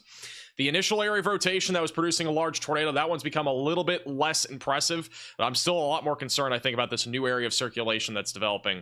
We're going to go back to storm intermedia. They're coming up right now on the area of interest when it comes to our rotation near Highway 71. This is a live shot right now. I'm going to keep it on storm intermedia. I'll be back in 2 seconds. Stay tuned. I don't really know what to do beyond that point, but I'm headed north out of Florinda. Hey, DL, did you make it out of the hail core okay? We made it out, but I wouldn't say okay. We're gonna have to get a new wind chill warning. Yikes, yeah, I might have to do the same. I haven't really fully inspected it. I don't have a clear spot for my front cam. Every single area is cracked. My side's a little bit clearer, but I know that there is this place, I think it's near Des Moines, that Brandon has kept talking about. So honestly, might just stay up here, get that done tomorrow, and then potentially sit out tomorrow if we can't make it in time. Well, I'm going to be too shot to do it tomorrow anyway at this point. I don't think it's possible. Oh man, I just turned on 71 about. Alright. So tomorrow is all the way down in southwest Oklahoma. Yeah. Thank you, Kat and Jay, for the super chat. Praying for those that have been or in the path of these storms. Thank you again, Max and the team. I appreciate that. Also, thank you, Trisha, for the generous super chat. Shout out to Jake and Susan with the very generous Venmo donations as well. Well, I gotta be honest, tonight was not a night where we were expecting a tornado emergency. I think this might be the most surprising tornado emergency that we have ever covered. I don't think anybody expected that we would have a tornado emergency tonight, and this storm has been unbelievable. It's literally produced, I think, 3 or 4 different tornadoes, and it is still actively trying to produce a tornado again. I was surprised. I was surprised we even had a tornado emergency. But I mean, the velocities and everything were, strong enough for there to be a tornado emergency. It's quite unbelievable. And this storm is still going. I don't honestly think this thing's gonna be done for like another hour. I think it's gonna keep producing potential tornadoes. Also, quick update on the Greenfield storm. This one's been rotating west of Des Moines. The velocities are a little bit broader. We still have a little area of rotation, but this is, again, a weaker end sort of area of rotation. It's not necessarily something that's going to produce a stronger long-track tornado, but if you are in the Fonatel or Greenfield areas, again, continue to stay in your safe place. Large hail and damaging winds are going to continue to be a concern here as this storm continues to track to the east. This is the frustrating part, is I can see the roads on Omega, but then I can't. Topic, this road we're on will go, I mean, it goes east for all the way to 20 miles if we wanted it to. This again live with Storm Intermedia on the Villa Ska tornado warning. They are pretty close to where the rotation is. They're currently tracking right up Highway 71. If we had a tornado, it would be really basically in front of them on the road. Right there in the middle, I think there's a bowl. I think I just saw a bowl lowering there in the middle. Does it just look better on radar? Might have been a lowering there. I'll be honest, I haven't really been able to get a good look. How fast is it moving? It's moving east at about 25 to 30 miles per hour. 2 areas, one down here and one up here. Radar right now, so I'll tell you if I see anything here in the next minute. I see an area with a lowering. Left middle, there's a large lowering. That might be something. Ground circulation. It looks suspicious though, from my vantage point to the south. I think we may have. You're seeing correctly. That's exactly what I'm seeing. Another very large updraft area with lowering on it. That might be either a lowering or a possible tornado. I usually am not. Velocities are once again very strong near Nottoway. Riley has an update. Go ahead, Riley. Hey Max, we did just get an update to our tornado watch. So this is now going to include the towns of Mount Air, Leon, Corden. Oh God, I can't read that one. You know, I'm going to botch it. So we're going to skip it and go with one to the left of it. Lucas, Osceola, Indianola, and Winterset. You have now been added to the tornado watch. Alrighty, thank you for the update. The tornado watch has been expanded again just south of Des Moines here, as we do have a continuing tornado threat just to the in southwest Iowa right now, and it will eventually track in the direction of Des Moines. So tornado risk is going to extend, it looks like, a little bit further on beyond the point that we were expecting. So definitely make sure that you're staying weather aware if you're back over there in southern Iowa. Going back to storm intermediate, because it looked like they had a view of something. Let's wrap it up directly north. This is what the velocities look like right now near Nottoway. Is that a drone? Yeah. That is CJ. I might pull over here in a second, Jordan. I just want to get a look behind us to see what it's looking like. I don't see anything on the ground, but I definitely see this lowering Scott's talking about. See, on velocity. Yeah, I'm kind of curious if this thing moves farther to the west. But it's probably redoing it over here. But you see, if you look over Hey, here... Adventures, appreciate the super chat. Right, there's nothing there. Unless it's back in the rain. It's probably going to be over. It will be over to the west. What you guys looking at, is that like to the west, on the west side of the storm? Let's go to Brandon. To the west of 71. I can't tell exactly where I am in relation to... Okay. This is an emergency alert. A large and strong that answers our tornado questions. is on the ground. Seek shelter immediately. This has now been upgraded again to a particularly dangerous situation.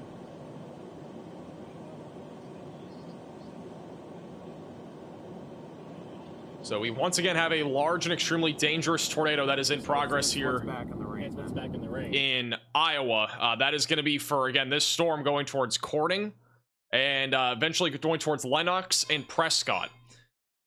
So again, you need to be in your storm shelter, your basement, your closet, your bathroom, get away from windows, get on the lowest floor possible, and get to an interior room of your home or building. This is not visually confirmed. It is a radar indicated PDS tornado. So that means, again, a large and extremely dangerous tornado is in progress or is about to be for Nottoway, Brooks, and Corning. The velocities, once again, are extremely strong. I mean, we're talking about a potential for a significant tornado that'll be heading towards Corning and Lenox over the next 15 to 20 minutes. There have been visual, at least, sightings of lowerings. We've not had a visual tornado yet. There's also a chance it could be rain-wrapped, so it's not clear. But this is, again, a very dangerous storm right now. Velocities are still very strong, and we could easily have a pretty strong tornado here. This is a storm, or sorry, this is a Brandon Kopic, who is right where that hook is. I mean, he's like a mile to the south of the hook. Can't tell if there's a lowering or anything back there.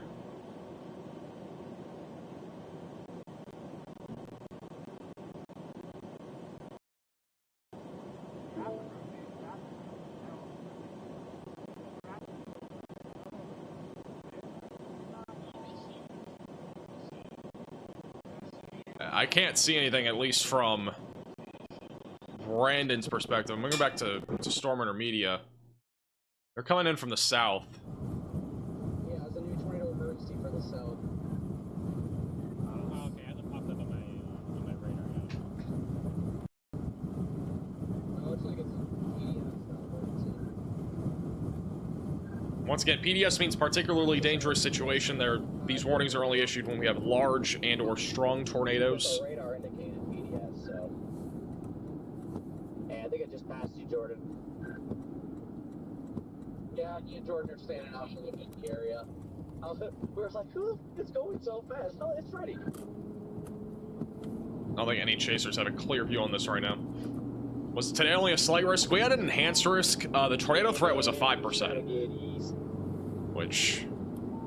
Was I expecting this much crazy tonight? I was expecting a couple tornadoes. I wasn't expecting 10 to 12 tornadoes plus land spouts. I mean, we've probably had about a dozen total different tornadoes, if I had to guess. It's hard to know exactly because we've had multiple that have also lifted and come back down. We've probably had near a dozen, though, if I had to guess. We at least had half a dozen. I can't see chat. I've got my brights on. I can't see anything. Yeah, that Friday this road goes. That's it right here. That's our. Let me go back to Brandon. I think Brandon might have. Look in the light. He's a little bit closer. Okay, so that's at least some scud there. A little bit of a lowering on the left. Yeah, we can see the wall. She got us off for it. It looks pretty good. Yeah, the Brandon's saying there's a wall cloud. The strongest rotation is going to be moving over Ivyville and Holt over the next 5 minutes, and it will eventually come up on Corning. Unfortunately, Corning is a pretty populated town. And this tornado is actively going to be approaching Corning over the next several minutes, assuming that it is on the ground. We still have very strong rotation. If this does hit Corning, it's going to be coming up on the Casey's, Primrose, 3C's Diner, the United Methodist Church, Corning Meat Processing Services, the Corning Hotel, the Floating Vine in the Oak Hill Cemetery, and Carriage House Farm, and the Happy Hollow Country Club. You guys are all in the path of a potentially large and extremely dangerous tornado that is, again, currently tracking to the northeast. This is Brandon, who had a wall cloud, but it looks like he's losing a bit of signal here. Brandon does have a pretty good view. I'm going to go Brandon slot 2. That's Brandon's view right now. No clear evidence of a tornado, but there is, again, a large lowering here.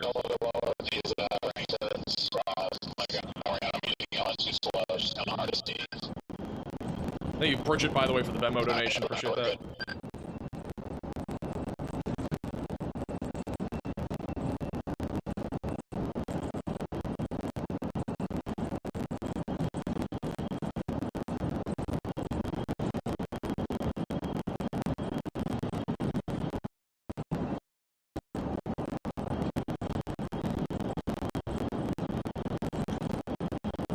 My ears? Does it hurt your ears? Is it too loud?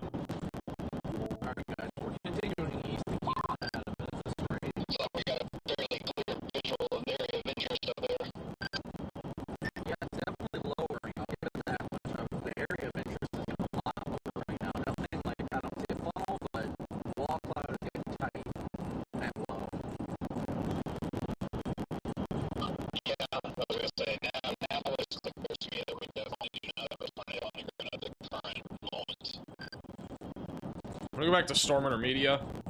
We're looking at the same thing. Yeah, I was gonna say, now it is clear to me that we definitely do. Audio's very choppy. Is it? It sounded like it for me. Storm Intermedia better? There is a report of a tornado in progress according to Bryce Shelton. So that's a storm chaser. Is reporting a tornado. So there might be ground circulation here. That left middle looks like a bowl.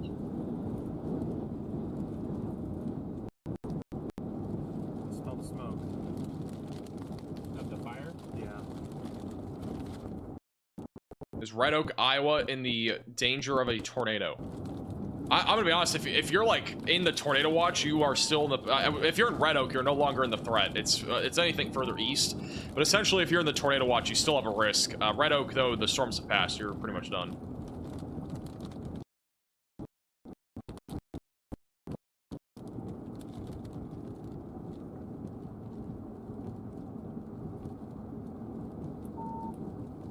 Yeah, we're definitely gonna have there's a tornado, non-condensed, but I mean, that's our lowering right there. we have at least one, if not two, lowerings there on the left. Should be a number of hill up here. That thing looks really sketchy. No, if there is, I'll come up there. Watch out for that guy just standing in the middle of the road. What? These are all chasers in front of us. Yep. Apparently a guy standing in the middle of the road. There's a conga line in front of me, guys. I think, I know Montgomery, you're behind me, and Connor, I don't know if you're behind both of us, but there's like a line of 10 people up here. Again, if there is, again, confirmation of there being a tornado, we'll be approaching the town of Corning and Lenox over the next couple of minutes. It's your last chance if you're in either of those towns here in southwest Iowa. You got to be in your safe place. You're right there. There's a large bowl lowering on the left, and I think there's a non-condensed tornado there. Yeah, we've had report from a storm chaser that there is a tornado here. See it. It was like right out our window.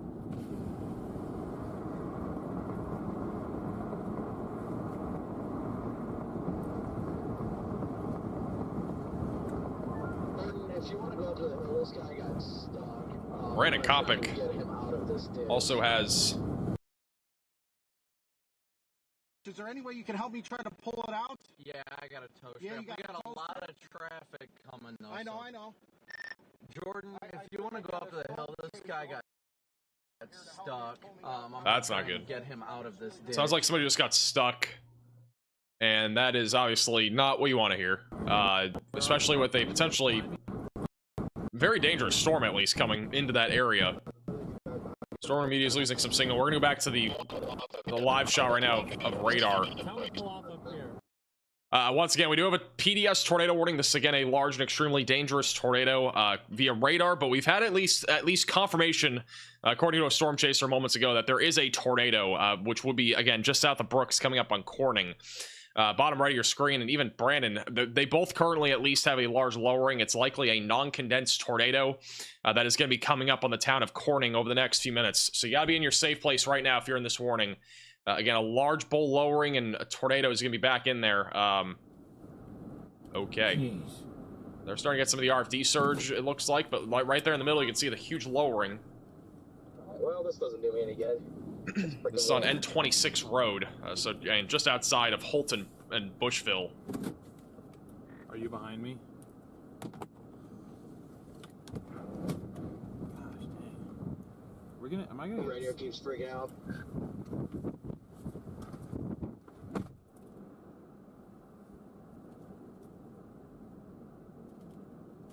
Hey, Dozier for the super chat. Greenfield would not see this storm. The one that you're seeing now is the only concern for Greenfield, and that one's not really rotating much anymore.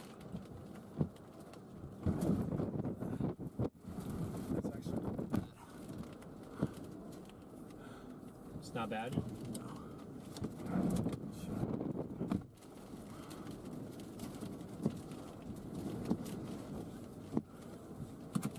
Gotta keep going east. Whoa. That inflow is intense. Let me know if I could do anything for Connor. I see DL and Garrett, I see you guys are there, but just let me know if I need to turn around and come help. What happened? Oh, Freddy has... You guys can't really see it. I mean, honestly, at this point... It's what Freddy's looking at right now. And I think he's lost connection. It looked like there was a car in a ditch or something. I don't think we can see it anymore, but on the right side there was a car inside like a ditch. Again, we've had that we've seen that multiple times now. I have something here on the north side of the highway. There's dirt flying up. Yeah, Connor hit a deer? That's very low back there, Chad. Is that what happened? I may have to stop at the next road and just... Alright, so Connor apparently hit a deer. But it looks ugly, but his car is still drivable. I can't turn it. The side to side is broken on now. Right? Yeah.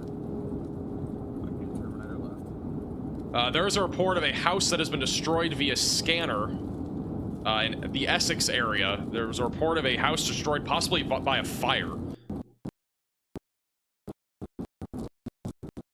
Losing connection with Storm Media here.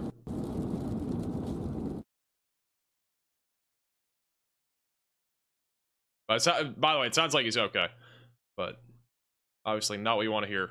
It's again nighttime. It's dark out. It's dangerous, especially when we have a nighttime tornado too. I mean, it's not just a tornado, but even like storm chasers that are driving. There's definitely hazards out there.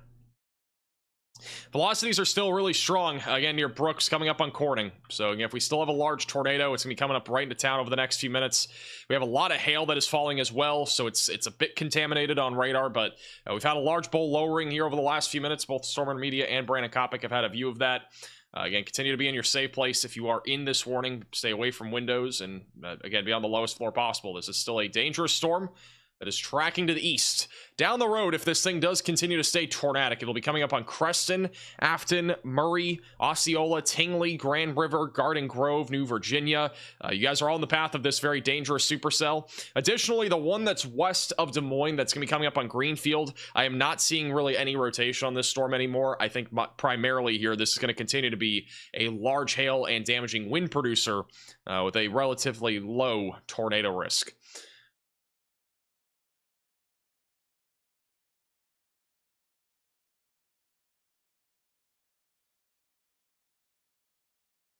By the way, we actually have some severe storms popping up a little bit further to the north. Not really an area that we've been talking about much, but a couple new storms that are forming currently in northern Iowa, with mainly some gusty winds and small hail. There is one severe thunderstorm warning east of Esterville that is currently producing some hail and wind, but not too concerned about that one. But just a little heads up.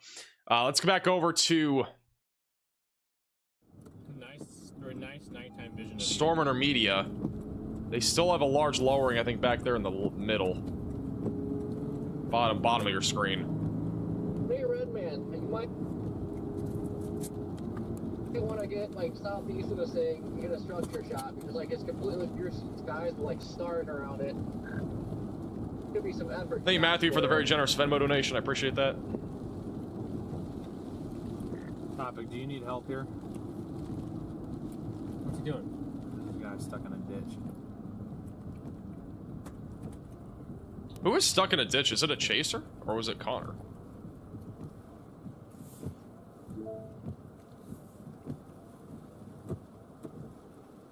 It looks like another...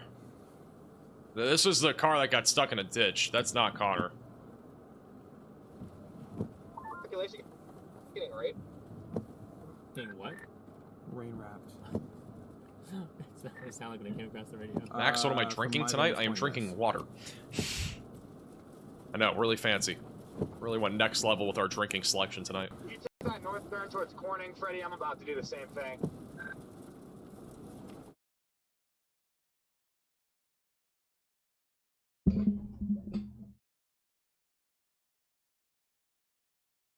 It looks like Brandon's trying to pull him out of the ditch. Bottom middle is Brandon, then I think that is car in the middle. So there's a person that got stuck in a ditch there.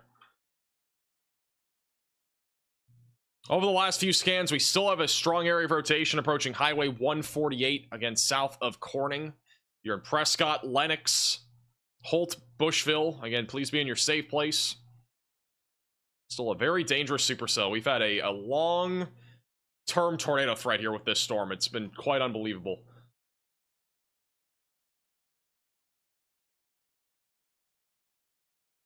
Also, there is a... not sure...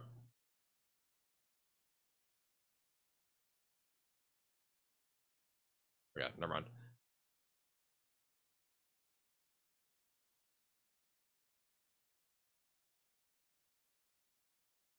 I'm just making sure we didn't miss any reports. All right.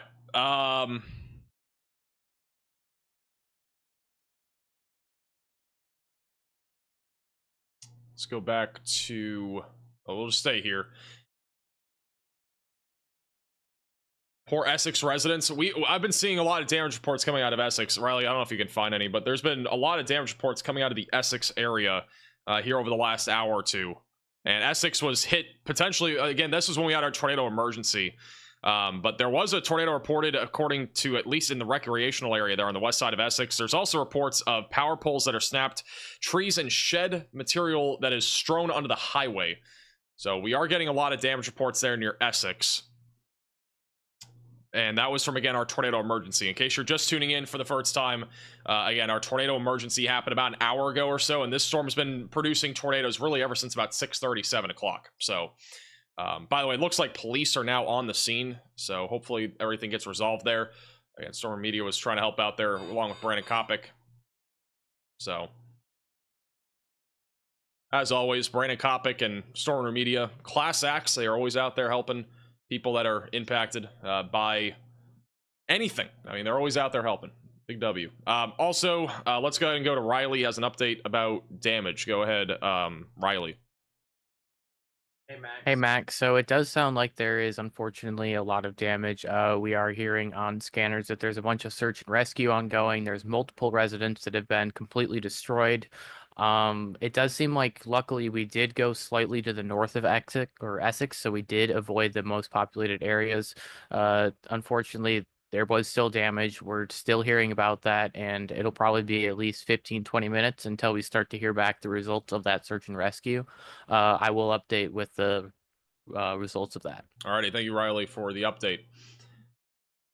But yeah, it sounds like there's again significant damage in Essex. We've been hearing a lot about that here over the last hour or so, and that's when we again had the tornado emergency there in Essex. So hopefully everybody's okay, but not what you want to hear. I do want to quickly go through our outlook for the rest of the night. I know some people are asking questions about what is upcoming for the rest of the night. By the way, the tornado warning was downgraded. It is back down to radar indicated, so just a heads up. But I do want to quickly go through our future radar for the rest of tonight, just to give you an idea of where these storms are heading and how long they're going to be going. So this is right about now. Again, this is a pretty good idea of what we have right now. We have again, several storms in northern Iowa. Those are mostly elevated, just hailstorms for the most part. This is where we still have a more elevated tornado risk. Again, currently across southern and central Iowa. By 10 to 11 o'clock, these storms will continue to track east, and it will still likely be at least one, if not two storms that are ongoing that are continuing to produce very large hail, damaging winds, and even maybe an isolated tornado.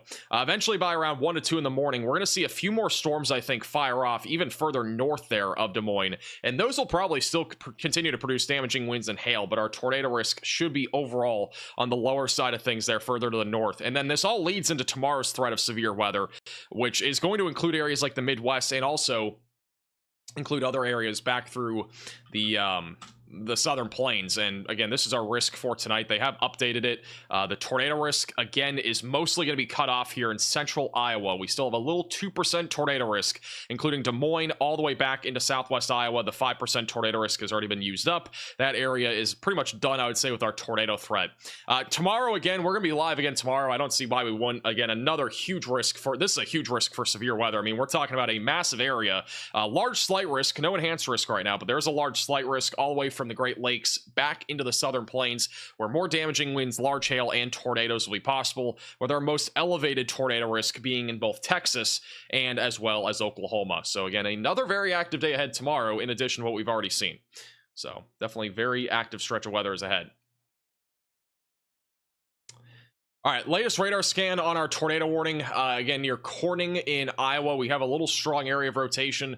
Once again, right over Highway 148. Storm intermediate, bottom right of your screen, is currently on the south side of this storm. Again, heading towards Prescott and Lennox over the next few minutes. Again, be in your safe place if you're still in this warning, as this is still a dangerous storm. Currently tracking towards N64. Once again, for Taylor and Adams counties in Iowa, this had a long-term track of producing a tornado. Hey, Jen, for becoming a 2-month member, this is kind of crazy. I thought you'd be live for a little while, but not like this. We've been live for 4 hours. And this began as a dust storm in Nebraska, pretty much. It was basically a dust storm from all the winds and stuff. And we are now in a situation where it's turned obviously into I mean, again, this is just unbelievable. Like, look at all the reports that we have. It's not just the tornado reports. We also have a ton of hail reports right now from earlier, excuse me, back over near Omaha. Upwards of 4-inch sized hail came out of these storms. It's, again, unbelievable what we've seen. Quite literally unbelievable. I'm going to go back to Storm Runner. Oops, we're going to go back to Storm Runner Media.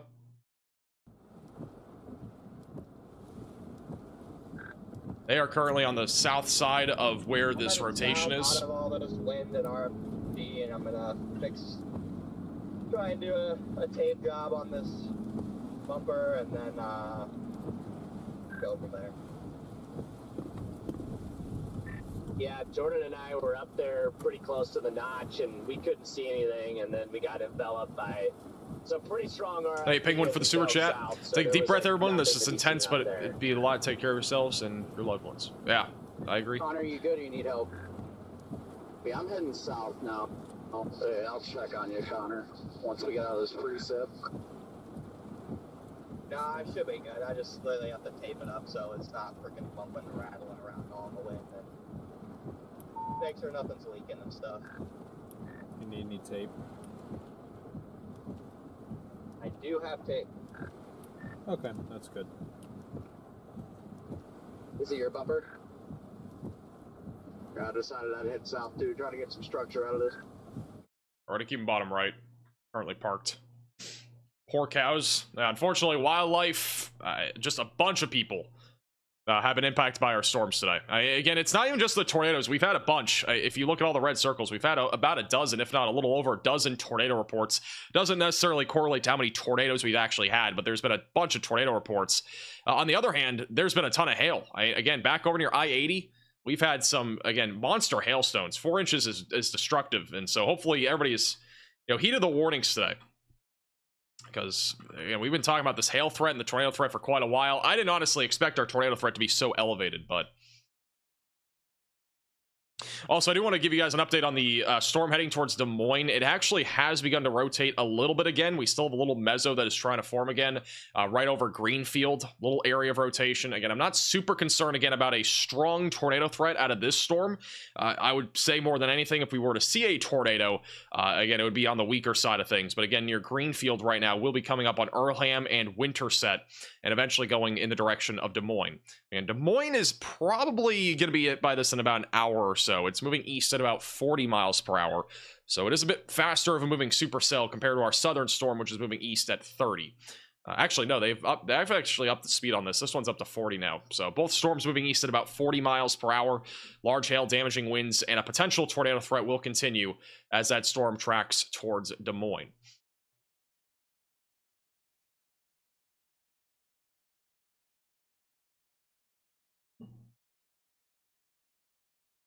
Yeah, I don't know anything about the deer, guys. Connor's fine. Again, his car was pretty badly beaten up, from what I've heard. But I don't have really any update, again, on the condition of the deer or anything like that. So, but if we get anything, I'll obviously let you know.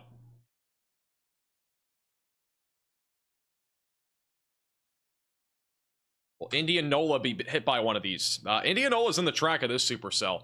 If anything happens over the next couple hours, like, this is going to be our dominant supercell probably for a while. It'll probably go for another 2 to 3 hours at least. This northern one, it's still going to go, but it's going to have a little bit more of a tough time as it moves into the area of Des Moines. I think it's going to struggle a little bit more to maintain its structure and also its intensity, but nonetheless, definitely still a storm that we need to be watching for closely. This is the latest radar scan on our only tornado warning right now for Corning. Velocities once again have intensified, just east now of Highway 148. This will be entering the town of Lenox over the next few minutes. So if you're in Lenox, Iowa, please continue to stay in your safe place. It'll be approaching Kent, Shannon City. Just to the south of Cromwell and Creston is where this tornado, or potentially tornadic supercell, is going to be coming towards your area. Velocities have continued to stay pretty strong on this, it looks like, over the last several minutes. Latest scan a little bit broader, but definitely still a concerning storm. It's been tornadic here for quite some time. This has been going since about 5:30, I think. 5:30, 6 o'clock is when this storm started. Been going for about 4 hours. According to the Fremont County Police Department, there are downed power lines and cows are in the road, which is hampering with the search and rescue. There's also a house without a roof in Fremont County.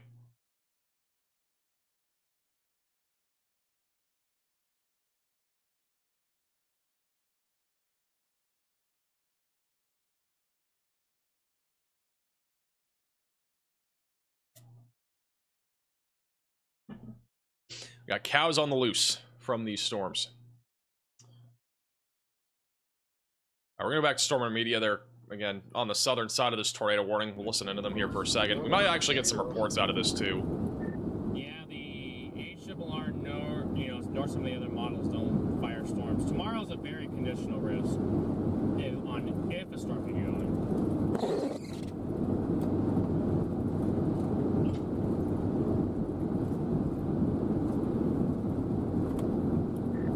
Do go south, where are you going to aim for? Because I'm kind of thinking, like, I was thinking I wanted to stay up in Iowa to get it done, but, like, I feel like it's not damaged to the point where like another windshield company will refuse to work on it. It's not like about to fall off. It's got quite a few impact points. It's crazy. This one looks like there's a giant. How far north are you from Bedford? Because there's a big piece of glass in here somewhere. Apparently Storm Media has a big piece of glass in there. I think about half the storm chasers today have had their windshield cracked or busted. How far is that going? That's one of the layers. The inside layer got completely knocked out. How does that physics? That must be a physics thing, man. I wonder how that happens. Doesn't matter how far. 16 tornado reports. That's crazy. Yeah, I'm gonna go back to the SBC website and we're gonna see the latest update on this. This is wow. Look at all of these reports. These are all of your storm reports for today. I know it might be a little bit hard to see, but we have 16 tornado reports, 45 hail reports, and at least 5 wind gust reports, and even some damage reports from the wind. Pretty much all of these in and around Omaha. We haven't even had some from recently from our other tornadoes that we've had.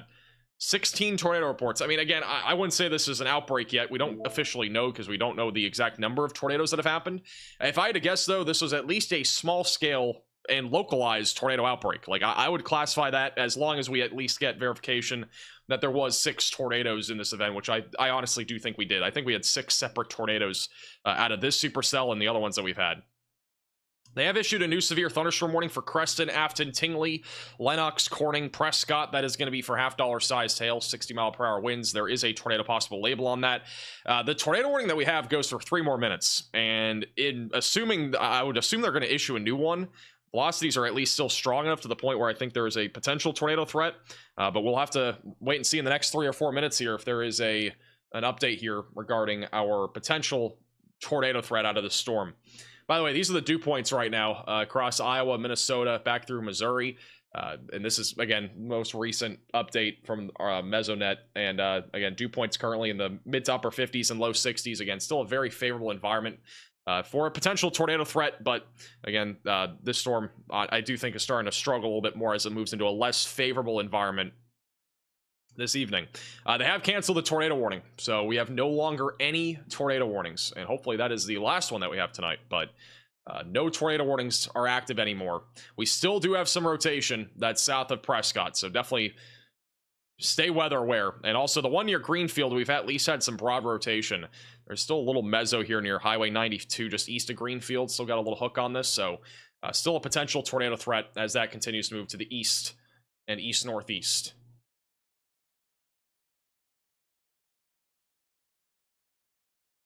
That's the first time in about 4 hours, I'm pretty sure, that we have not had a tornado warning. Do you think the cap will break in Wisconsin tomorrow? It's gonna be close. I'll have a video tomorrow morning talking all about it. But it's gonna be close in my opinion. I think you know, Michigan is honestly looking a little bit more interesting to me. Wisconsin could actually get a tornadic supercell tomorrow afternoon. It's just gonna depend on our convection even in the morning hours. So, oh, sorry. Change it off that. Thank you, Tony, for the super chat. Sheridan, Iowa. Sheridan, Iowa, you're in the path of this discrete supercell. Again, I think we're going to continue to see a very large hail and damaging wind threat. And I still think by the time the storm gets to you, it's still going to be producing a potential tornado risk. I think it's going to be low, but it's definitely not zero. So if you're in that area, Albia, Ottawama, or near Leon, for example, Osceola, Sheridan, Murray, Afton, be ready for this storm. Again, I do truly think that this is going to continue to produce a threat for a tornado as it continues to track east. You definitely want to stay weather aware for sure. Overlay still says 1 warning. It doesn't anymore. We gotta be honest though, this supercell that's going towards Des Moines is still looking interesting. We still got a hook on it. They haven't issued a new warning on that one yet. I'm assuming they're going to issue at least a severe thunderstorm warning here soon, and they just did. Timing of that was pretty incredible.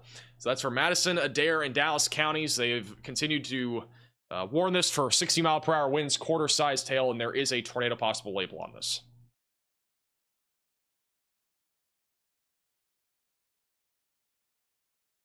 By the way, this is kind of something that we've thought about So obviously so far, you know, this is one of those areas that is interesting. So here in northern Missouri and southern Iowa, we have a bunch of radar holes, right? These are all these are our radar sites that are surrounding this area. The supercell that we've been dealing with isn't really in a radar hole, but let's just say it was even 20 miles further south. It would have been a lot harder to see what's happening on radar. One of the things that we are thinking about doing here at the Max Velocity channel is making a nonprofit that is essentially geared towards getting a radar truck that is out there able to see radar data and basically providing that to like the National Weather Service and also us being able to use it here on these streams. So I'm just curious, would you guys be interested in that? We've talked about it in the past, but we are definitely actually considering making a nonprofit for something like that. So I think it would actually be like for this storm in particular, like it's not really in a radar hole fully right now, but earlier it definitely was. Or it wasn't really earlier, but I mean, it's kind of in a weird position. It's not clear on radar. If we had like a radar truck just south of this, like you could easily see everything that's happening in it.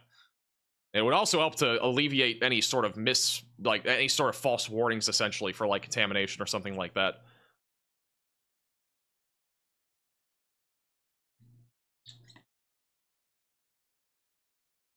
Got a bunch of yeses.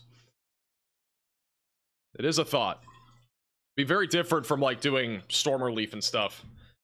It would actually be really helping in the aiding the warning process, I think, a lot. Do I want to be live on the road? I wouldn't be driving it. I'd be live here. Hey, hand for letters to the super chat. I would not be driving the truck. I just trust me. I'm not driving the radar truck if we end up doing that.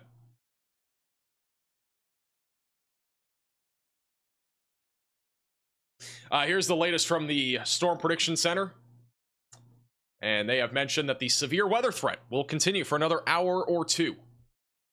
So that's just east of Red Oak, Osceola, just south of Des Moines. Even if you're in Des Moines, you still have a threat of severe weather here. I know you're kind of outside of this mesocyclone discussion here, but the threat definitely still exists for your area. So don't be caught off guard there if you're in Des Moines. Mesoscale discussion's more just for the general outlook here for the next few hours. By the way, I just want to point this out too. The tornado threat, they're not really expecting another strong tornado or anything like that. So any more tornadoes that we see tonight will probably end up being on the weaker side of things.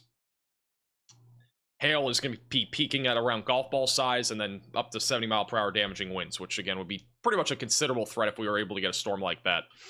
The northern storm continues to try to produce a tornado. We are kind of out of the environment though up here for a strong tornado. We could still get something brief. Hook Echo is still there on radar, more of a hail and wind threat as that continues to move east.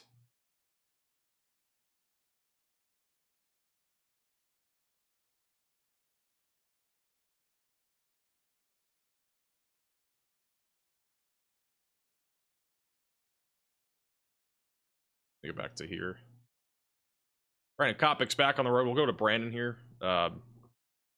Brandon's on the storm near Lenox, I think. Oh, Brandon's not on the road. Never mind. I stand corrected.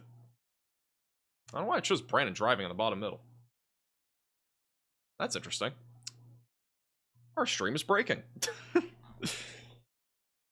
What happened to Storm Intermedia? Nothing happened. I think they're helping out Connor because his car he hit a deer.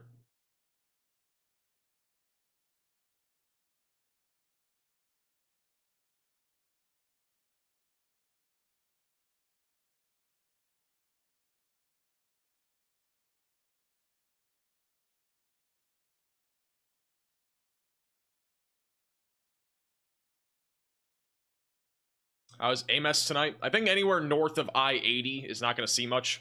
Again, maybe an elevated hailstorm or two. Again, I would keep a close eye to the radar after midnight. You might be sleeping at this point, but after midnight tonight, there is a slightly better chance that we get a couple of storms that fire off north of I-80 that produce large hail and an isolated tornado risk. And this is what the future radar looks like. So this is right around about 10 o'clock. And we got our main supercell near Creston, and then our other storm that's moving into Des Moines. Eventually by midnight, we're going to have a couple more storms firing off here, just to the north of Des Moines. These are going to be mainly hail producers. going towards Mason City, Ames, and also approaching the interstate here that connects Des Moines to Mason City. I have no clue what interstate that is, but that'll be approaching those areas around 1 a.m. So if you're a truck driver, just be alert of that. Damaging winds and a hail risk will definitely exist without those storms. And then eventually by 2 to 3 in the morning, these storms do continue to push to the east and northeast. Damaging winds, hail, and again, a very low tornado risk will continue to be possible out of that activity. So that's generally what we'll be looking at here for the rest of the evening. And then again, tomorrow's going to be another big day, I do think. I don't think it's going to be as big when it comes to hail tomorrow, but this is what we're talking about tomorrow. This is a threat across many states. We're going to have a detailed video on this tomorrow morning, but I just want to point out, like, the biggest threat will likely be in the southern plains. This is what it looks like right around 7 to 8 o'clock. Got a bunch of storms firing off here near a boundary. These will be capable of large hail, damaging winds, and even tornadoes. Greatest tornado threat will be in the late afternoon and early evening, but the threat of severe weather continues into the overnight hours and even into early Saturday morning. And this will continue to produce wind and hail. But again, conditional tornado risk for those back up in the Midwest. I'm not sure if we're going to see stuff up there. It's going to depend on the cap. And then by the time we go into late Saturday, a new round of severe weather will ramp up again in Texas and Oklahoma. And I do anticipate that we're live pretty much every single day. So make sure you subscribe to the channel, click the bell icon so you're notified with the latest updates. We should be live every single day here, all the way through Sunday. Again, we got a risk of severe weather pretty much every single day here, probably for the next week or so. Just to give you a general rundown of what's happening. So this is, again, today's risk, or really tonight's. Severe weather risk will continue to push east over the next few hours with hail, wind, and an isolated tornado risk. Tomorrow is one of the largest 2% tornado risks that you'll ever see. This is our general risk. So again, we got a large slight risk of severe weather. I don't think we're going to see an enhanced risk anywhere. I would personally be surprised if we saw one. If we saw one, it would probably be Oklahoma for hail. Our tornado risk, though, again, is huge. Again, we got our 5% tornado risk down here in southwest Oklahoma, and then a large 2% tornado risk, which extends all the way back up into the Great Lakes. It's a lot more conditional in this region, but if you're back over near Joplin, back through Oklahoma City, or even around Dallas-Fort Worth, a slightly better chance, I'd say, of there being a tornado. I don't know if I said Saturday, but I meant Friday, so that's tomorrow's risk on Friday. I don't know if I said Saturday. This is Saturday, so our risk of severe weather is anywhere from the Mexico and Texas border all the way back through Pennsylvania, but our main corridor will be down here in Oklahoma and Texas, where damaging winds, hail, and a few tornadoes will be possible. Sunday has the potential to be an outbreak. We don't exactly know if it will be, but the trough geometry here is definitely favoring a potential outbreak of severe weather here in the Mississippi River Valley, where damaging winds, hail, and tornadoes will all be possible. Strong tornadoes would be in play. Obviously, this is an area that's been hard hit recently by severe weather, but I do think if you're in the Mississippi River Valley that you got to be ready for another potential severe weather outbreak. It's not set in stone right now, but definitely leaning in the direction of that being a bit more of a significant weather day. Back over in the Mississippi River Valley and also in the Deep South. So, definitely a elongated stretch of weather here ahead over the next few weeks.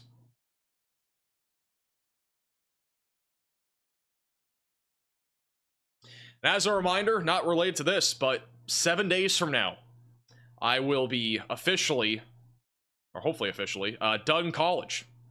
About 7 days from now. I will be graduating in about 2 or 3 weeks. I think it's about 3 weeks from now, with a bachelor's in meteorology. I am very excited.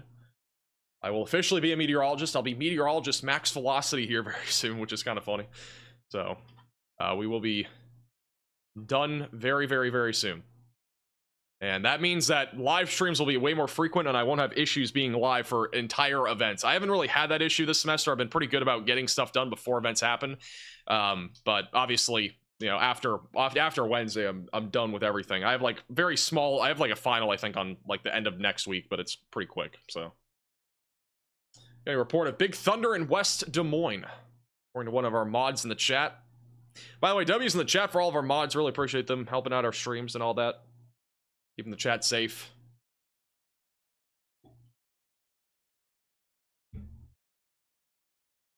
They're gonna work on a news station. We're doing YouTube. We reach in some cases more people than a news station does for these weather coverages. I don't know if you guys realize that, but like we average 15 to 20, like even today's stream, we had 15 to 20,000 people watching at any given time. We are reaching more people than news stations, which I'm not saying news stations are bad or anything. I think they're great. Like they really do a great job of local coverage. But I mean, when you think about it, the amount of people that we're reaching just on YouTube is unbelievable. So And huge shout out to anybody that shares these streams or, you know, just likes the stream in general. It does help get this out to more people. And thank you guys all for being subscribed to the channel. We reach a lot of people with these live streams. We've been live again since the very beginning of this outbreak, which I would honestly say that this is at least a small scale tornado outbreak that happened. So thank you, Dylan, for becoming a member. Thank you, Dave, for the super chat. You should commemorate the degree with some merch for us. What do you guys think for graduation merch? I don't know what we would actually do for that. It might not be a bad idea, though. I feel like that'd be kind of cool.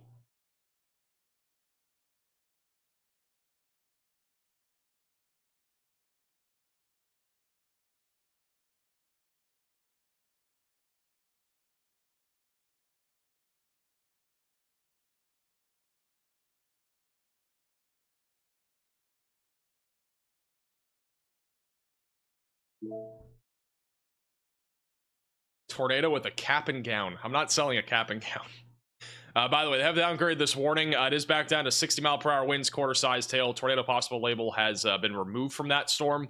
The Winterset storm still has a tornado possible label. We still have rotation right now going towards Winterset, so still a potential tornado risk here as this storm continues to move to the east.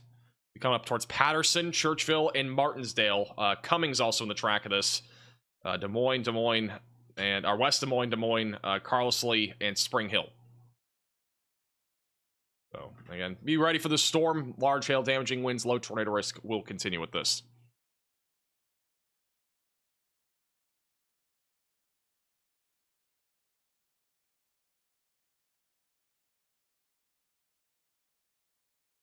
University of Max Velocity. I need the 2025 ring.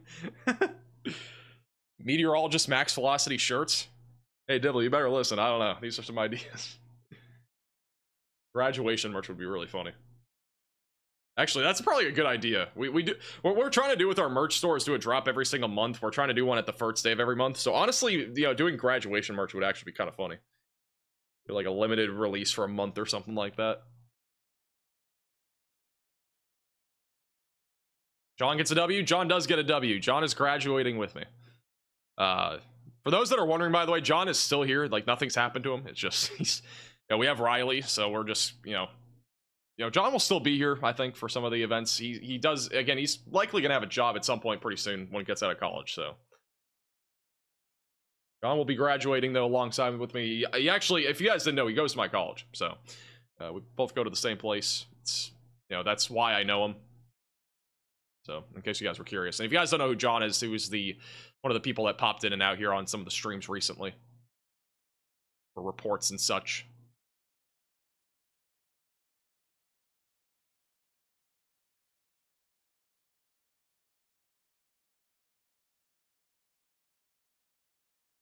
It's supposed to get pretty warm tomorrow afternoon where I am in Wisconsin.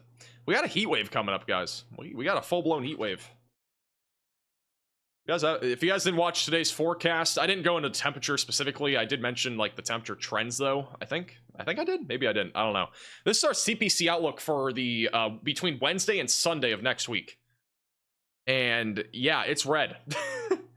it's hot. The hot weather's coming. Spring is in full force now. It's gonna be warm. And unfortunately, we got excessive rainfall coming right back on Saturday. Texas all the way back through the St. Louis area. Here are your temperatures for tomorrow, in case anybody's curious. And yeah, we're going to be up near 80 degrees in southern Wisconsin tomorrow. That could be record-breaking territory. I'm not sure. But even down into the southern plains and southeast Gulf Coast, all of you guys in the mid to upper 80s tomorrow, even some low 90s. It's going to be warm. Hey, David, for the super chat, more radar trucks being out there sounds nice. I think so, too. I think it'll be a good idea. It's not cheap, but it would be a really good idea if we were able to somehow get a radar truck out there. And honestly, if we can fuel that through a nonprofit, that'd be perfect. I think, you know, I think there's a lot of potential with having radar trucks out there. Like, we would have again, a big increase of being able to basically... I should say decrease in the amount of tornado warnings that get issued if they're unnecessary. I feel like the ones that are necessary, we'd have a better shot of actually warning properly. So I think it'd be a big deal.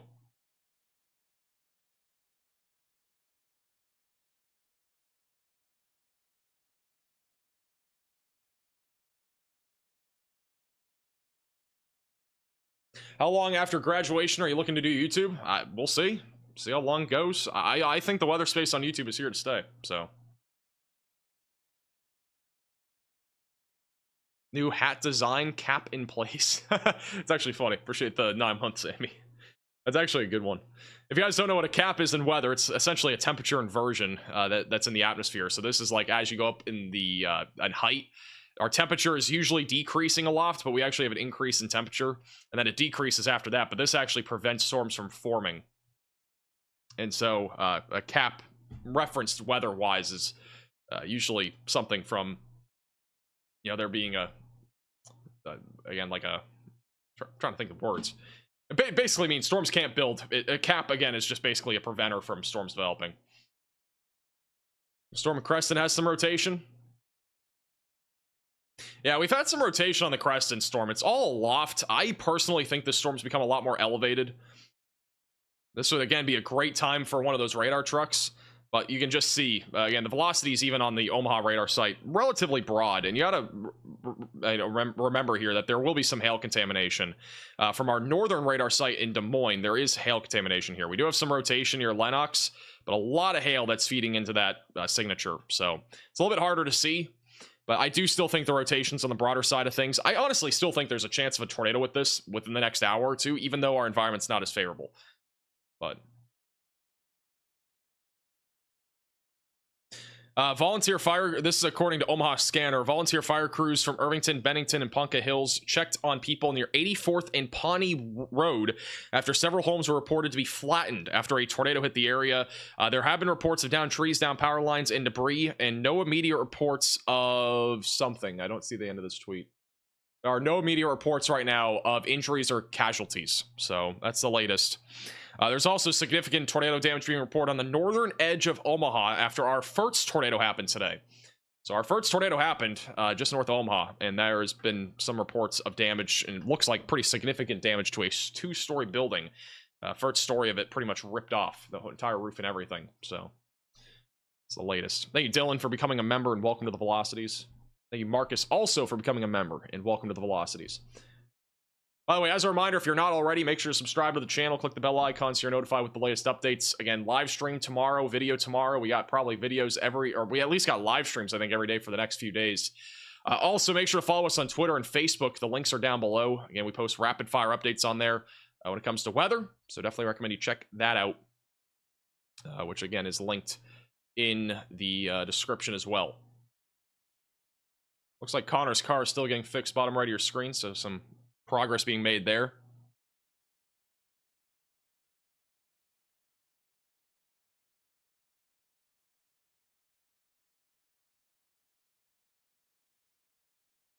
Up all night, sleep all day. Some people are like that. Nothing wrong with that. You know, when I'm done college, I'm going back to this crazy schedule of going to bed at like 4 a.m. I like recently I've had to go to bed at like 11 so I can make a video at 7. But we're gonna go back to that night grind. We're gonna go right back to the grind of going to bed at night. Thank you, Hope, for becoming a member. Welcome to the Velocities. Also, thank you, Morgan, for becoming a member.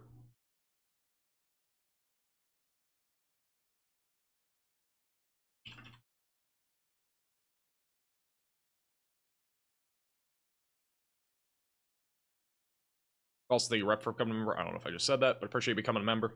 What happened to Connor's car? Connor hit a deer tonight, so. But it sounds like, again, his car, I think, is okay. I'm not 100% sure. I'm not listening in, but you could probably... I don't know if he's still alive or not, but... You know, it sounded like he was fine. His car was still drivable. I'm guessing they're just doing some fixes. Because, I mean, again, there's another day of severe weather ahead tomorrow. You know, all the storm chasers are going to be going down to the south, would be my guess. Tomorrow's threat of severe weather stretches again from Oklahoma and Texas all the way back through the Great Lakes. It's a huge area. So we're going to have another day of severe weather, and I would have guessed that most chasers are going down here. This is where our best chance, I would say, of a tornado will exist, in addition to large hail and damaging winds. So it'll definitely be an active day, I think, down here.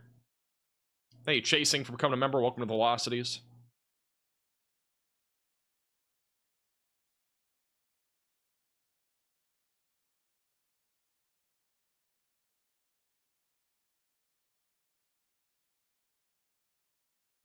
Dominator 1, 2, and 3 are built like driving turtles. I mean, I guess, man.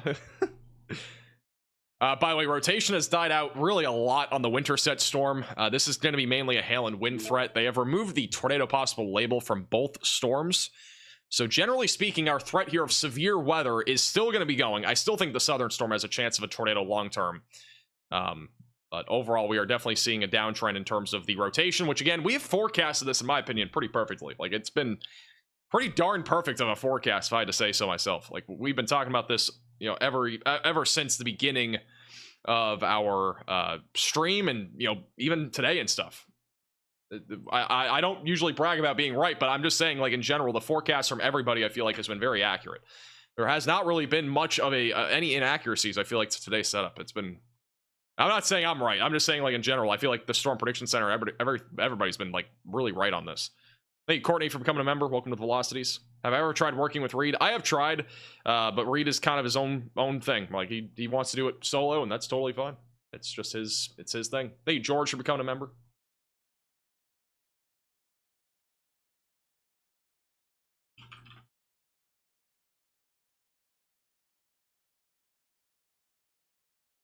Is Riley full-time? Riley is fully working for me, yes. And again, I would be honest, like, I thought Riley did perfect today. Like, I wouldn't have asked him anything else. I think Riley's gonna be a big addition, and he already has been. He does a lot of behind-the-scenes stuff too. He's not just on stream. Like, he's doing a lot of behind-the-scenes stuff. He has a huge role here too. Like, I mean, I don't have any other employees. All right, this is like my main one. So, yeah, it's pretty exciting. I'm pretty excited for the future.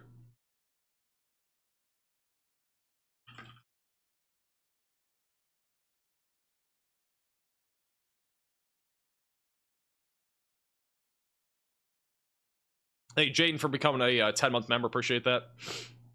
Anybody know who hit the turkey? That was Jordan Hall. Jordan Hall hit the turkey. Thank you, Jeremy, also for becoming a member. Appreciate you guys all becoming members, by the way, if anybody has. Really do appreciate you guys a lot. Helps us to be able to do what we do here on this channel. Will I be live tomorrow? I will be live tomorrow. I wouldn't say I'm 100% live, but like 90% chance I'm live, unless something crazy happens. This is the first stream with Riley. Yes.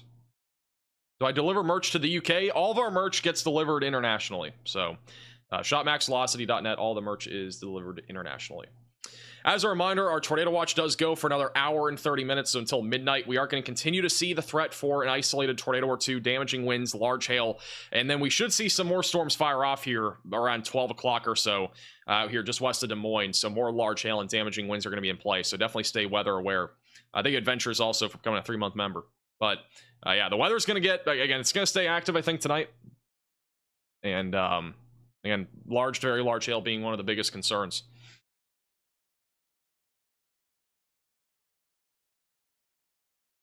Velocities continue to stay at least somewhat broad back over near Creston. The radar site coming from Des Moines still shows a stronger area of rotation. I'm still convinced that even though we have a hook and still an inflow, I'm still convinced that it is still a storm that is producing more of a threat for hail and wind rather than a tornado. Velocities at the other radar site in Omaha, still on the broader side of things, but continue to stay weather aware and stay indoors and away from windows, obviously, if you're in this warning. I don't know why anybody would be outdoors right now at 10:24 p.m., but you never know. So,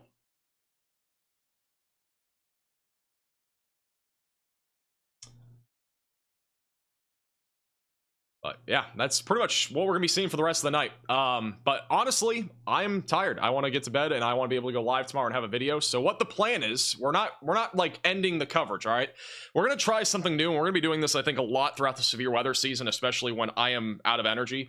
We are actually gonna go ahead and go to Riley Dibble. He's gonna be doing some coverage, and he'll also be going over some of the overlay stuff that we're gonna be doing here soon. We're gonna be basically recreating our overlays here on this channel, so you'll be able to see kind of some of the sneak peeks of that. But Riley's going to continue coverage, and if you want to get to learn more about him or whatever it might be, definitely recommend you go check him out.